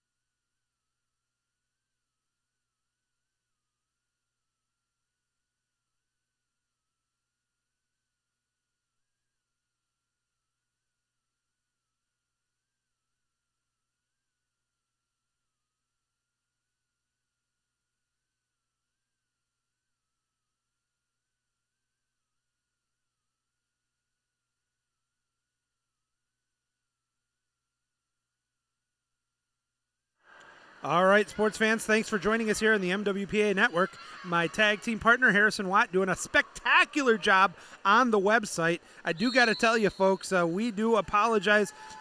We just turned off the chat on the game because there's just too much spam that it was becoming too difficult to continue to monitor it. So we just turned it off, and we do apologize. And that's so unfortunate. It takes away from our ability to have people communicate with us. Yeah, it was interesting because we get a lot of kids chiming in. We saw the Jenison boys during the first game of the day doing a lot of commenting and cheering their team on, and it was real healthy. And last year we had the same, a lot of that, but that's just that's the internet these days. Yep. That darn technology. Here comes Lindstrom. Lindstrom fired it, and that one hit Massey right in the jaw. The junior all-region tournament first team, all-region second team, Kate Lindstrom, the junior. She really has a bazooka there for an arm, and I think Massey is feeling the effects of it right now. Yeah, those don't feel very good. As a goalie, I took a couple of those in the game one time, and they don't go away. Oh, counterattack for Pioneer. There's a break down the right side. Here's Lindstrom. If Bayback can get the ball there, it's an opportunity.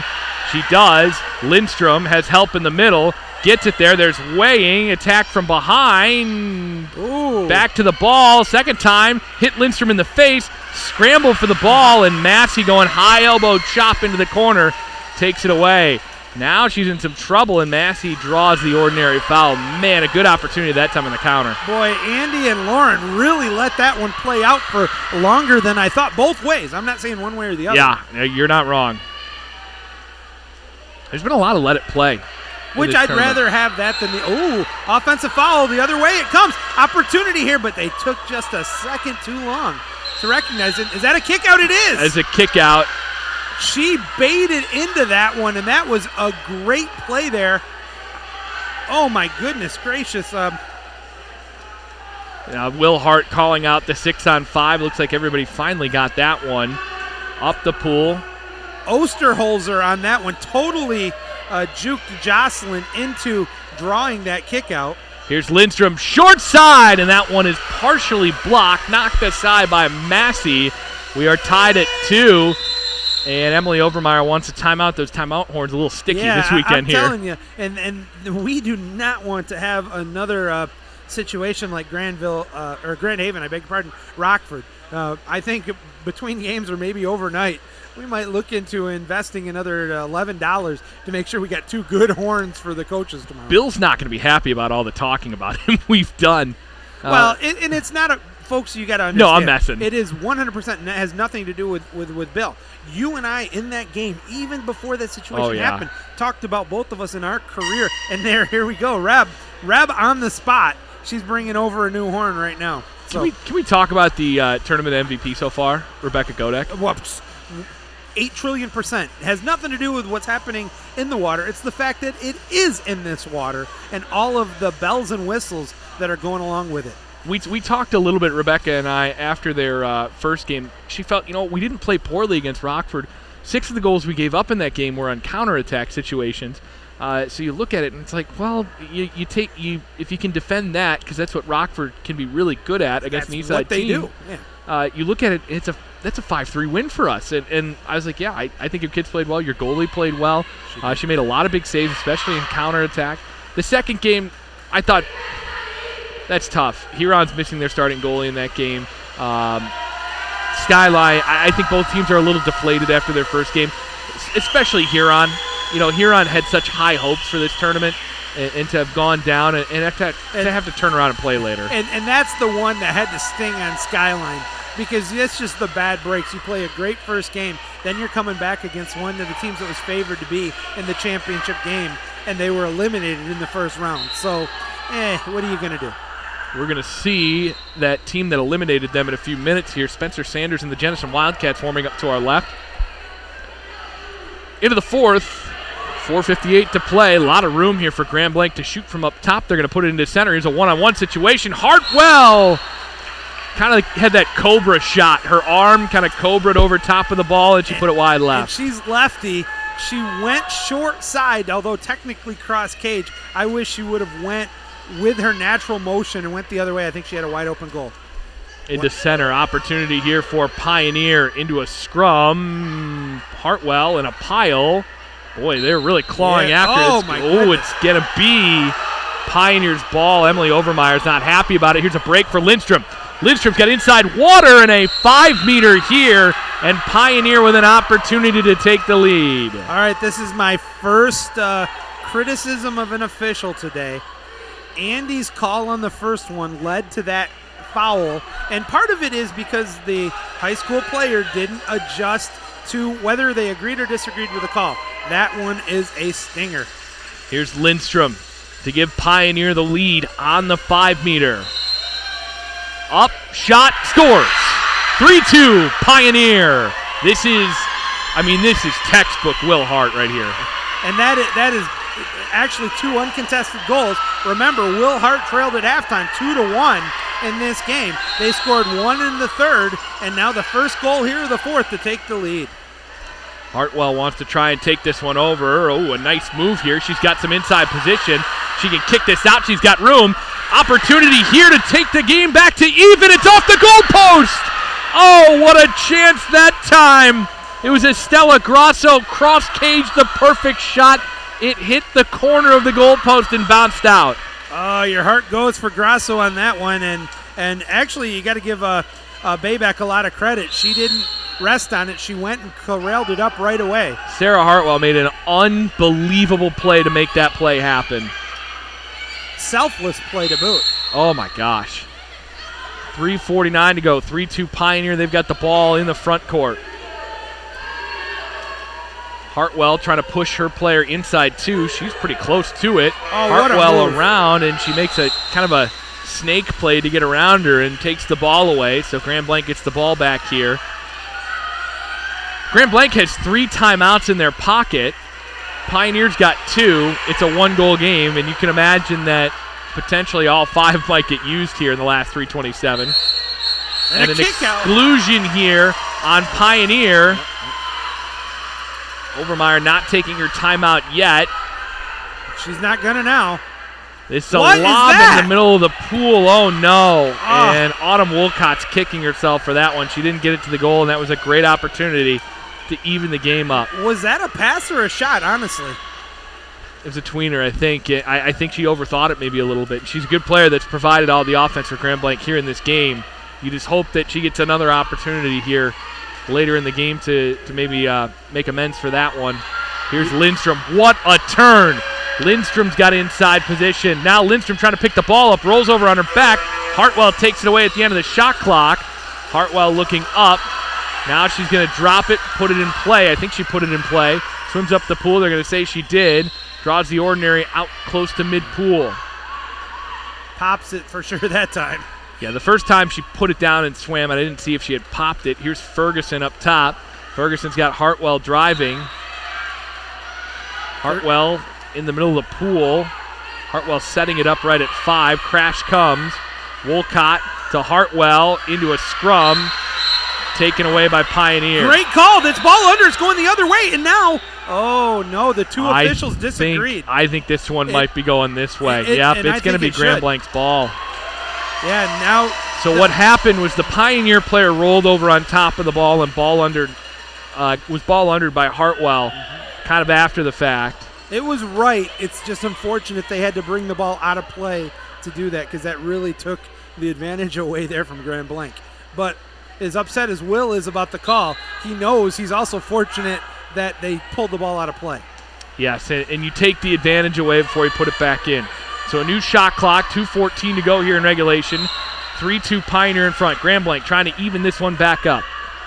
At the top, Jocelyn working her way in. Hartwell got position, double comes, taken away from behind. They missed the opportunity. That one should have been passed over all the way to Wolcott first, and I think that's one, if they could get back, they would do that one slightly different. Minute 50 to go. Baybeck content to let the clock run away. Near side opportunity here for Osterholzer. Throws it up ahead here to Wang. Wang defended hard here by Ferguson. Ferguson fouls into center. Yep, good and call. That's the 3rd exclusion of the day on Sarah Hartwell. Oof. And her day is done. And he wants the setup timeout, not the full. That's a smart one, too. That is her 3rd. Yep, we all saw that one. That's tough. That's tough for Grand Blanc with a minute 33 to go. So it's going to be a setup timeout, and Sarah Hartwell will have to come out of the game here. Let's see who replaced her. Looked like it was... I think that's Avery Roseborough in the corner. Cap is bunched up a little bit. Yep, that's who that is. Pioneer on the 6-on-5. A must stop here for Grand Blanc here. And for Will Hart's team, this is the dagger here if they can put the biscuit in the basket. Well, the good thing for Grand Blanc is they still have 3 timeouts left. Oh, what a defensive play, though, there by Grosso. Emily Overmeyer keeping those timeouts. I don't get it now, to be honest with you. There might be something to this. It's hard to know. Ball on. Oh, no call. The ball pops loose at the last second, and Will Hart tells his team to settle down and spread out. They're going to kill the clock. You don't want to give a 2-for-1 here and give them a chance to score and get the ball back again. So now he wants to get it under 30. So if they score, worst case scenario, Will's got the shot to win the game.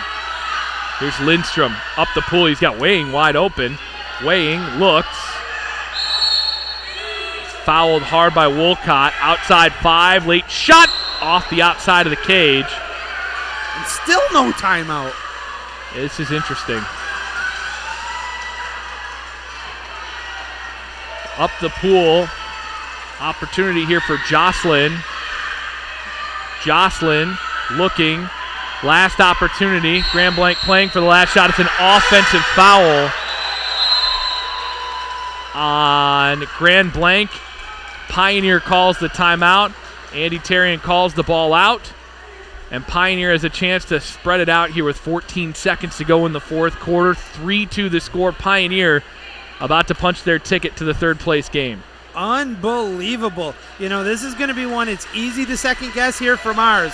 But you've got about 3,000 people that are wondering why there wasn't a timeout. There were 3 opportunities in the last minute 13 going back to a minute 27 to call a timeout. You got 3 of them. You do not get a bonus for not using those. You don't get paid at the end of the game. Here's $500. Go ahead, pass, go, collect $200. It's nothing like that. You don't get a chance to get those back. Oh, I wonder if she was trying to save them if they got into overtime, because you can do that. That but might you're be only part allowed of to it. carry 1 over into overtime. Yeah, you're true. You're right about that. With 3, in one of them, even worst case scenario, do just the setup to save the 15, 20 seconds of swimming it up the pool.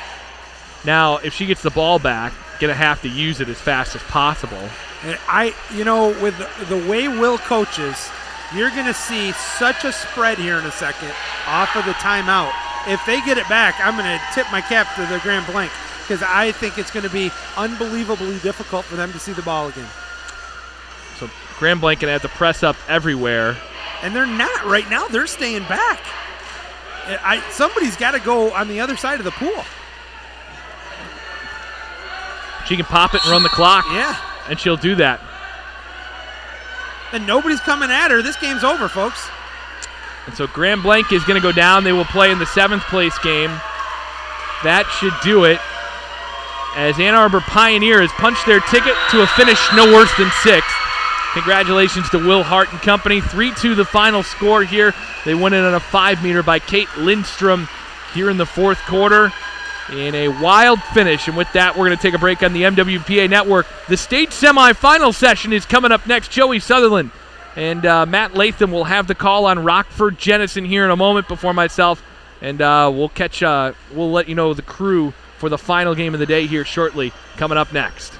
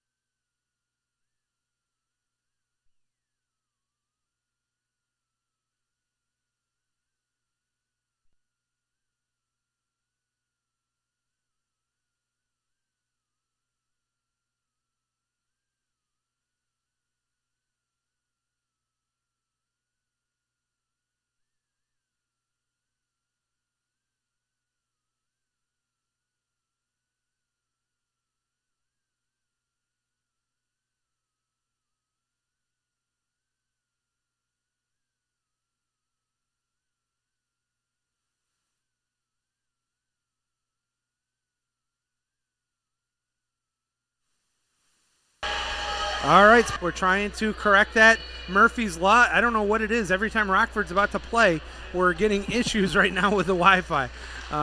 We're working on trying to resolve that issue. Please bear with us.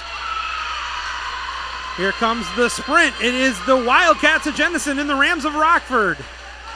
And the opening sprint is won by Rockford. They'll go right to left on your dial. Setting up here for the first time today. Swinging out right side.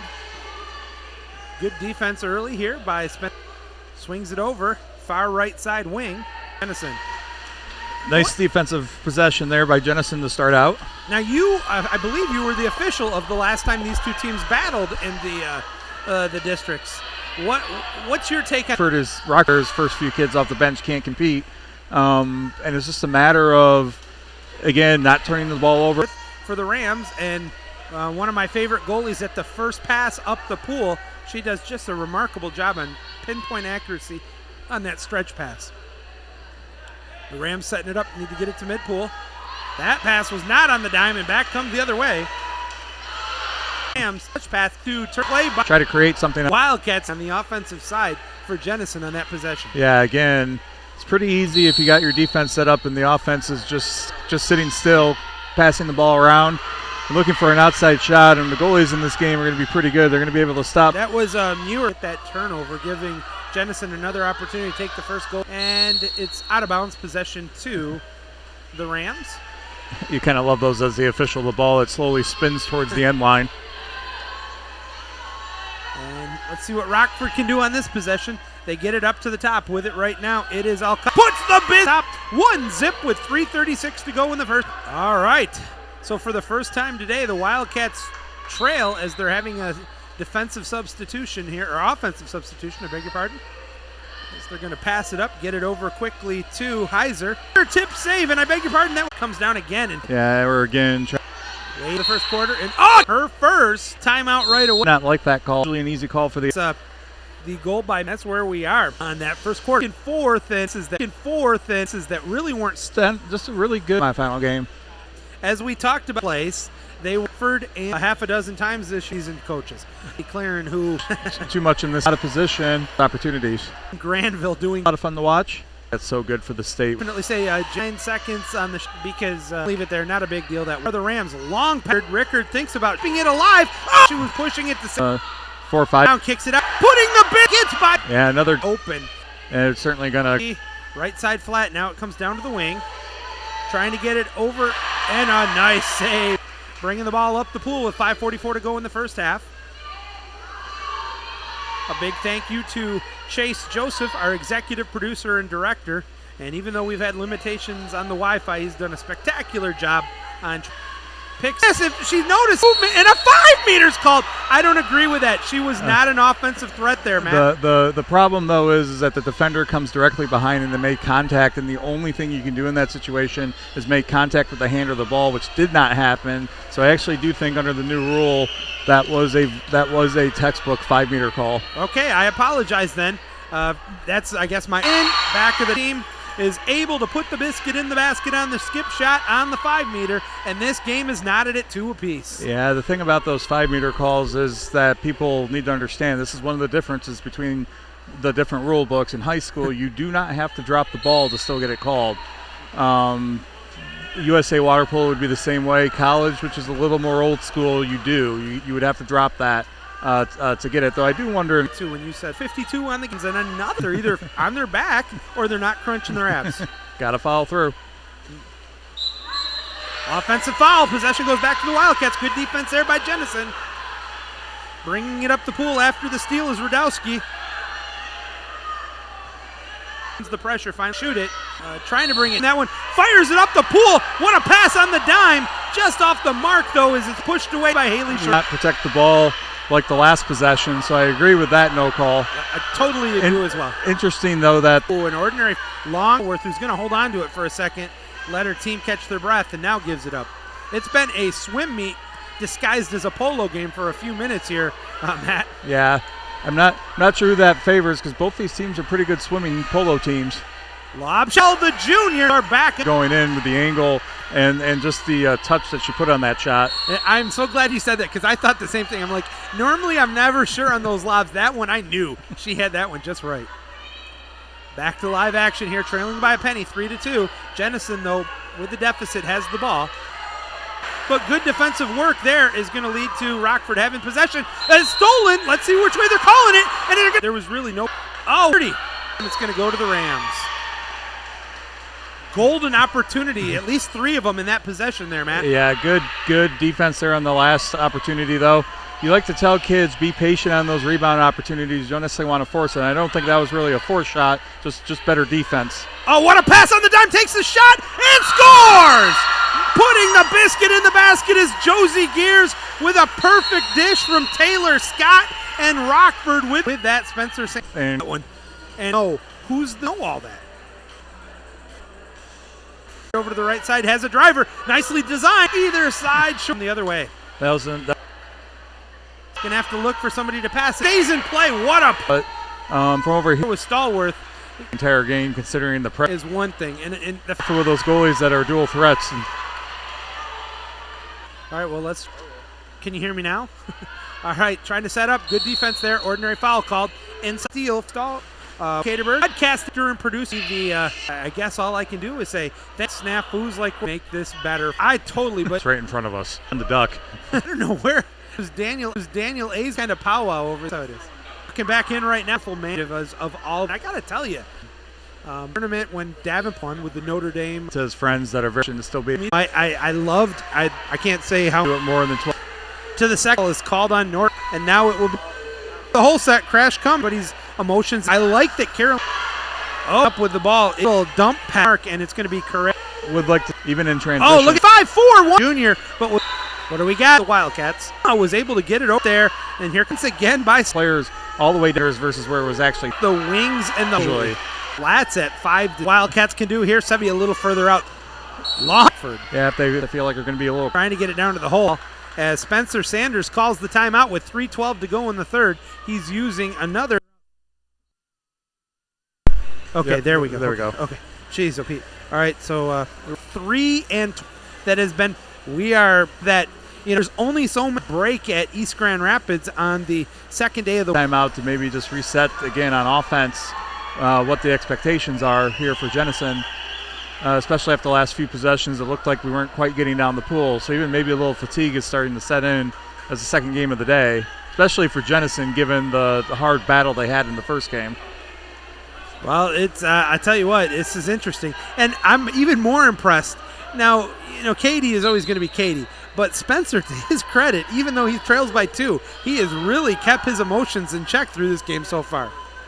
Yeah, doing a good job trying to focus on the strategy of the team and honestly did not mind that play right there. Maybe just wait another second or two while the driver was moving the defense out of the center before you enter the ball there.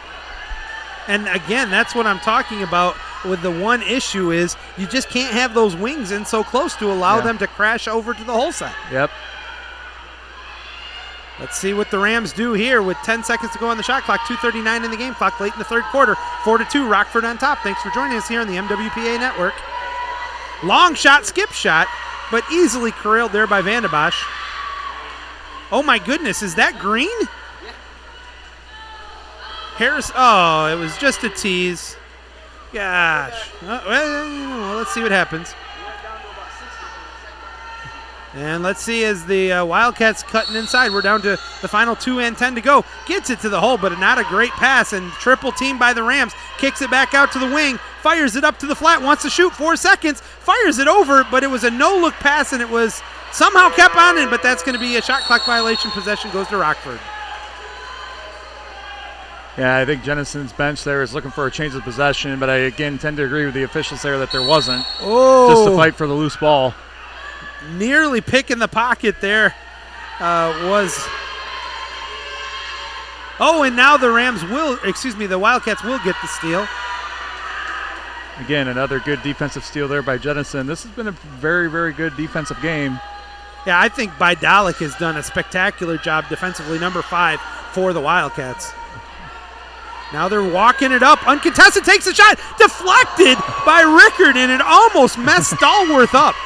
And now Katie calls a timeout. I give goalies a lot of credit if they're able to adjust and when a shot gets deflected like that, and it was right on Cage, so definitely could have gone in there. So nice read by Sophie to be patient, stay on her legs, and make that stop. And we saw a very similar play in the semifinals for regionals with Rockford, where the ball was deflected, field blocked by the whole defender from a shot from outside that Stallworth had a good read on, and the deflection caused the Biscuit to get in the basket. And those are heartbreaking when you do everything right.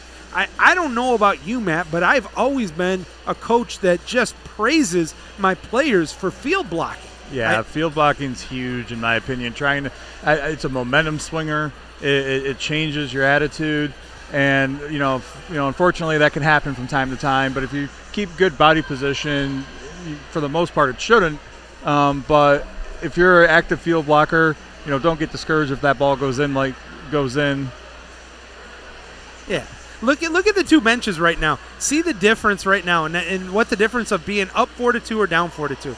You got the bench kids and the rest of the team kind of dancing on the sideline there for the Rams, and it's all business. And I'm not saying they're looking stern or defeated or sad. It's just all focus and listening to Coach Spencer Sanders right there on the sideline. Big difference between being up 2 and down 2. Oh, absolutely, especially with a minute 24 to go in the semifinal, first game of the semifinals here in the MWPA State Championship Tournament.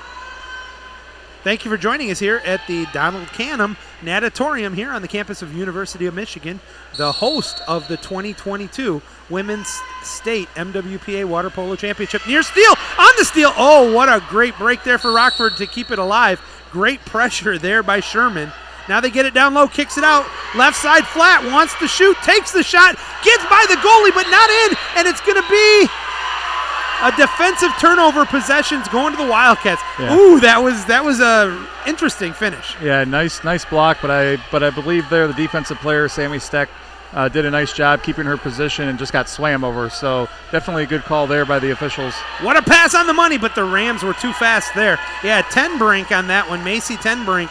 I like that she crashed down in the other end, but it was definite that it appeared to me that she went over the top of the Wildcat player. So I'm curious there because Josie was also behind, but she did a really nice job getting her hands up, showing that she wasn't trying to impede, and maybe that's what led to the no call there. Right side flat with 7 on the shot clock, gets another field block, loose ball, tries to get it in, but good job there defensively by Jennison. They get it up. They'll have one possession in here. They are not going to have Vanna Bosch swim up with it. The shot clock is turned off. 20 seconds here on the game clock in the third. Jennison looking for some instant offense. They trail by a 2. Down to 12 seconds here in the third. Gets it up 1, finally finds Steck. Steck is too far out, gives it off to Sherman. Sherman wants to shoot. She's got 3 seconds, lobs it up.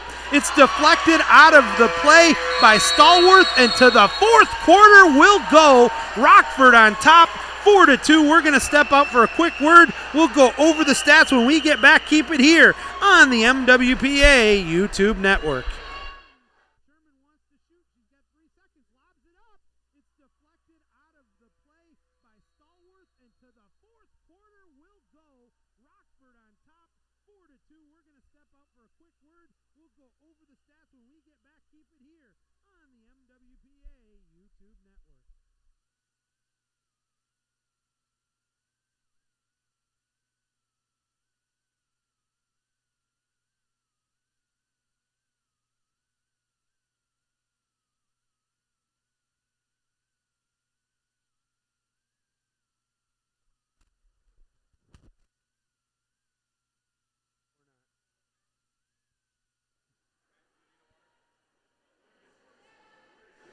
All right, sports fans, we're just seconds away from the start of the fourth quarter here of the first semifinal game for the girls tournament here.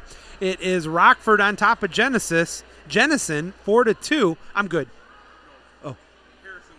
Okay, hold on. We'll be right back in a second, folks.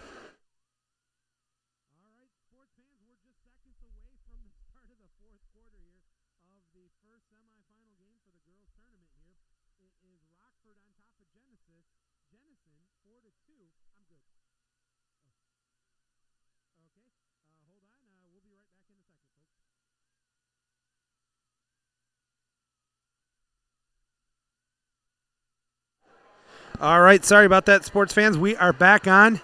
Yeah, no comment on that one. But thank you to Pat Claren, who knows a little something about officiating, who happens to be watching us on the MWPA YouTube network.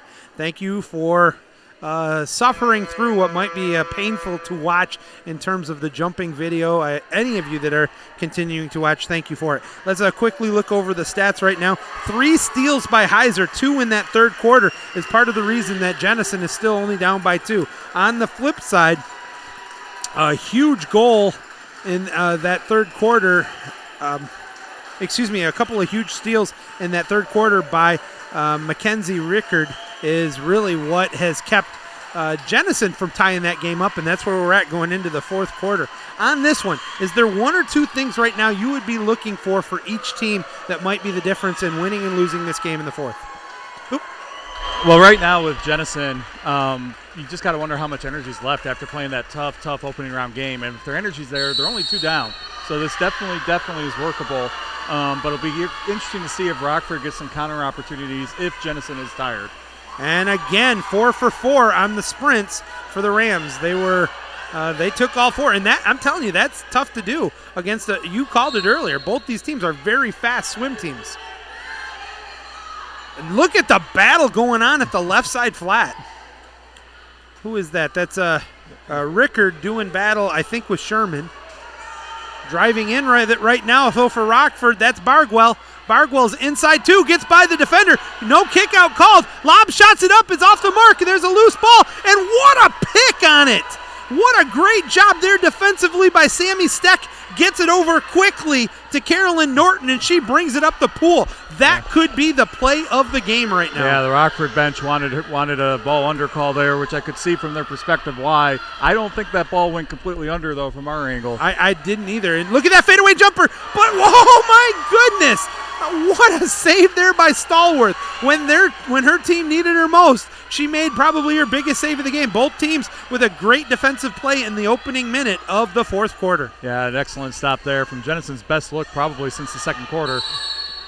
Ordinary foul called on the Wildcats. Tries to get it down to the hole. One-on-one matchup there. Wanted to do a backhand, and just an ordinary is called. And it will force the Rockford, Josie Gears, to kick it out. Tries to get it back down, but that was a bad decision because the defense was right there. That's an offensive foul. Even though she put the biscuit in the basket, that whistle had already been called. There's some great trash talking going on down there between Heiser and Josie Gears. And I'm not saying... You don't think they're just saying, hi, how you doing? Oh, no, it was, hey, where do you think we're going for dinner tonight? No. Nope, it was no soup for you. Oh, no, I would like some soup, thank you. And back we are to live action. Up to the top, the Wildcats really need to get find a way to get 1 goal back to make it a 1-goal game. Down low it comes, had an opportunity, lost the handle of it, now has to fade away. 1 second, there's a shot clock violation. Another great defensive stand by Rockford. Yeah, it looks like Jennison's trying to isolate a couple of players down low, which is fine, but both players got to be willing and wanting to shoot the ball and step out there. I don't have a problem with the game plan, though, that Spencer has on that. Yeah. Get an ISO. You're better off than trying to get a lucky break or something along the lines there. I mean, they're open. And it's all a matter of spreading out the defense. That's going to be a steal by the Wildcats. Nicely done. Possession goes back to Jennison here with 4:49 to go. Still plenty of time in a 2-goal game. Honestly, if you're down 2 with less than a minute and a half to go, you're still in the game. Yeah, I usually tell when you're winning, when you get to the point where the number of minutes remaining in your margin is about the same, you really should do no worse than overtime. Oh, what a pass there. Wants to shoot it. Gets it off. It's tipped. That's going to be a 2-meter. Good catch there by Andy Terrian. Yep, and another really good stop. But she had to be patient because she Sophie kind of jumped up a little early there, but she stayed on her legs and got just enough of that ball. Yeah, and the interesting part on that one is if she goes up too early, that's an easy goal there for the Wildcats. I mean, right now I think we have our answer. Jennison does not look tired. They've gotten a couple really good looks. Sophie's just been equal to the task. Both coaches have their teams ready to play right now. Oh, another ordinary foul is called. Backs off, allows the free pass up to the point. Now they get it to the hole. Late crash comes, and that's what you just can't have. Yeah, looked like there was maybe a little bit of a ball fumble there. Otherwise, she could have maybe gotten the ball kicked out or even a backhand. That was by Dalek, who had the opportunity there, but there were just 2 Rams too close, including number 2 Macy Tenbrink, who will get credit for the steal. And we got a kick out here. 6-on-5 for Rockford. I didn't see what it was, but a quick timeout. And Spencer Sanders is not a happy camper. I'm not sure if he's mad because of the call or because his player did whatever the infraction was. I think that was more the kid, because that was a pretty obvious exclusion from our angle. It looked like the kid just gave up inside water and was holding on the drive. Yeah, that was Elise Radowski, I believe, number 6. Is that her first? It is her first. So actually, really, nobody's really in foul trouble for either team with 4 minutes remaining in regulation.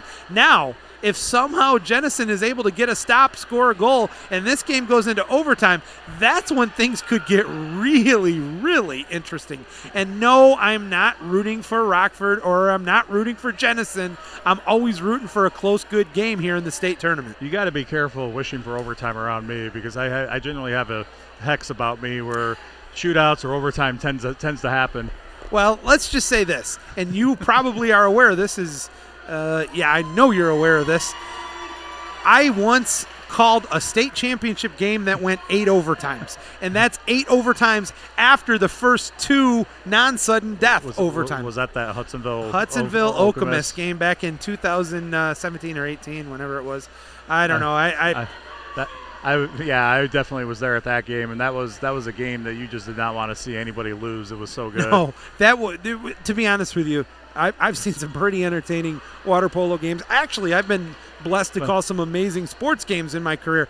That is one of my definite top 4 favorites of my life. As a spectator, it's what you want to see, especially if you're a neutral spectator. And those as a coach, it's you don't want to see that. When I tell people how long that and how loud it was, because it was at East Kentwood, which there is not a better place in the world to watch a polo game at that level as East Kentwood. Okay, maybe I'm the aquatics director there, so I'm a little biased, but I'm going to live with that. Absolutely no bias right there. But all joking aside, going back to that one, what was so amazing about that is those kids had been playing water polo for over 2 hours and 10 minutes. If you are not a regular fan of water polo, a game usually lasts about 55 minutes. Yep.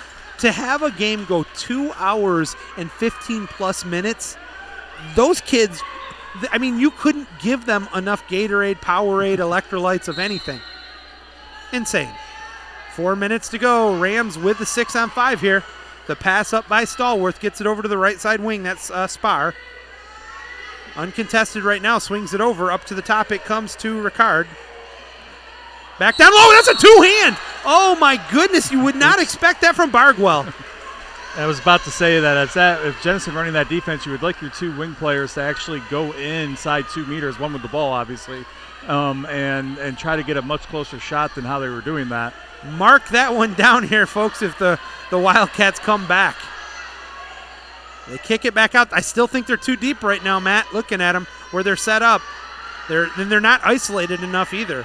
Now they kind of are on the right side, but again, you're right. Force that outside shot there. 2 meter? No, Andy didn't. I thought it was tipped, and she let it go. I thought it was too. And Katie agreed with it, so it must be true. It was right in front of her. The Jennison bench didn't react. Jennison bench didn't react to that, but I don't know that Joey looked very, very, very close, suspicious. Yeah, I would like to see the angle. Cross cage shot just off the mark. Oh baby, trying to make it a 3-goal game was Adriana Alcala, and her shot is just off the mark. Still in this game are the Wildcats, trail by 2. Now we're under 3 to go. See, a nice give and go here might open up an opportunity finally. But too fast on the return is Alcala. Back up to the point. And swinging the ball over when you got the driver going in. There's the whole set one-on-one they wanted. She bangs away, and she couldn't get enough on it. A great defensive play there by Bargwell, and unable to get enough on juice on that was Norton. Yeah, very, very nice defensive knockdown there. Not exactly a field block, but just a good defensive play. Yep. Has the same effect as a field block. Absolutely.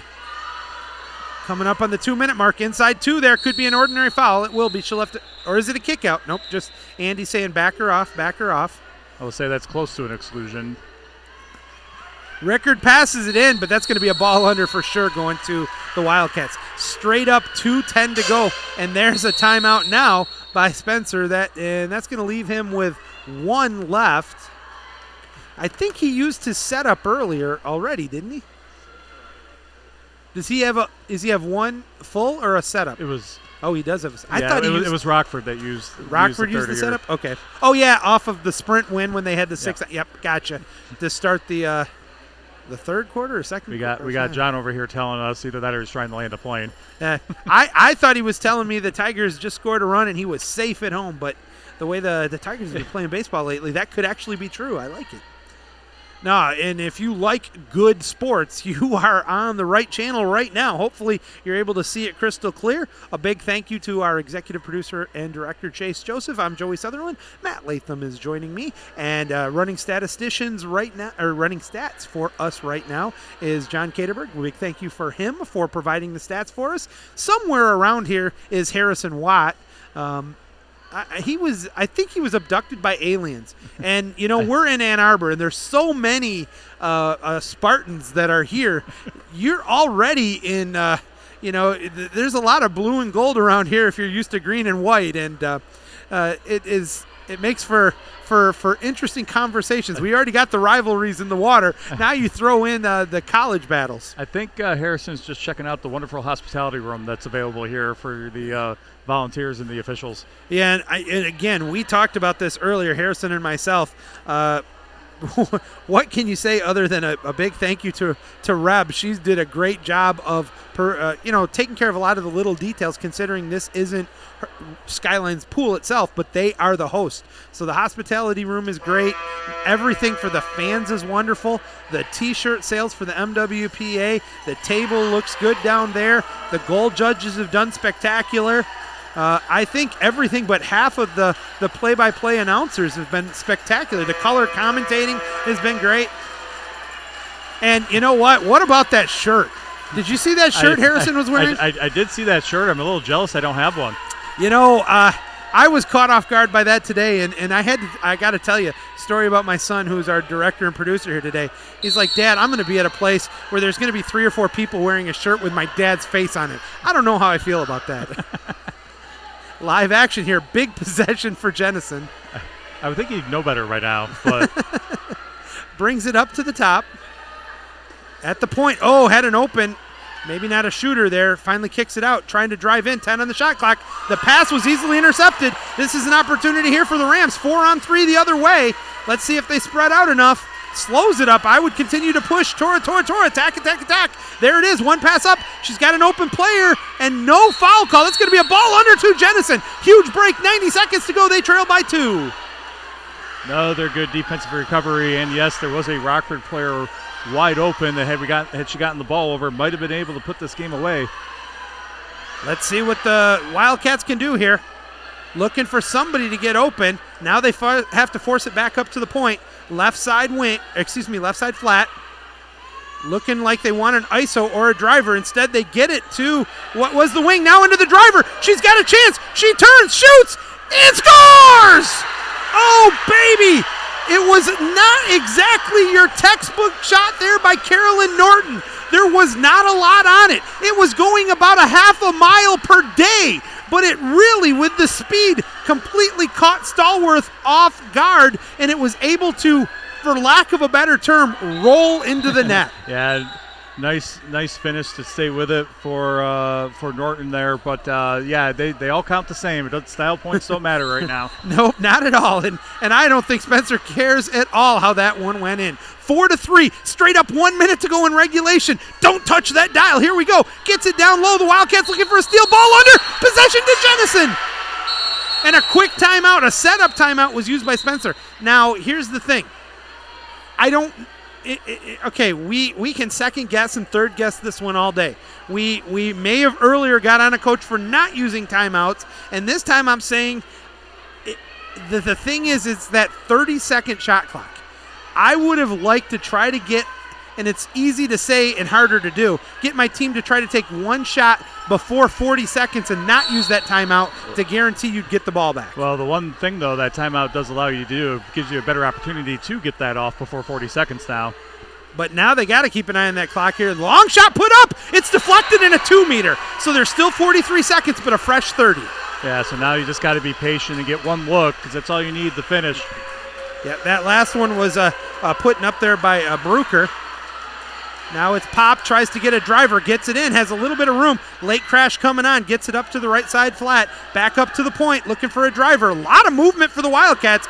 Gets it over, loses the handle of it. I don't like how she was picking it up. Tries to get it, cross cage, over the top, out of bounds. The shot clock is turned off. The Rams can hold on to this one. You see Katie telling her, Sophie, hold the ball, make them come to you. Finally now, here comes the Jennison. If you're Jennison, you got to pull the goalie and have her press out.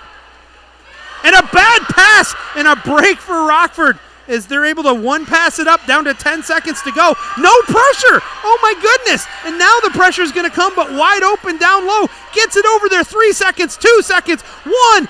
Dumps the ball. That's all there is. There is no more. It went down to the final second, but the Rams of Rockford will advance to the state championship game with a 4-3 win over the Wildcats. Oh, my goodness. Tip your cap to Spencer Sanders and his Wildcats. They fought tooth and nail, went through the exhaustion, battled all the way through, but in the end, it was Katie Claren's Rams just a little too tough for them. Yeah, that's everything you want in a semifinal game. Close. It was hard fought on both sides. You have to tip your cap to both these teams. And, fortunately for Rockford, they got one more in the back of the net, and they'll advance to tomorrow's championship game. Yeah, they will. They're going to be facing the winner of our next game. You know where my pen went? They'll be facing the winner of the next game, which is going to be Hudsonville and Granville. That one's not mine, but I'll use it. Hudsonville versus Granville. Another game that I don't know that we could have one that was more exciting than what we just had. But, folks, I wouldn't put it past these two teams that we're about to watch. Yeah, I believe pretty much they last met at districts, and it was a 2 or 3 goal game then, so I would expect this to be just as tight. Now for Jennison, they can do no worse than 4th place. They will be playing for 3rd place tomorrow at 12:30 against the loser of this next game. The Rams, of course, will be playing the winner of this Granville versus Hudsonville game for the state championship, and I'm not making any predictions or anything like that, but if Hudsonville ends up winning the game, this next game, it will be for the 27th time this year. No, that's unofficial. I got to get that checked out, but it will be the 8 billionth time that any of these matchups are going to take place, and they're all great teams. There is a reason that they are here. Final thoughts on that game, Matt? Just again, great effort by both teams. Again, you have to tip your cap. Hate to see anybody lose a game that hard fought, that close, but that's why we play. That's why we play to a finish, and just hope that both teams come with it all tomorrow in their placement games. All right, so we know this for sure. The 10 o'clock game tomorrow will be Skyline and Grand Blanc doing battle for 7th and 8th place respectively. The 11:15 game will be Ann Arbor Huron and Ann Arbor Pioneer to find out who's 5th and 6th place. We don't know who's going to be battling for 3rd and 4th and 1st and 2nd. That is to be coming up shortly. We're going to step out. We got 15 minutes before the start of our final game here today. Keep it here on the MWPA YouTube network.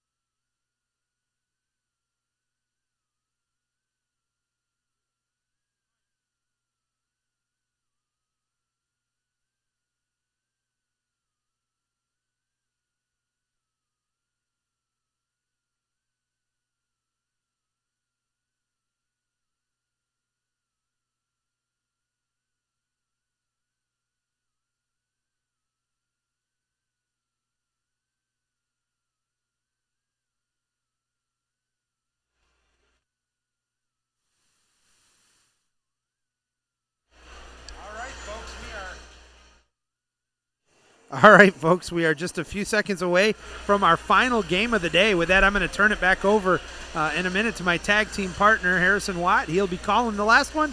He'll get stuck with me for color here on this last game. Another dandy game that we're in store for us between the Bulldogs of Granville High School and the Eagles of Hudsonville. And here at the Donald B. Canham Natatorium here on the campus of the University of Michigan. Thank you to the University of Michigan for allowing us the opportunity to really give something special to our girls. And I know this is the second year in a row we've allowed them to be the first team to play in the state tournament for the back-to-back years. And unlike the boys, they're not going to get to play here next week for the state championship. But I'm going to tell you, folks, for these girls that are graduating this year, for our graduating seniors, the fact that we have that they are and that they deserve, it still breaks my heart. You can hear it in my voice, how emotional I am that so many of these girls had to completely lose a season that by no fault of their own, they'll never get that back. They'll never get an opportunity for that season that they essentially canceled. And I had to call my seniors one by one on the phone while I wasn't with them. I had my assistant coaches running practice at the end of that week. I was at the NCAA basketball tournament for my job, and I had to call them and tell them. I didn't get a chance to see them in person. I didn't get a chance to hug them, tell them how much I enjoyed coaching them, tell them how much of a joy it was to be around them every day and how much better of a person they made me. It's the worst. And so I think today and tomorrow, it doesn't totally make up for it, but it kind of does in some small way. And today, it's a great day. We've seen a lot of great games, and while kids missed a year with COVID, we've seen good level water polo today. Oh yeah, the level of more he was able to make all conference as a sophomore. The girls that are seniors right now, especially the ones for the last 2 years who have been successful, never had that opportunity for a third year to be that successful. That's just something you cannot give them back, and for that, I'm glad they get to be spotlighted here at U of M. The whistle is blown, the opening sprint underway. Hudsonville, Granville, crosstown rivals, the four-time defending state champions trying to get back to the game again. Granville wins the opening sprint. It's Alyssa Light up the middle, looking for a driver. Post up in front of her is Bargain Quast. They're going to crash on the center. Bargain Quast looking far side, nearly turn it over, gets it back, 13 on the shot clock. Here's a chance for Bankson. Bankson over the top, nice catch through. You almost wonder on that, Harrison, was that a designed play for the first possession down? And Granville is notorious for having first play of the game plays. That sure looked like one. Hudsonville also has a goal response play. Ian Hewitt told me about it. He didn't tell me what it was, but assume that they're going to run something like that here, and it looks like they are running a drive, a little bit of a switch drive down the right side. They're trying to get the ball in the middle of the pool. Taylor Wilson defended one-on-one in there on Maddie Light. Leans back, takes the shot, and scores, and we're tied. 6:25 to go in the first. This might be a barn burner, Joey. Taylor Wilson wasted little time, and when she got the ball, she stepped out, got up high, put the biscuit in the basket, and we're tied at 1. 2 goals already. We're not even 40 seconds into this game. That took us 4 periods last game. Leah Green leads the offense here for Granville. She'll set the ball up on offense and work it back to the goal. Alyssa Light trying to turn down the right side, draws the ordinary foul. Taylor Wilson, an expert defender. She was the West Region MVP. Up top, Bankson passed behind her, handcuffed her, couldn't get back to it. Here comes Hudsonville back the other way. Hudsonville turned it over in traffic. Maddie Light draws the ordinary. Opportunity here. Maddie Light pops it in traffic up top for Bankson. Bankson looking. New shot clock for the Bulldogs, who had just turned it over and got it right back. Bankson into the near corner for Bargain Quast. Bankson on a half drive. Looking into the middle of the pool is Bargain Quast for Light. Ordinary foul, 14 on the shot clock. 1-1 the score. Into center. Here's Brazee driving towards the goal, trying to cut her defender off. Couldn't do it. She's inside 2, and they're going to make her come back outside, put the ball in play. Bargain Quast does. 8 on the shot clock. From distance, here's Alyssa Light. Took the shot. It was a duck, and it died on the water just next to the goal. Daniel Azemont, one official. Can't see who the near side official is. It's Lauren Weiss on the near side. All right. 2 great officials here for this game. 1-1, just a minute and a half into it. Here's Klein. Sets up the offense. Kuiper's got a stroke and a half on her defender, Brazee. Kuiper powers her way in. Kuiper lost the ball, gets it back. Another try, stuffed there by Leah Green, and she pokes it to the corner. Kuiper's got room, looking for someone, throws it across the formation to Widner. Widner up top, new shot clock for the Eagles. Lob shot, center cage, crossbar. Rebound, cut off. Nice play by Kuiper, and an ordinary foul on the Bulldogs as Kuiper gets hacked at. Kuiper looking for help up top. New shot clock here for Hudsonville. Inside water to Wilson. Big stop by Green again. Wilson pushes off, back to the ball. Ball to the lane line. Alyssa Light, ball unders her. What a possession for Leah Green. I tell you, not only Leah Green with a great play defensively at the goalie position, but how about the relentlessness of that offensive attack from Hudsonville? Here comes Bankson. Bankson out past midpool, working on Widner, having some issues out there. Draws the ordinary, looking for help up the pool to Alyssa Light. Light's got a little bit of room. She's just inside midpool. Gives it into center. Trying to step out at it is Maddie Light. Light, sweep shot and an arm stop that time by Elsie Roberts, and a good one.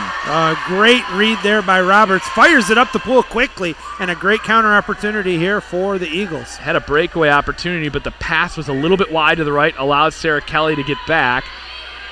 Into the middle, here's Wilson, one-on-one with Alyssa Light. Step back, shot, missed it wide left on the skip. Ooh.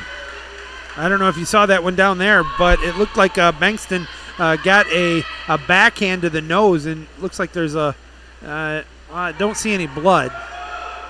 Inadvertent, not intentional. Here's Bargain Quast trying to draw the ordinary foul. Fouled by Kuiper, looking into center. Won't give it there. Bargain Quast pops it, ball's in play, 10 seconds to go on the shot clock, takes the shot. Thought that handcuffed Roberts, but just the way she caught it and pulled it down against her chest, she makes the stop there. I think she thought it was had a little bit more mustard on it than it in fact did. 3:25 to go in the first, 1-1 the score. Neither side has used a timeout yet. That's where we are. No exclusions either. Maddie Light powering after the ball. Tuttle cuts her off. Tuttle looking into center. Center is being fronted. They're running a double set as Hudsonville right now, Widner and Wilson. They go over the top to Wilson, and there's a push-off on Wilson, offensive on Hudsonville. Double set. Don't see that a lot anymore. No, but they are notorious for running that. We've seen them do that. They did it in regionals as well. Did it successfully. Yeah, and you're right. You don't see it. And you only get away with that if you have a very good left and right-handed player. Ordinary foul called here on Taylor Wilson. Alyssa Light pops it, throws it to the driver. Bankson's got to get rid of it, kicks it out top side to Bargain Quast. Bargain Quast trying to draw the foul out there. Bargain Quast finally draws it, 4 on the shot clock. Bargain Quast looks, turns, shoots, and a big stop by Elsie Roberts, cross cage, whacked at it with the right arm. Wow, both teams are coming out with both barrels here to start this game. Look at that arm from Roberts, wings it the length of the pool with the flick of the wrist, and it's an exclusion here on Sarah Kelly in the corner. Granville's got to get back now. 6-on-5, a shot, crossbar there for Hudsonville. Stopped by Green, and it's going to be an offensive here on Hudsonville. Taylor Wilson, such a great player, but I think she forced that one a little quick in that 6-on-5. Yeah. Not a great slam dunk, easy goal. Green got over in pretty good order as well. Here's Maddie Light, out just outside of 6. Up top for Alyssa Light. They're going to continue to crash on set. Alyssa Light wings that one way high of the goal. That one I think may have caught the wind. I was going to say that ended up somewhere around Ohio.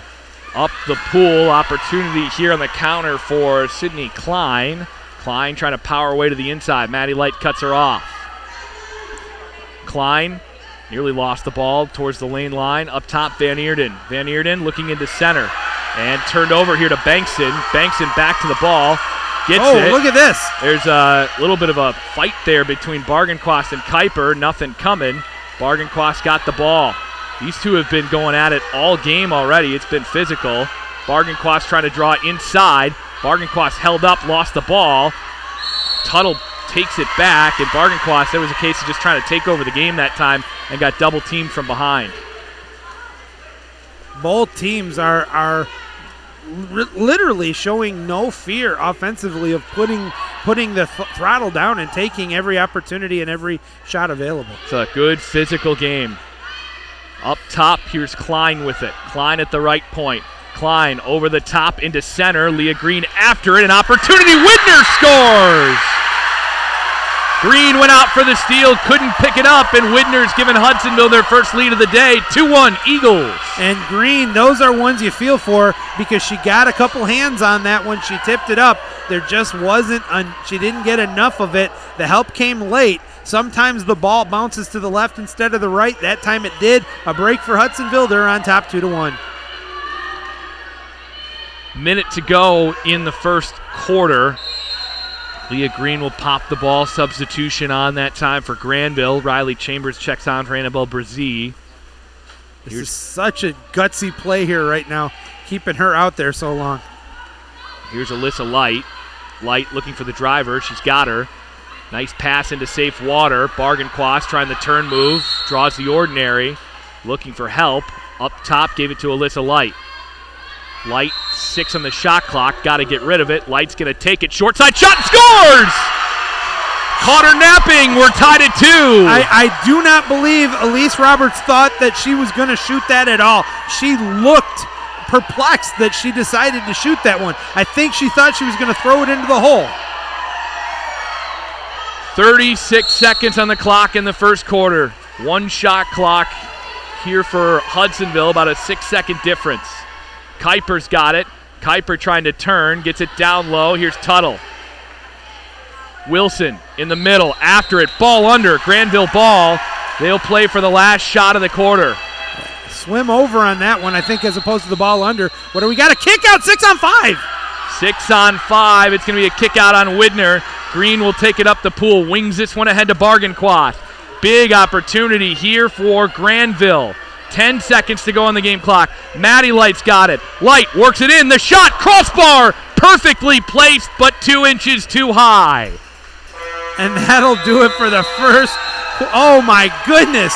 You wanted a good game, folks. You got it. We have put 7 minutes in the books. We're tied 2-2 on who's deciding who's going to the state championship. Get out. I cannot believe what we just saw in that first quarter, Harrison. That was a rock fight. I mean, they came out throwing rocks at each other. It was physical. It was fast. A lot of big saves by either goalie. A lot of momentum changes. We take a look here. I mean, but what I liked best, and we didn't always see this in the last semifinal games. In this one, you saw a lot of the fundamentals being done very well. You saw the team spread out. You allowed the isolation, the one-on-one, the drivers, but the defense continued to play tight with the pressure and didn't really allow somebody to take advantage of that one-on-one. Both goalies are bouncing on their heads in the water right now. They look like they're cuckoo for Cocoa Puffs, and they're going to deny the biscuit in the basket, if you will. And I tell you, we just couldn't have asked for a better first quarter of this last game here today. Taking a look at the stats from the first quarter, goal scorers for Hudsonville, Wilson, no surprise there, and Widner, also no surprise there. Kickouts for the Eagles, 1 on Allie Widner. For Granville, the goal scorers, it's the Light twins, not actually related. Maddie Light and Alyssa Light, 1 each. Kickout in the game on Sarah Kelly. That's the lone kickout on the Granville Bulldogs. Taking a look as well, 1 sprint that time for Bargain-Quast. That's really all we've had. Leah Green, a couple of good stops. Elsie Roberts, 3 as well. It has been really just an excellent first quarter of water polo here. Our director and producer just brought up wild. He's like, it's already like it's the championship game. It's exactly what you would like to see in the championship game. And truthfully, I kind of feel, and I said that going into the 6:30 game. Every game right now is going to be the my favorite coined term, a dogfight. It is absolutely a bloodbath or a shootout at the OK Corral. Call it what you want. It's going to be the battle in the water to find out who goes to battle Rockford for the state championship tomorrow. If you're not watching this one, I don't know what's wrong with you. Turn this thing on. Put it on your big screen TV. Turn it up in the car on the Bluetooth. Tune in quick. This one could be a classic. 2-2 at the end of one. Hudsonville trying to defend 4 consecutive state titles. Granville, never been to the game by themselves. They've been twice in the Granville-Jenison Co-op back in 93-94. Those are their only visits as a program to the state championship game. They lost both to Ann Arbor Huron. No state champions on their side. Sprint here. Dropped by Dan Aesmont. Bargenquast and Wilson race for it. Bargenquast wins it. Quick into the middle this time. Here's Alyssa Light. Different defensive matchups here after the sprint. Alyssa Light working now, this time on Widner, it looks like. Up the right side, Bankson, one-on-one with Jenna Kuiper. Floats it out top side for Bargenquast. Bargenquast defended tightly here by Taylor Wilson. Ordinary foul out there. Into the middle of the pool, here's Sarah Kelly. Kelly after the ball, trying to get her way to inside water, draws another ordinary. 8 seconds on the game shot clock. Here's a chance in tight. Maddie Light scores. It's a 3-2 lead for Granville. She scored on each of the first possessions of the quarter. I'm only going to say one thing on that one. I thought that was a great play by Granville. It was a good job of putting the biscuit in the basket. I think the officials on that one should have pulled the ball back on the foul. I agree. I think that was inside 2, and technically you can't pop it until you're outside of 2. I think they considered it. Ian Hewitt didn't protest, and it happened quick, and they took advantage of it. So kudos there to the Bulldogs. They took advantage of it, and by no fault of theirs. If it's there, you take it. Hudsonville down the right side, Tuttle into the middle. Here's Taylor Wilson, leans back, cranks the shot, goal post. Oh, man, that battle in the hole set. The 2 hole sets are just insane right now. Clean, but insane, sorry. Physical. It's a wrestling match in there. It always is, but in this game in particular, this has been an absolute throwdown. I love the double hole set. Just makes for even more physical battles down there. Brzee has it up top. Brzee trying to draw the ordinary. She's got a driver coming across. It's Bankson coming. Bankson's cut off that time a little bit by Kuiper. 5 on the shot clock. Granville's got to get rid of it. 4 on the shot clock. Here's Brzee. Takes the shot, knocked aside. It's an illegal shot that time and picked off by Elsie Roberts. So no save on the play. Yeah, she wasn't hot on that one, folks. And that's Latham talked about it earlier. That's the difference between a 2-meter and a ordinary foul inside of 6. Widner leans back, takes the shot over the top. Great defense by Kelly, who was draped all over her. Another opportunity here for the Bulldogs to get a 2-goal lead, and that's something that Hudsonville has not seen very often this year, is a deficit of 2. Bargenquast, boy, look at that press by Widner. Trying to draw the foul. Bargenquast finally draws it. Textbook defense right there. Actually, that's not Widner, that's Sydney Klein out there. Here comes a drive from Kelly. Swim over.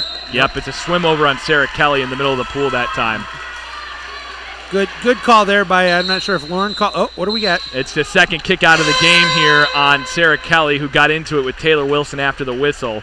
So she's headed to the corner, and she's got 2. Yeah, that's huge early on here for the Bulldogs. That's a player that they can ill afford to not have in the game. They do have some other some experience, but they really rely on those 6 starters up front, and of course Leah Green.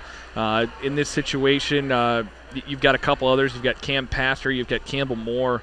Riley Chambers can afford you some good minutes, but really you look at that starting lineup, and that's a big piece of that starting lineup. So we're going to be interested to see who ends up filling in that spot if they're going to take Kelly out. So Sarah Kelly is actually sitting down with Grace Boovy right now, the former Hudsonville Eagle, now an assistant coach for Granville, and getting a talking to about saying, hey, take a deep breath. You're going to get back in this game at some point. We need you to stay in this game. And it was, as a coach, you pull your hair out a little bit at exclusions that happen 25 yards away from your own goal. Yeah, the only thing I'm going to say about this is it's unfortunate for Sarah that she's not going to see time until the third quarter at the earliest. And even then it might be sub in, sub out at different times. Unfortunately, it's kind of a catch-22. As long as Granville right now still holds a 1-goal lead, you're not losing an excessive amount of sleep over her being out of the water. But if Hudsonville is able to come back, especially on the 6-on-5 here, tie this game up, that's going to change the whole complexion because, as you said, now you're going into the bench. I will say this, though. Both of these two teams, of any of the teams here, has the firepower off the bench still to still not really. It's what's the mentality? The next man up, or in this case, the next woman up. I truly believe we're not missing a huge difference with some of the bench players for these two teams. Taylor Griffhorst will check on in the kick-out corner here for Granville. It's 3-2 Bulldogs, 5:12 to go in the second. And, of course, remember with Griffhorst, she had that huge goal in the regional semifinals. Into the middle of the pool, cross pool pass. Here's Wilson, draws it down. Wilson crossed the formation. Opportunity for Klein. Thought about it, still thinking about it. Cross here, Wilson shoots and scores. We're tied. That is really, truthfully, exactly what you want in a 6-on-5. They continued to move the goalie left and right. Granville had no choice but to allow him to throw from wing to wing, and finally they had a look that they were comfortable with, fired the ball, put the biscuit in the basket, and we're tied at 3. That's Taylor Wilson wide open at about 1.5 meters there, and that's a pretty hard spot to stop her from. Green starts the offense ahead for Bargenquast. Bargenquast draws the ordinary way outside. Got an opportunity, thinking about it. Now she takes it. Saved by Roberts, a beauty. She laid way out with a left hand to knock it aside. Boy, if you didn't know better, you thought she pushed off the bottom of the pool, and that isn't the case, folks. A little too deep for that here. Pass up the pool for Klein. Griffhorst working on her. Double team comes just a step late. Now into the center. Brzee. Offensive foul on Taylor Wilson here. And now, see, I had disagreed with the last two calls. I thought the first one was an offense, and I thought the second one was an ordinary. But it all works out in the end. Exactly. In the wash, it's even. Widner defending Bargenquast. 4:14 to go here in the second. Bargenquast looking up the pool. Here's Maddie Light. Light's got a little bit of room to operate. Gives it across the formation to Brzee. Brzee thinking about it. Takes it in a diving stop that time easily, actually, by Elsie Roberts, who was in great position and tracked it well. Now here's a rip up the pool. Klein's got a stroke and a half here on Griffhorst. Klein trying to cut inside. Griffhorst, nice play to cut her back off. Now Klein will set it up in the corner. 13 on the shot clock. 3-3. Granville, Hudsonville, 3:49 to go here in the half. This one taken away out of midair by Maddie Light. Light's got to take it away before Widner comes back for her. Oh, she didn't make it. I would have thrown that up to the safe water left side. The only issue with that is that's not Holly Bankson's strong hand. She might not feel quite as confident with the ball there, but I do see your point. Not a bad idea. You get an isolation opportunity, you take it. That's my opinion. Up the pool. Here comes Alyssa Light on the drive across. Bargenquast looking for help. 10 on the shot clock. Got to get rid of it at some point here. Bargenquast is fouled way out there. Bargenquast looking for somebody. She's got Brzee. Brzee has an opportunity. 3 on the shot clock. Brzee is in. Takes the shot. Stop Roberts. It's going to be a 6-on-5 the other way for Hudsonville if they hurry. Up the pool to Klein. They got numbers down the middle if they can get the ball there. Klein couldn't find it. Now over the top, and it's right to Leah Green. This is just good water polo, folks. You're seeing, it's like a chess match in the water. Move, counter move. Granville wanted a call there. Kuiper and Bankson getting into it here. Coming back up the pool with Granville coming on offense. Light out past mid-pool. Up the pool here for Brzee. Brzee looking into the middle, trying to find some help. Defended hard by Tuttle. Tuttle not letting her get turned. Brzee up top into center, into a scramble of 3 Eagles, and it's taken away by the Hudsonville Eagles. They go up the pool. A bomb of a pass up there for Klein. Klein's got a one on nobody. Down the right side. Klein turns, shoots, saved by Green. On the breakaway, it's a 2-meter for Hudsonville. What a stop with the left hand. Lost in that one was the great communication there, Granville, defensively, to stop that from being a slam dunk 2-on-1. Commit to the pass in that situation, and because of that, Leah Green makes the stop. New shot clock for Hudsonville, tied at 3, 2:18 to go here in the second. Kuiper way out at about 8-9 meters about. Spins back inside, popped the ball up in the air backwards to herself, battling for Bankson with it. Ordinary foul way out there. Kuiper looking over the top, lob shot. Green tracked that a little late, but knocked it away. It didn't look like she had read that one perfectly, but she's solid enough with her technique that she was able to keep that in front of her. Green up the pool to Alyssa Light. Light looking ahead. She's got a lot of room to swim it up with Taylor Wilson in her grill. Did you see that? Yeah, I did. Here's Alyssa Light. Near side for Brzee, missed her. Brzee's got to get to it, 9 on the shot clock. Down the right side, here's Bargenquast. Bargenquast, lob shot over the top. Elsie Roberts knew it was coming, read it like a book, and the lob lands right in front of her. Lobs are only effective if you can catch the goalie off guard or they're pulled out too far. Up toward, or past mid-pool, here's Hudsonville, it's Tuttle. 1:20 to go in the half. Hudsonville with 3 timeouts, Granville with 4, tied at 3. Kuiper draws the ordinary just inside mid-pool, throws it into the middle, taken away here by Alyssa Light, and a timeout for Granville. I like that. I was just going to say, that is a spectacular timeout with 1:14 to go in the first half. This game is tied at 3-3, and they're going setup only, which I like even better. Save that full timeout for later. Very interesting, though. I like the timeout. Little surprised she's just using the setup. I think she's got a play she wants to run, and in that situation, you have a player getting attacked right in front of your goal that had the ball. Here comes the play. Up top, they're going to isolate Bargenquast. Bargenquast got a little room, thought about the shot, now trying to draw the ordinary out there. Bargenquast tried to turn. Now she's got an opportunity. Bargenquast in. Short side, crossbar, up in the air for the rebound. Alyssa Light's on the ball, has it behind her head, still battling for it, and a ball under. The ball was still above the water. I'm not sure about that one. I don't know which official called it, but I'm going to emphatically disagree on that one. That was Daniel Aizmont who called that one. Here's and Whitner. Scores! And Hudsonville capitalizes on a controversial call at the other end. They run it down the pool.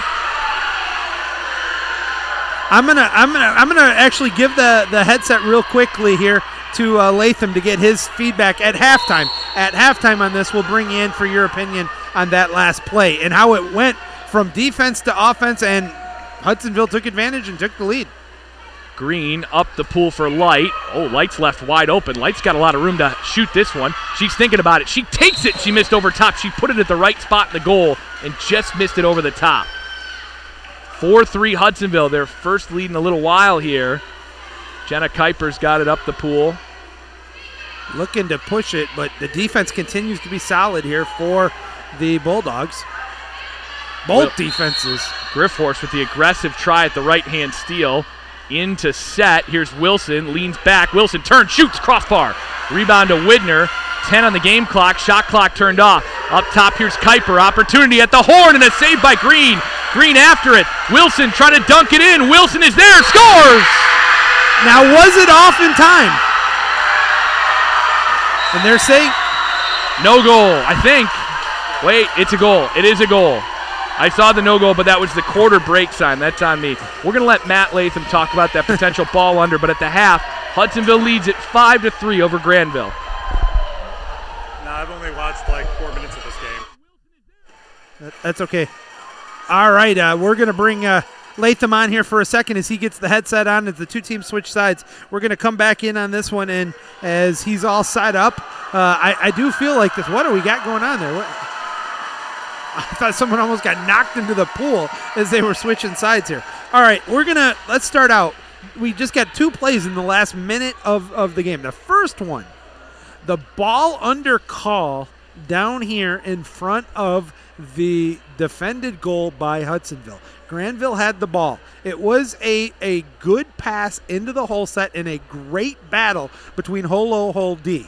The ball was essentially corralled on the shoulder. It was, in my opinion, and I think Harrison would agree with me on this one, and again, not side favorites to either team, it did not look like the entire ball went ever under the pool. Daniel Aizmont called the ball under there. In the midst to get untangled, it led to a counter opportunity. Hudsonville went down and did exactly what you're supposed to do. They put the biscuit in the basket to take the lead. We'll start with that play. Well, first I need a three-piece suit like Mike Pereira, so that way all the Fox NFL people can see me so well dressed. So angles matter a lot, and obviously from where we're standing at, it looked like the ball did not go under. I believe that the ball did go under. The bigger question I would have is, did it go under long enough? Because technically, if the ball goes under just slightly and then pops right back up, officials are going to err on the side of not calling that.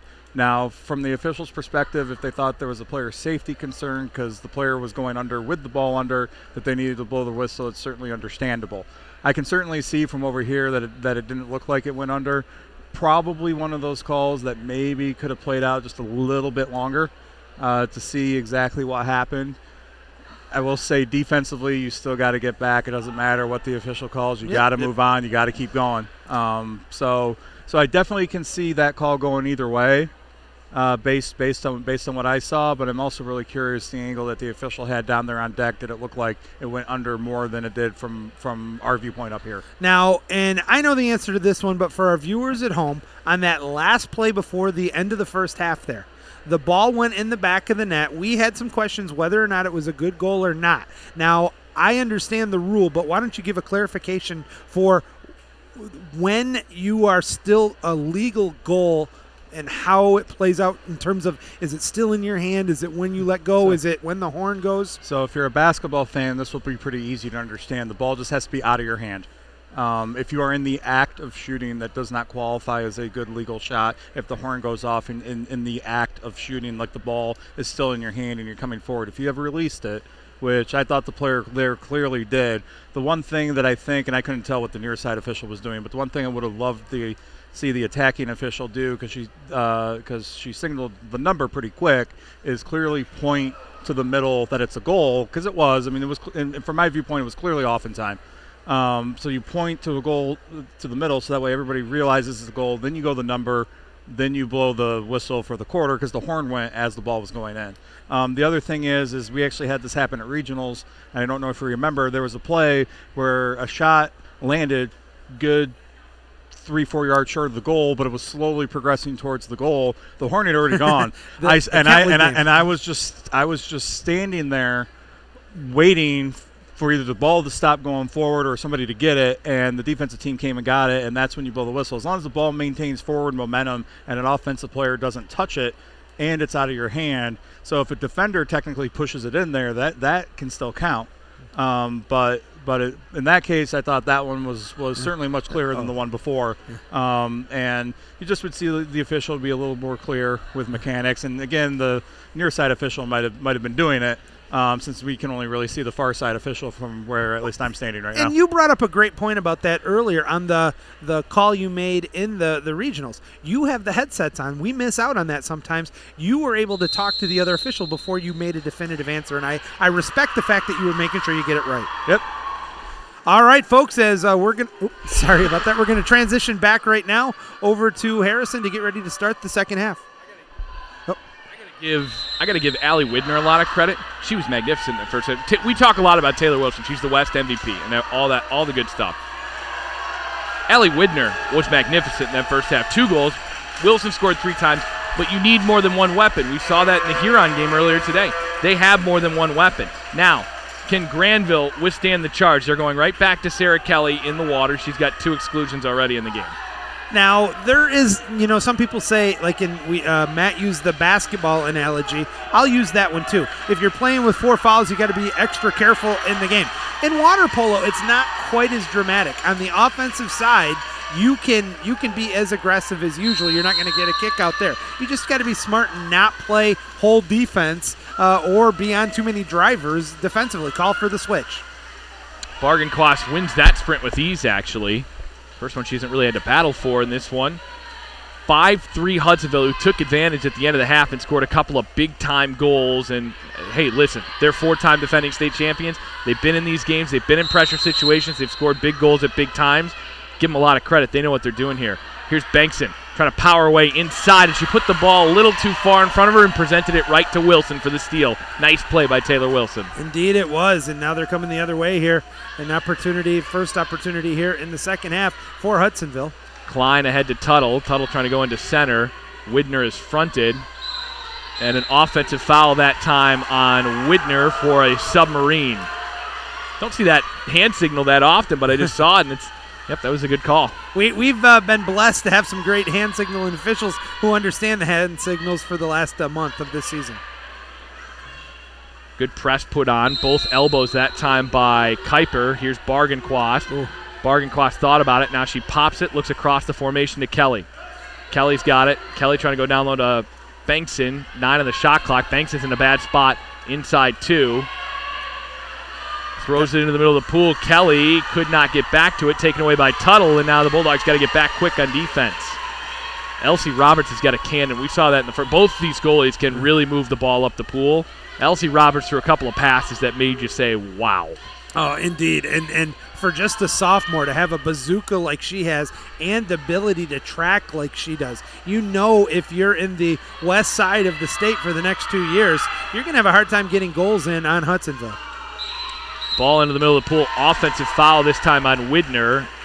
Ian Hewitt doesn't like it, but I think that was probably the right call that time. It's been consistent. Let's just say that. Bargenquast has it again. Here comes the elbow press from Kuiper. Bargenquast draws that ordinary way out there at about 10 meters. Pops the ball. Quickly pressed again by Kuiper. Tries to turn inside. Draws another one. Bargenquast just trying to get some help out there, out towards midpool as Kuiper is all over her. Great defense by Jenna Kuiper. Alyssa Light has it. 8 on the shot clock. Takes the shot. Save. Rebound inside. Water. Maddie Light hit the goalpost. Not enough on the shot. She did not realize how much time she had. She kind of forced that when she went the right angle cross cage, but she had time to actually set herself.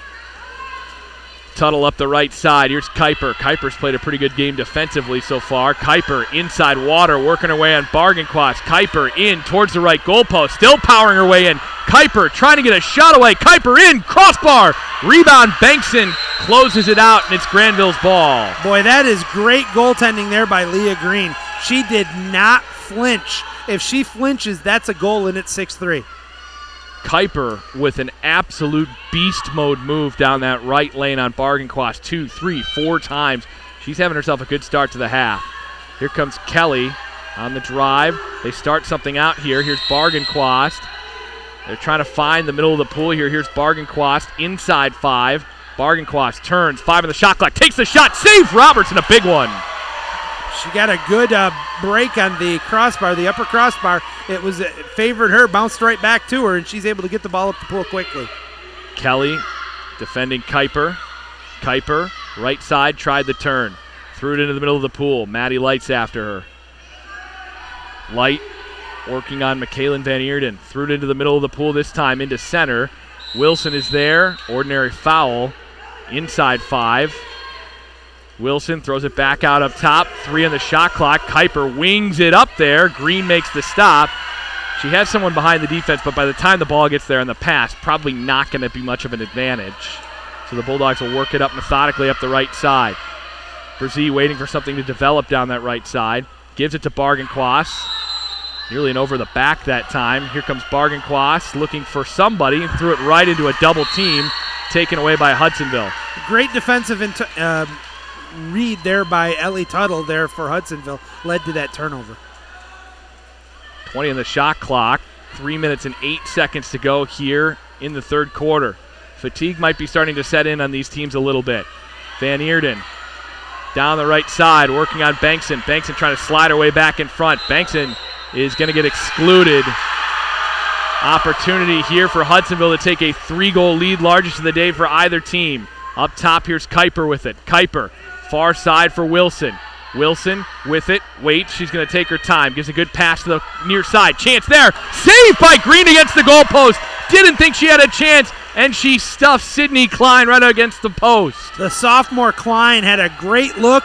She took a great shot, but that time up to the task was Leah Green. And I tell you what, right now, Harrison, Leah is keeping her team in this game. She needs her offense to get going here. Here's Brzee. Brzee took the shot, skipped it way wide to the left that time. She had a lot of room, but Elsie Roberts was not fooled that time. Roberts looking up the pool, 2:15 to go here. Both teams 3 timeouts. Granville's are all full timeouts.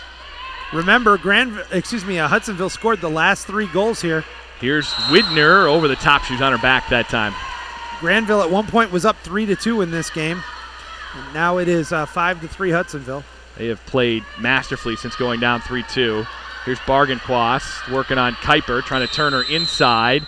Draws the ordinary. Now looking for an outlet here. Drives coming. Exclusion in the middle of the pool. 6 on 5. Granville draws one on Sydney Klein here. Bargenquast going to be keen to wait. Let something develop here. Here's Maddie Light. Thinking about it. She's got a good look here. Now she takes it. Skip shot. Save. Up towards the lane line. Roberts is going to draw the ordinary foul here.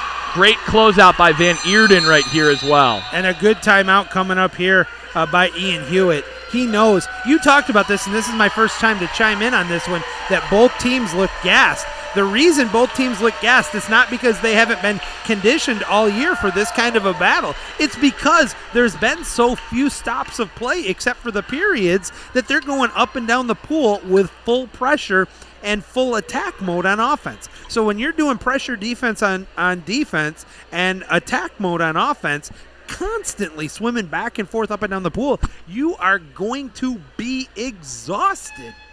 And neither team really going to the bench very much.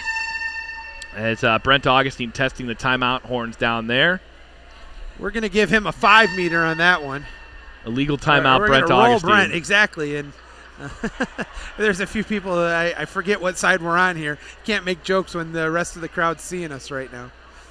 5-3 Hudsonville, 3 straight goals after being down 3-2. Like you said, they have really turned it on. Great defensively as well. I want Brent to look up here. He won't do it. Glad Brent is wearing shoes today. That was a nice choice for him. Yeah, and, Director of officials. And who sports a hat better than Brent Augustine? Well, there might be some purpose and need for that, but yes, he really does sport it very well. Ouch. Oh, wow. Just getting this fact right now sent in to us from Mr. Caterberg that both goalies right now going into this next period have 9 saves already. It's a lot. For a half? 8:39 to play in regulation here with 1:39 in the third and the 7 insane. in the fourth. That is for a game of this magnitude, the goalies, as I said, take your pick.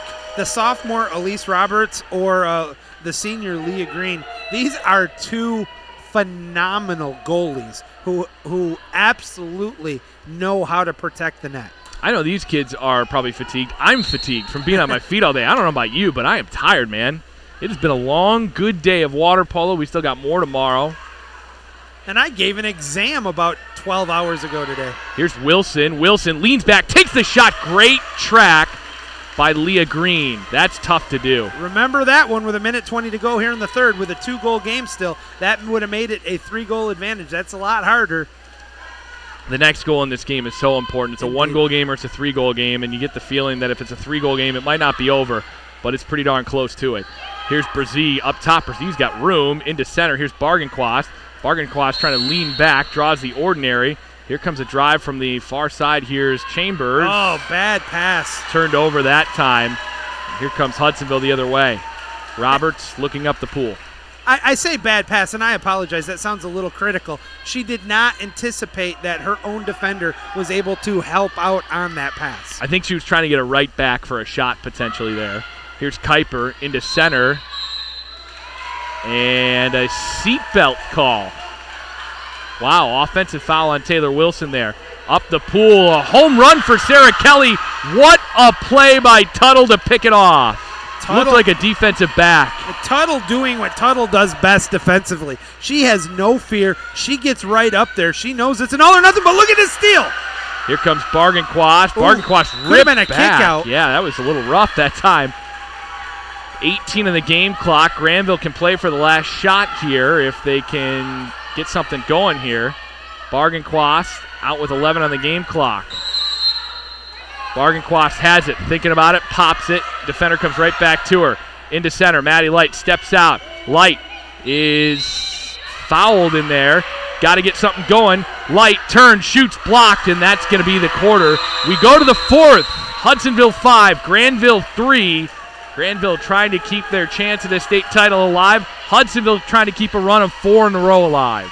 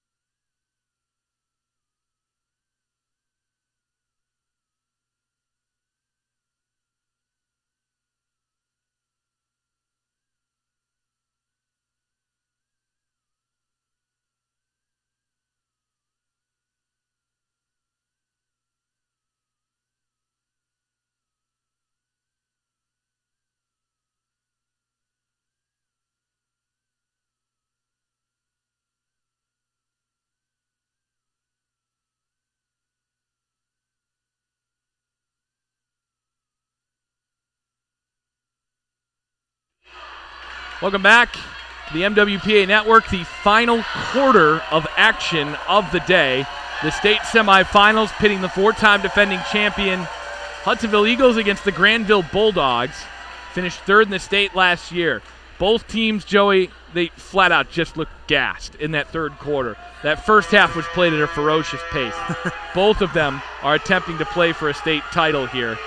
And neither team going quietly. No, but I'm going to actually counter on the positive side. Instead of playing gassed, I think they're playing with intensity to a level that makes them look a little tired. If they're a half a step off because they've been playing at a 9 when most players play at a 6 for the duration of the game, hey, you know what? I'm okay with this because we are seeing phenomenal water polo right now. Hudsonville scores. They go up 3. You think that could be it. Granville scores, and we might have a long one here. I said the next goal probably decides how the finish of this game is going to be. Kuiper wins the sprint. Bargenquast working now on Wilson up top. Is that their first sprint win of the day? It is. It is. Up in the middle, Van Eerden threw it ahead here to Tuttle, kicked it out to the far side. On her back, made a great pass, though, to safe water. Up back to the top, Van Eerden, 10 on the shot clock. Hudsonville not really getting a lot going here on offense. Wilson's in a bunch, and that's who they want to get the ball to. Here's Tuttle on the outside, 2 on the shot clock. Tuttle's about to lose this here in the shot clock violation, and Leah Green right after it. You can't coach that one. That was, I don't think she ever saw the shot clock, but she anticipated it and just dumped the ball down still. Here's Sarah Kelly, taken away from behind. Great play. That was actually Bargenquast by Wilson. Here's an opportunity now. Switch coming on defense as Bargenquast trying to get back. Thrown up the right side of Tuttle. Tuttle in a race here with Kelly. Tuttle trying to get inside water. This one thrown in front, taken away. Oh, at the last second they call the ordinary foul, and that might have saved a goal. Or a turnover. Well, either one. I think that ends up in no one's favor, actually. I'm glad then it's a no call in that aspect. 10 here on the shot clock, way out towards mid-pool. Bankson working on Kuiper. Now Kuiper's going to get a free pass way out there. Not really anywhere to give the ball. Kuiper threw it into center. Wilson's got inside position. Foul coming here from Alyssa Light. Alyssa Light trying to foul, and that's going to be a shot clock violation. Never got the ordinary, and instead gets the violation. Yeah, there should have been an ordinary foul called there at about 3 seconds on the shot clock. But she tried. I think she tried to foul her, but the officials have let him play here this weekend. Up the pool, long pass. Klein battling Light for it. Here comes the drive here for Granville, trying to get something going. Alyssa Light looking up the pool, takes the shot, goal post. Rebound, Bankson inside water, lost the ball. Bankson spins around, he's got Bargenquast, got to get rid of it, hits the goal post. Roberts back to the ball. Going to be Hudsonville's ball with 5:19 to go. Oh my goodness, not one, but 2 golden opportunities there for the Bulldogs to make it a 1-goal game. Kuiper with an offensive foul. Actually, that was on Van Eerden in the middle of the pool. Here comes Kelly. Kelly pops it, looks up the pool, looking for help. Kelly going to get defended roughly here by Kuiper. Kuiper has been physical all game long, as has Wilson. And had no fear doing it at mid-pool. Alyssa Light up the pool, gave it to Brzee. Here comes a drive from Sarah Kelly. Brzee's got to turn and look up the pool and find her driver here. Brzee defended hard by Tuttle, swinging at the ball from behind. That's a great defensive play by Tuttle. Now we got a break. Brzee trying to get back here on Tuttle. Oh. Tuttle cutting her off. A little bit of physicality behind the play. Here's Tuttle. Tuttle's got inside water. Tuttle is in on goal. Tuttle is swarmed. Kicks it back. Here's Kuiper. Saved by Green. Leah Green might have just made the save of the season. She's got the ball. Bulldogs keep it to a 2-goal game. And Ian is going nuts. He thought there should have been a kick out on the drive. It was questionable, but what a play there again by Green. And both teams continue to play great on the defensive side. Widner on the ordinary foul up top. Bargenquast to the driver. Here's Brzee. 5-3 Hudsonville, 4:08 to go. Granville trying to get back in the game. They draw the ordinary down low. Brzee's got to bring it back outside 2. Shot clock is at 5. Brzee across the formation. Opportunity for Bankson. Bankson at the horn. Scores! It's a 1-goal game. 5-4 Hudsonville. This one's just getting interesting. 4 minutes to go. I am absolutely dumbfounded. Sydney Klein has been so tough defensively. She allowed her open at inside 5 meters, even at the flat. Here comes some sort of play. Here comes the Granville crowd now, 5-4, trying to get back to even. Up the pool, Van Eerden to Kuiper. Down the right side, here's Tuttle, trying to drive it here on Maddie Light. Got to be careful not to be too aggressive. And an exclusion in the middle of the pool, going to be Brzee. Got to get back on defense here. Opportunity for Hudsonville here to take their 2-goal lead back. It was in the middle of the pool on Brzee. Here's Klein. Klein's got all kinds of room across the formation. Here's Tuttle. Defense gets back in good order. Tuttle, couple of pump fakes up top to Kuiper. Kuiper fumbled it, gave it back to Tuttle. Tuttle has a little room, short side, takes the shot off the goalpost. Oh my goodness. This is just the game that will not, and what do we got? A timeout here. Oh, they're going to call an illegal timeout here on Granville. They're going to say the ball was in between on the pass. Do both sides agree on that? Oh my goodness. I cannot think of I don't agree. It was close. And unfortunately in this game that could be the difference. It's 5-4 Hudsonville. Taylor Wilson will take the shot. I mean, I think the intent to blow the horn might have been there when they had the ball, but I think it went when it was just in between. But that's why we've got the goal judges who are able to give it. That's why I asked, did they communicate? And I don't know if they have. That's what the call is going to be here, and they've seen it a couple of times today, and they feel confident that that's the call, and you got to give them credit. It's hard to make that call. Oh. Leah Green on Taylor Wilson. Actually, it's Taylor Wilson, the shooter, on Leah Green. Opportunity for that 2-goal lead. Here's Wilson. Goal! Top left, it's a 2-goal game. 3:24 to go, and you see a fist pump over there. You don't see that very often from Ian Hewitt. That's huge. Now, remember, not only do they not get the timeout, they lose the timeout because of the deemed illegal timeout. So, unfortunately, after this one, they're going to be down to just one timeout, Harrison. They have one timeout remaining. The good news is all the ones they had left were full timeouts. So it's not like they got into a situation where now all they have is a 30. They've got 2 chances in the last 3 minutes 24 to talk this over. You got to put that behind you. You have to. But for us, that's all we get to talk about. That's the fun part of being a broadcaster as opposed to being one of the coaches in these games. I'm going to second guess, third guess, quadruple guess. You and I broadcast a couple of the plays where we've had similar situations like this one. I still, from the angle that we had, looking at the replay on YouTube, I think you could see the timeout was being attempted before the pass was made. I think that was I understand that's a point of emphasis. I think they, in their mind, based on the horn of when they heard it, they're correct. But if you could have seen from what I saw on the replay and what I saw at live action, there's a chance that there were no eyeballs from the goal judges on those timeout horns. And maybe the goal judges don't even have a say in that. I don't know that for sure. Now, it could have been all 4 weren't looking there. And if they weren't, then you can't fault Dan Ainsmont for making that call. I love Danny Laismont. I'm not being critical of him or of Lauren Wise. I've said a million times, there's no harder job in the world than being an official. And I have nothing but respect and think they're both great officials. In a game that is 3:24 to go, in a 1-goal game to decide who goes to the state finals, if it is close, that's one where you use common sense and good judgment and you let that one play out. And now you're Granville. You got to put it behind you and find a way here back into this one. There's 3:24 left, and you're only down 2. This game is far from over. It's a big point of momentum, but that timeout that Aubrey Scott called right there, an opportunity maybe to calm everybody down and get this thing going in the right direction. This is a huge, huge, huge possession here because of the fact they did end up using the timeout. Here comes the drive up top. An offensive foul, head contact there.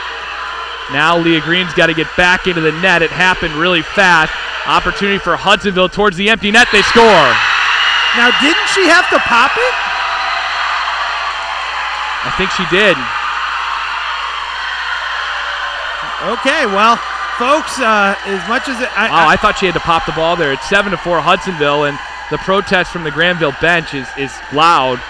I'm a little surprised. It didn't really seem like they talked that one over very much, but I might be wrong in that rule, so we'll wait and we'll talk it over later. I'll ask Latham or we'll ask Brent later. So it's 7-4 Hudsonville with 3:10 to go. And let me say something, folks. I absolutely have nothing but respect for these Hudsonville girls. I think the world of them. I'm not taking away from them. I just don't want a game that's been as good and as well played as this one to be decided by some tic-tac officiating calls.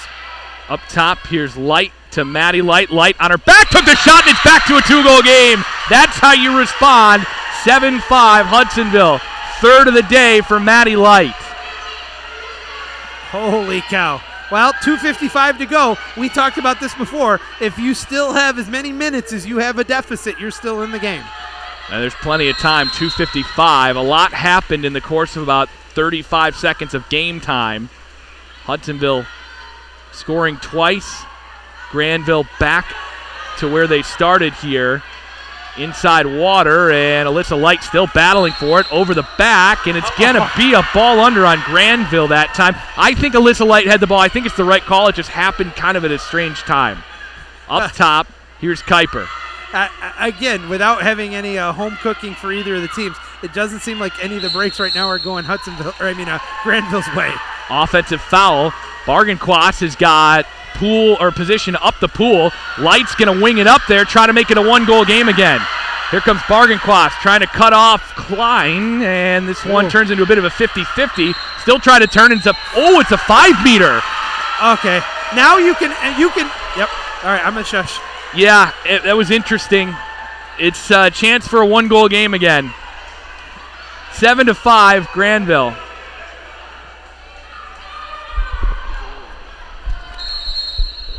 Opportunity here, Bargainquas, it's a 1-goal game with 2:13. This thing is getting wild here, Joey.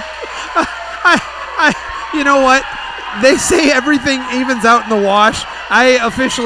You gave me the shut up sign. My son, our director and producer, gave me the shut up sign. Everybody who knows me knows I need to shut up because both ways, I'm not rooting for either team. I want these girls to play. Let the play on the field. 2 minutes and 4 to go. It's a 1-goal game. Hudsonville 7, Granville 6. Things have gotten wacky here. Granville's got a timeout. Hudsonville's got 2. Under 2 minutes to go in regulation, and a 7-6 game that not even a minute ago was 7-4 in favor of the Eagles. Alyssa Light looking up the pool, trying to get something going. Here's Bankson in center. Steps back. Her shot is blocked. Great play by Kuiper to block that shot. What a defensive play there for Kuiper. Unbelievable.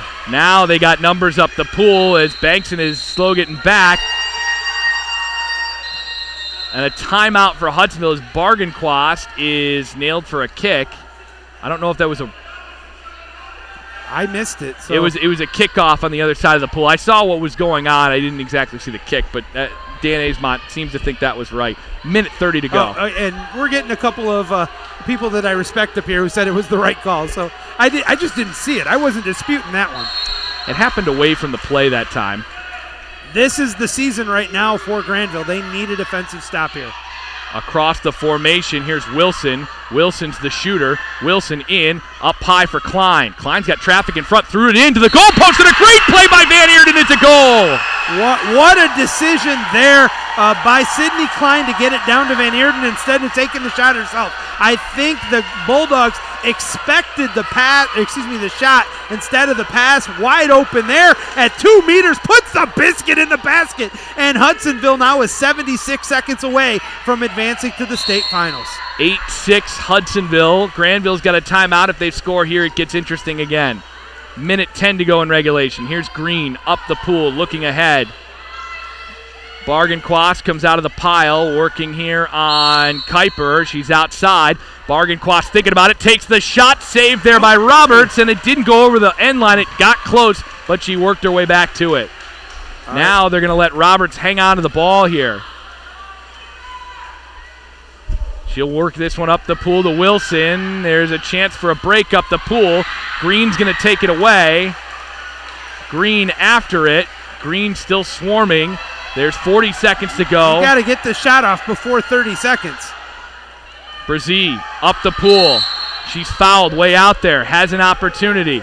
Brzee thinking about it. Doesn't want to shoot. Gives it instead to Bargenquast. Bargenquast had room. Now she's fouled. Bargenquast couldn't get to the ball. You're inside 30 now. Oh. So now you're going to have to press everywhere. Here's an opportunity for a shot to make it a one-goal game. It's blocked and tipped. And Hudsonville is 24 seconds away from making the state championship. No pressure coming now. This one is done. 15 seconds to go. Roberts in the four corners here. And for Granville, an excellent effort here in this game. Give them a lot of credit, but Hudsonville, too much experience in this one. They're going back to the state finals to take on Rockford tomorrow. Final score, Hudsonville 8, Granville 6. Holy cow, folks. What can you say, Harrison, about the level of competition we saw in these two last championship games, semifinal games, in both the Rockford 4-3 victory over Jenison and now this 8-6 win for Hudsonville over Granville. It's going to set up a rematch of the regional finals. Hudsonville and Rockford will do battle tomorrow with the state championship being decided at approximately 1:45 tomorrow afternoon. The battle for third, fourth place will be between Granville and Jenison. That game will take place tomorrow at 12:30. What a day of water polo. We saw some great water polo today, folks. We do apologize to anybody who feels a little bit hurt because of some of the issues we had with the technical side. Really, folks, I mean, I'm not just trying to cover for us here. The truth of the matter is we have no control over things like Wi-Fi. I wish I was a magician. I wish I was Sergei Fedorov, that I could make things happen like that. I can't. As these two teams shake hands and congratulate each other, it was a great day of water polo here, and I'm looking forward to another one tomorrow. I'm looking forward to a nap, Joey. What a great day. And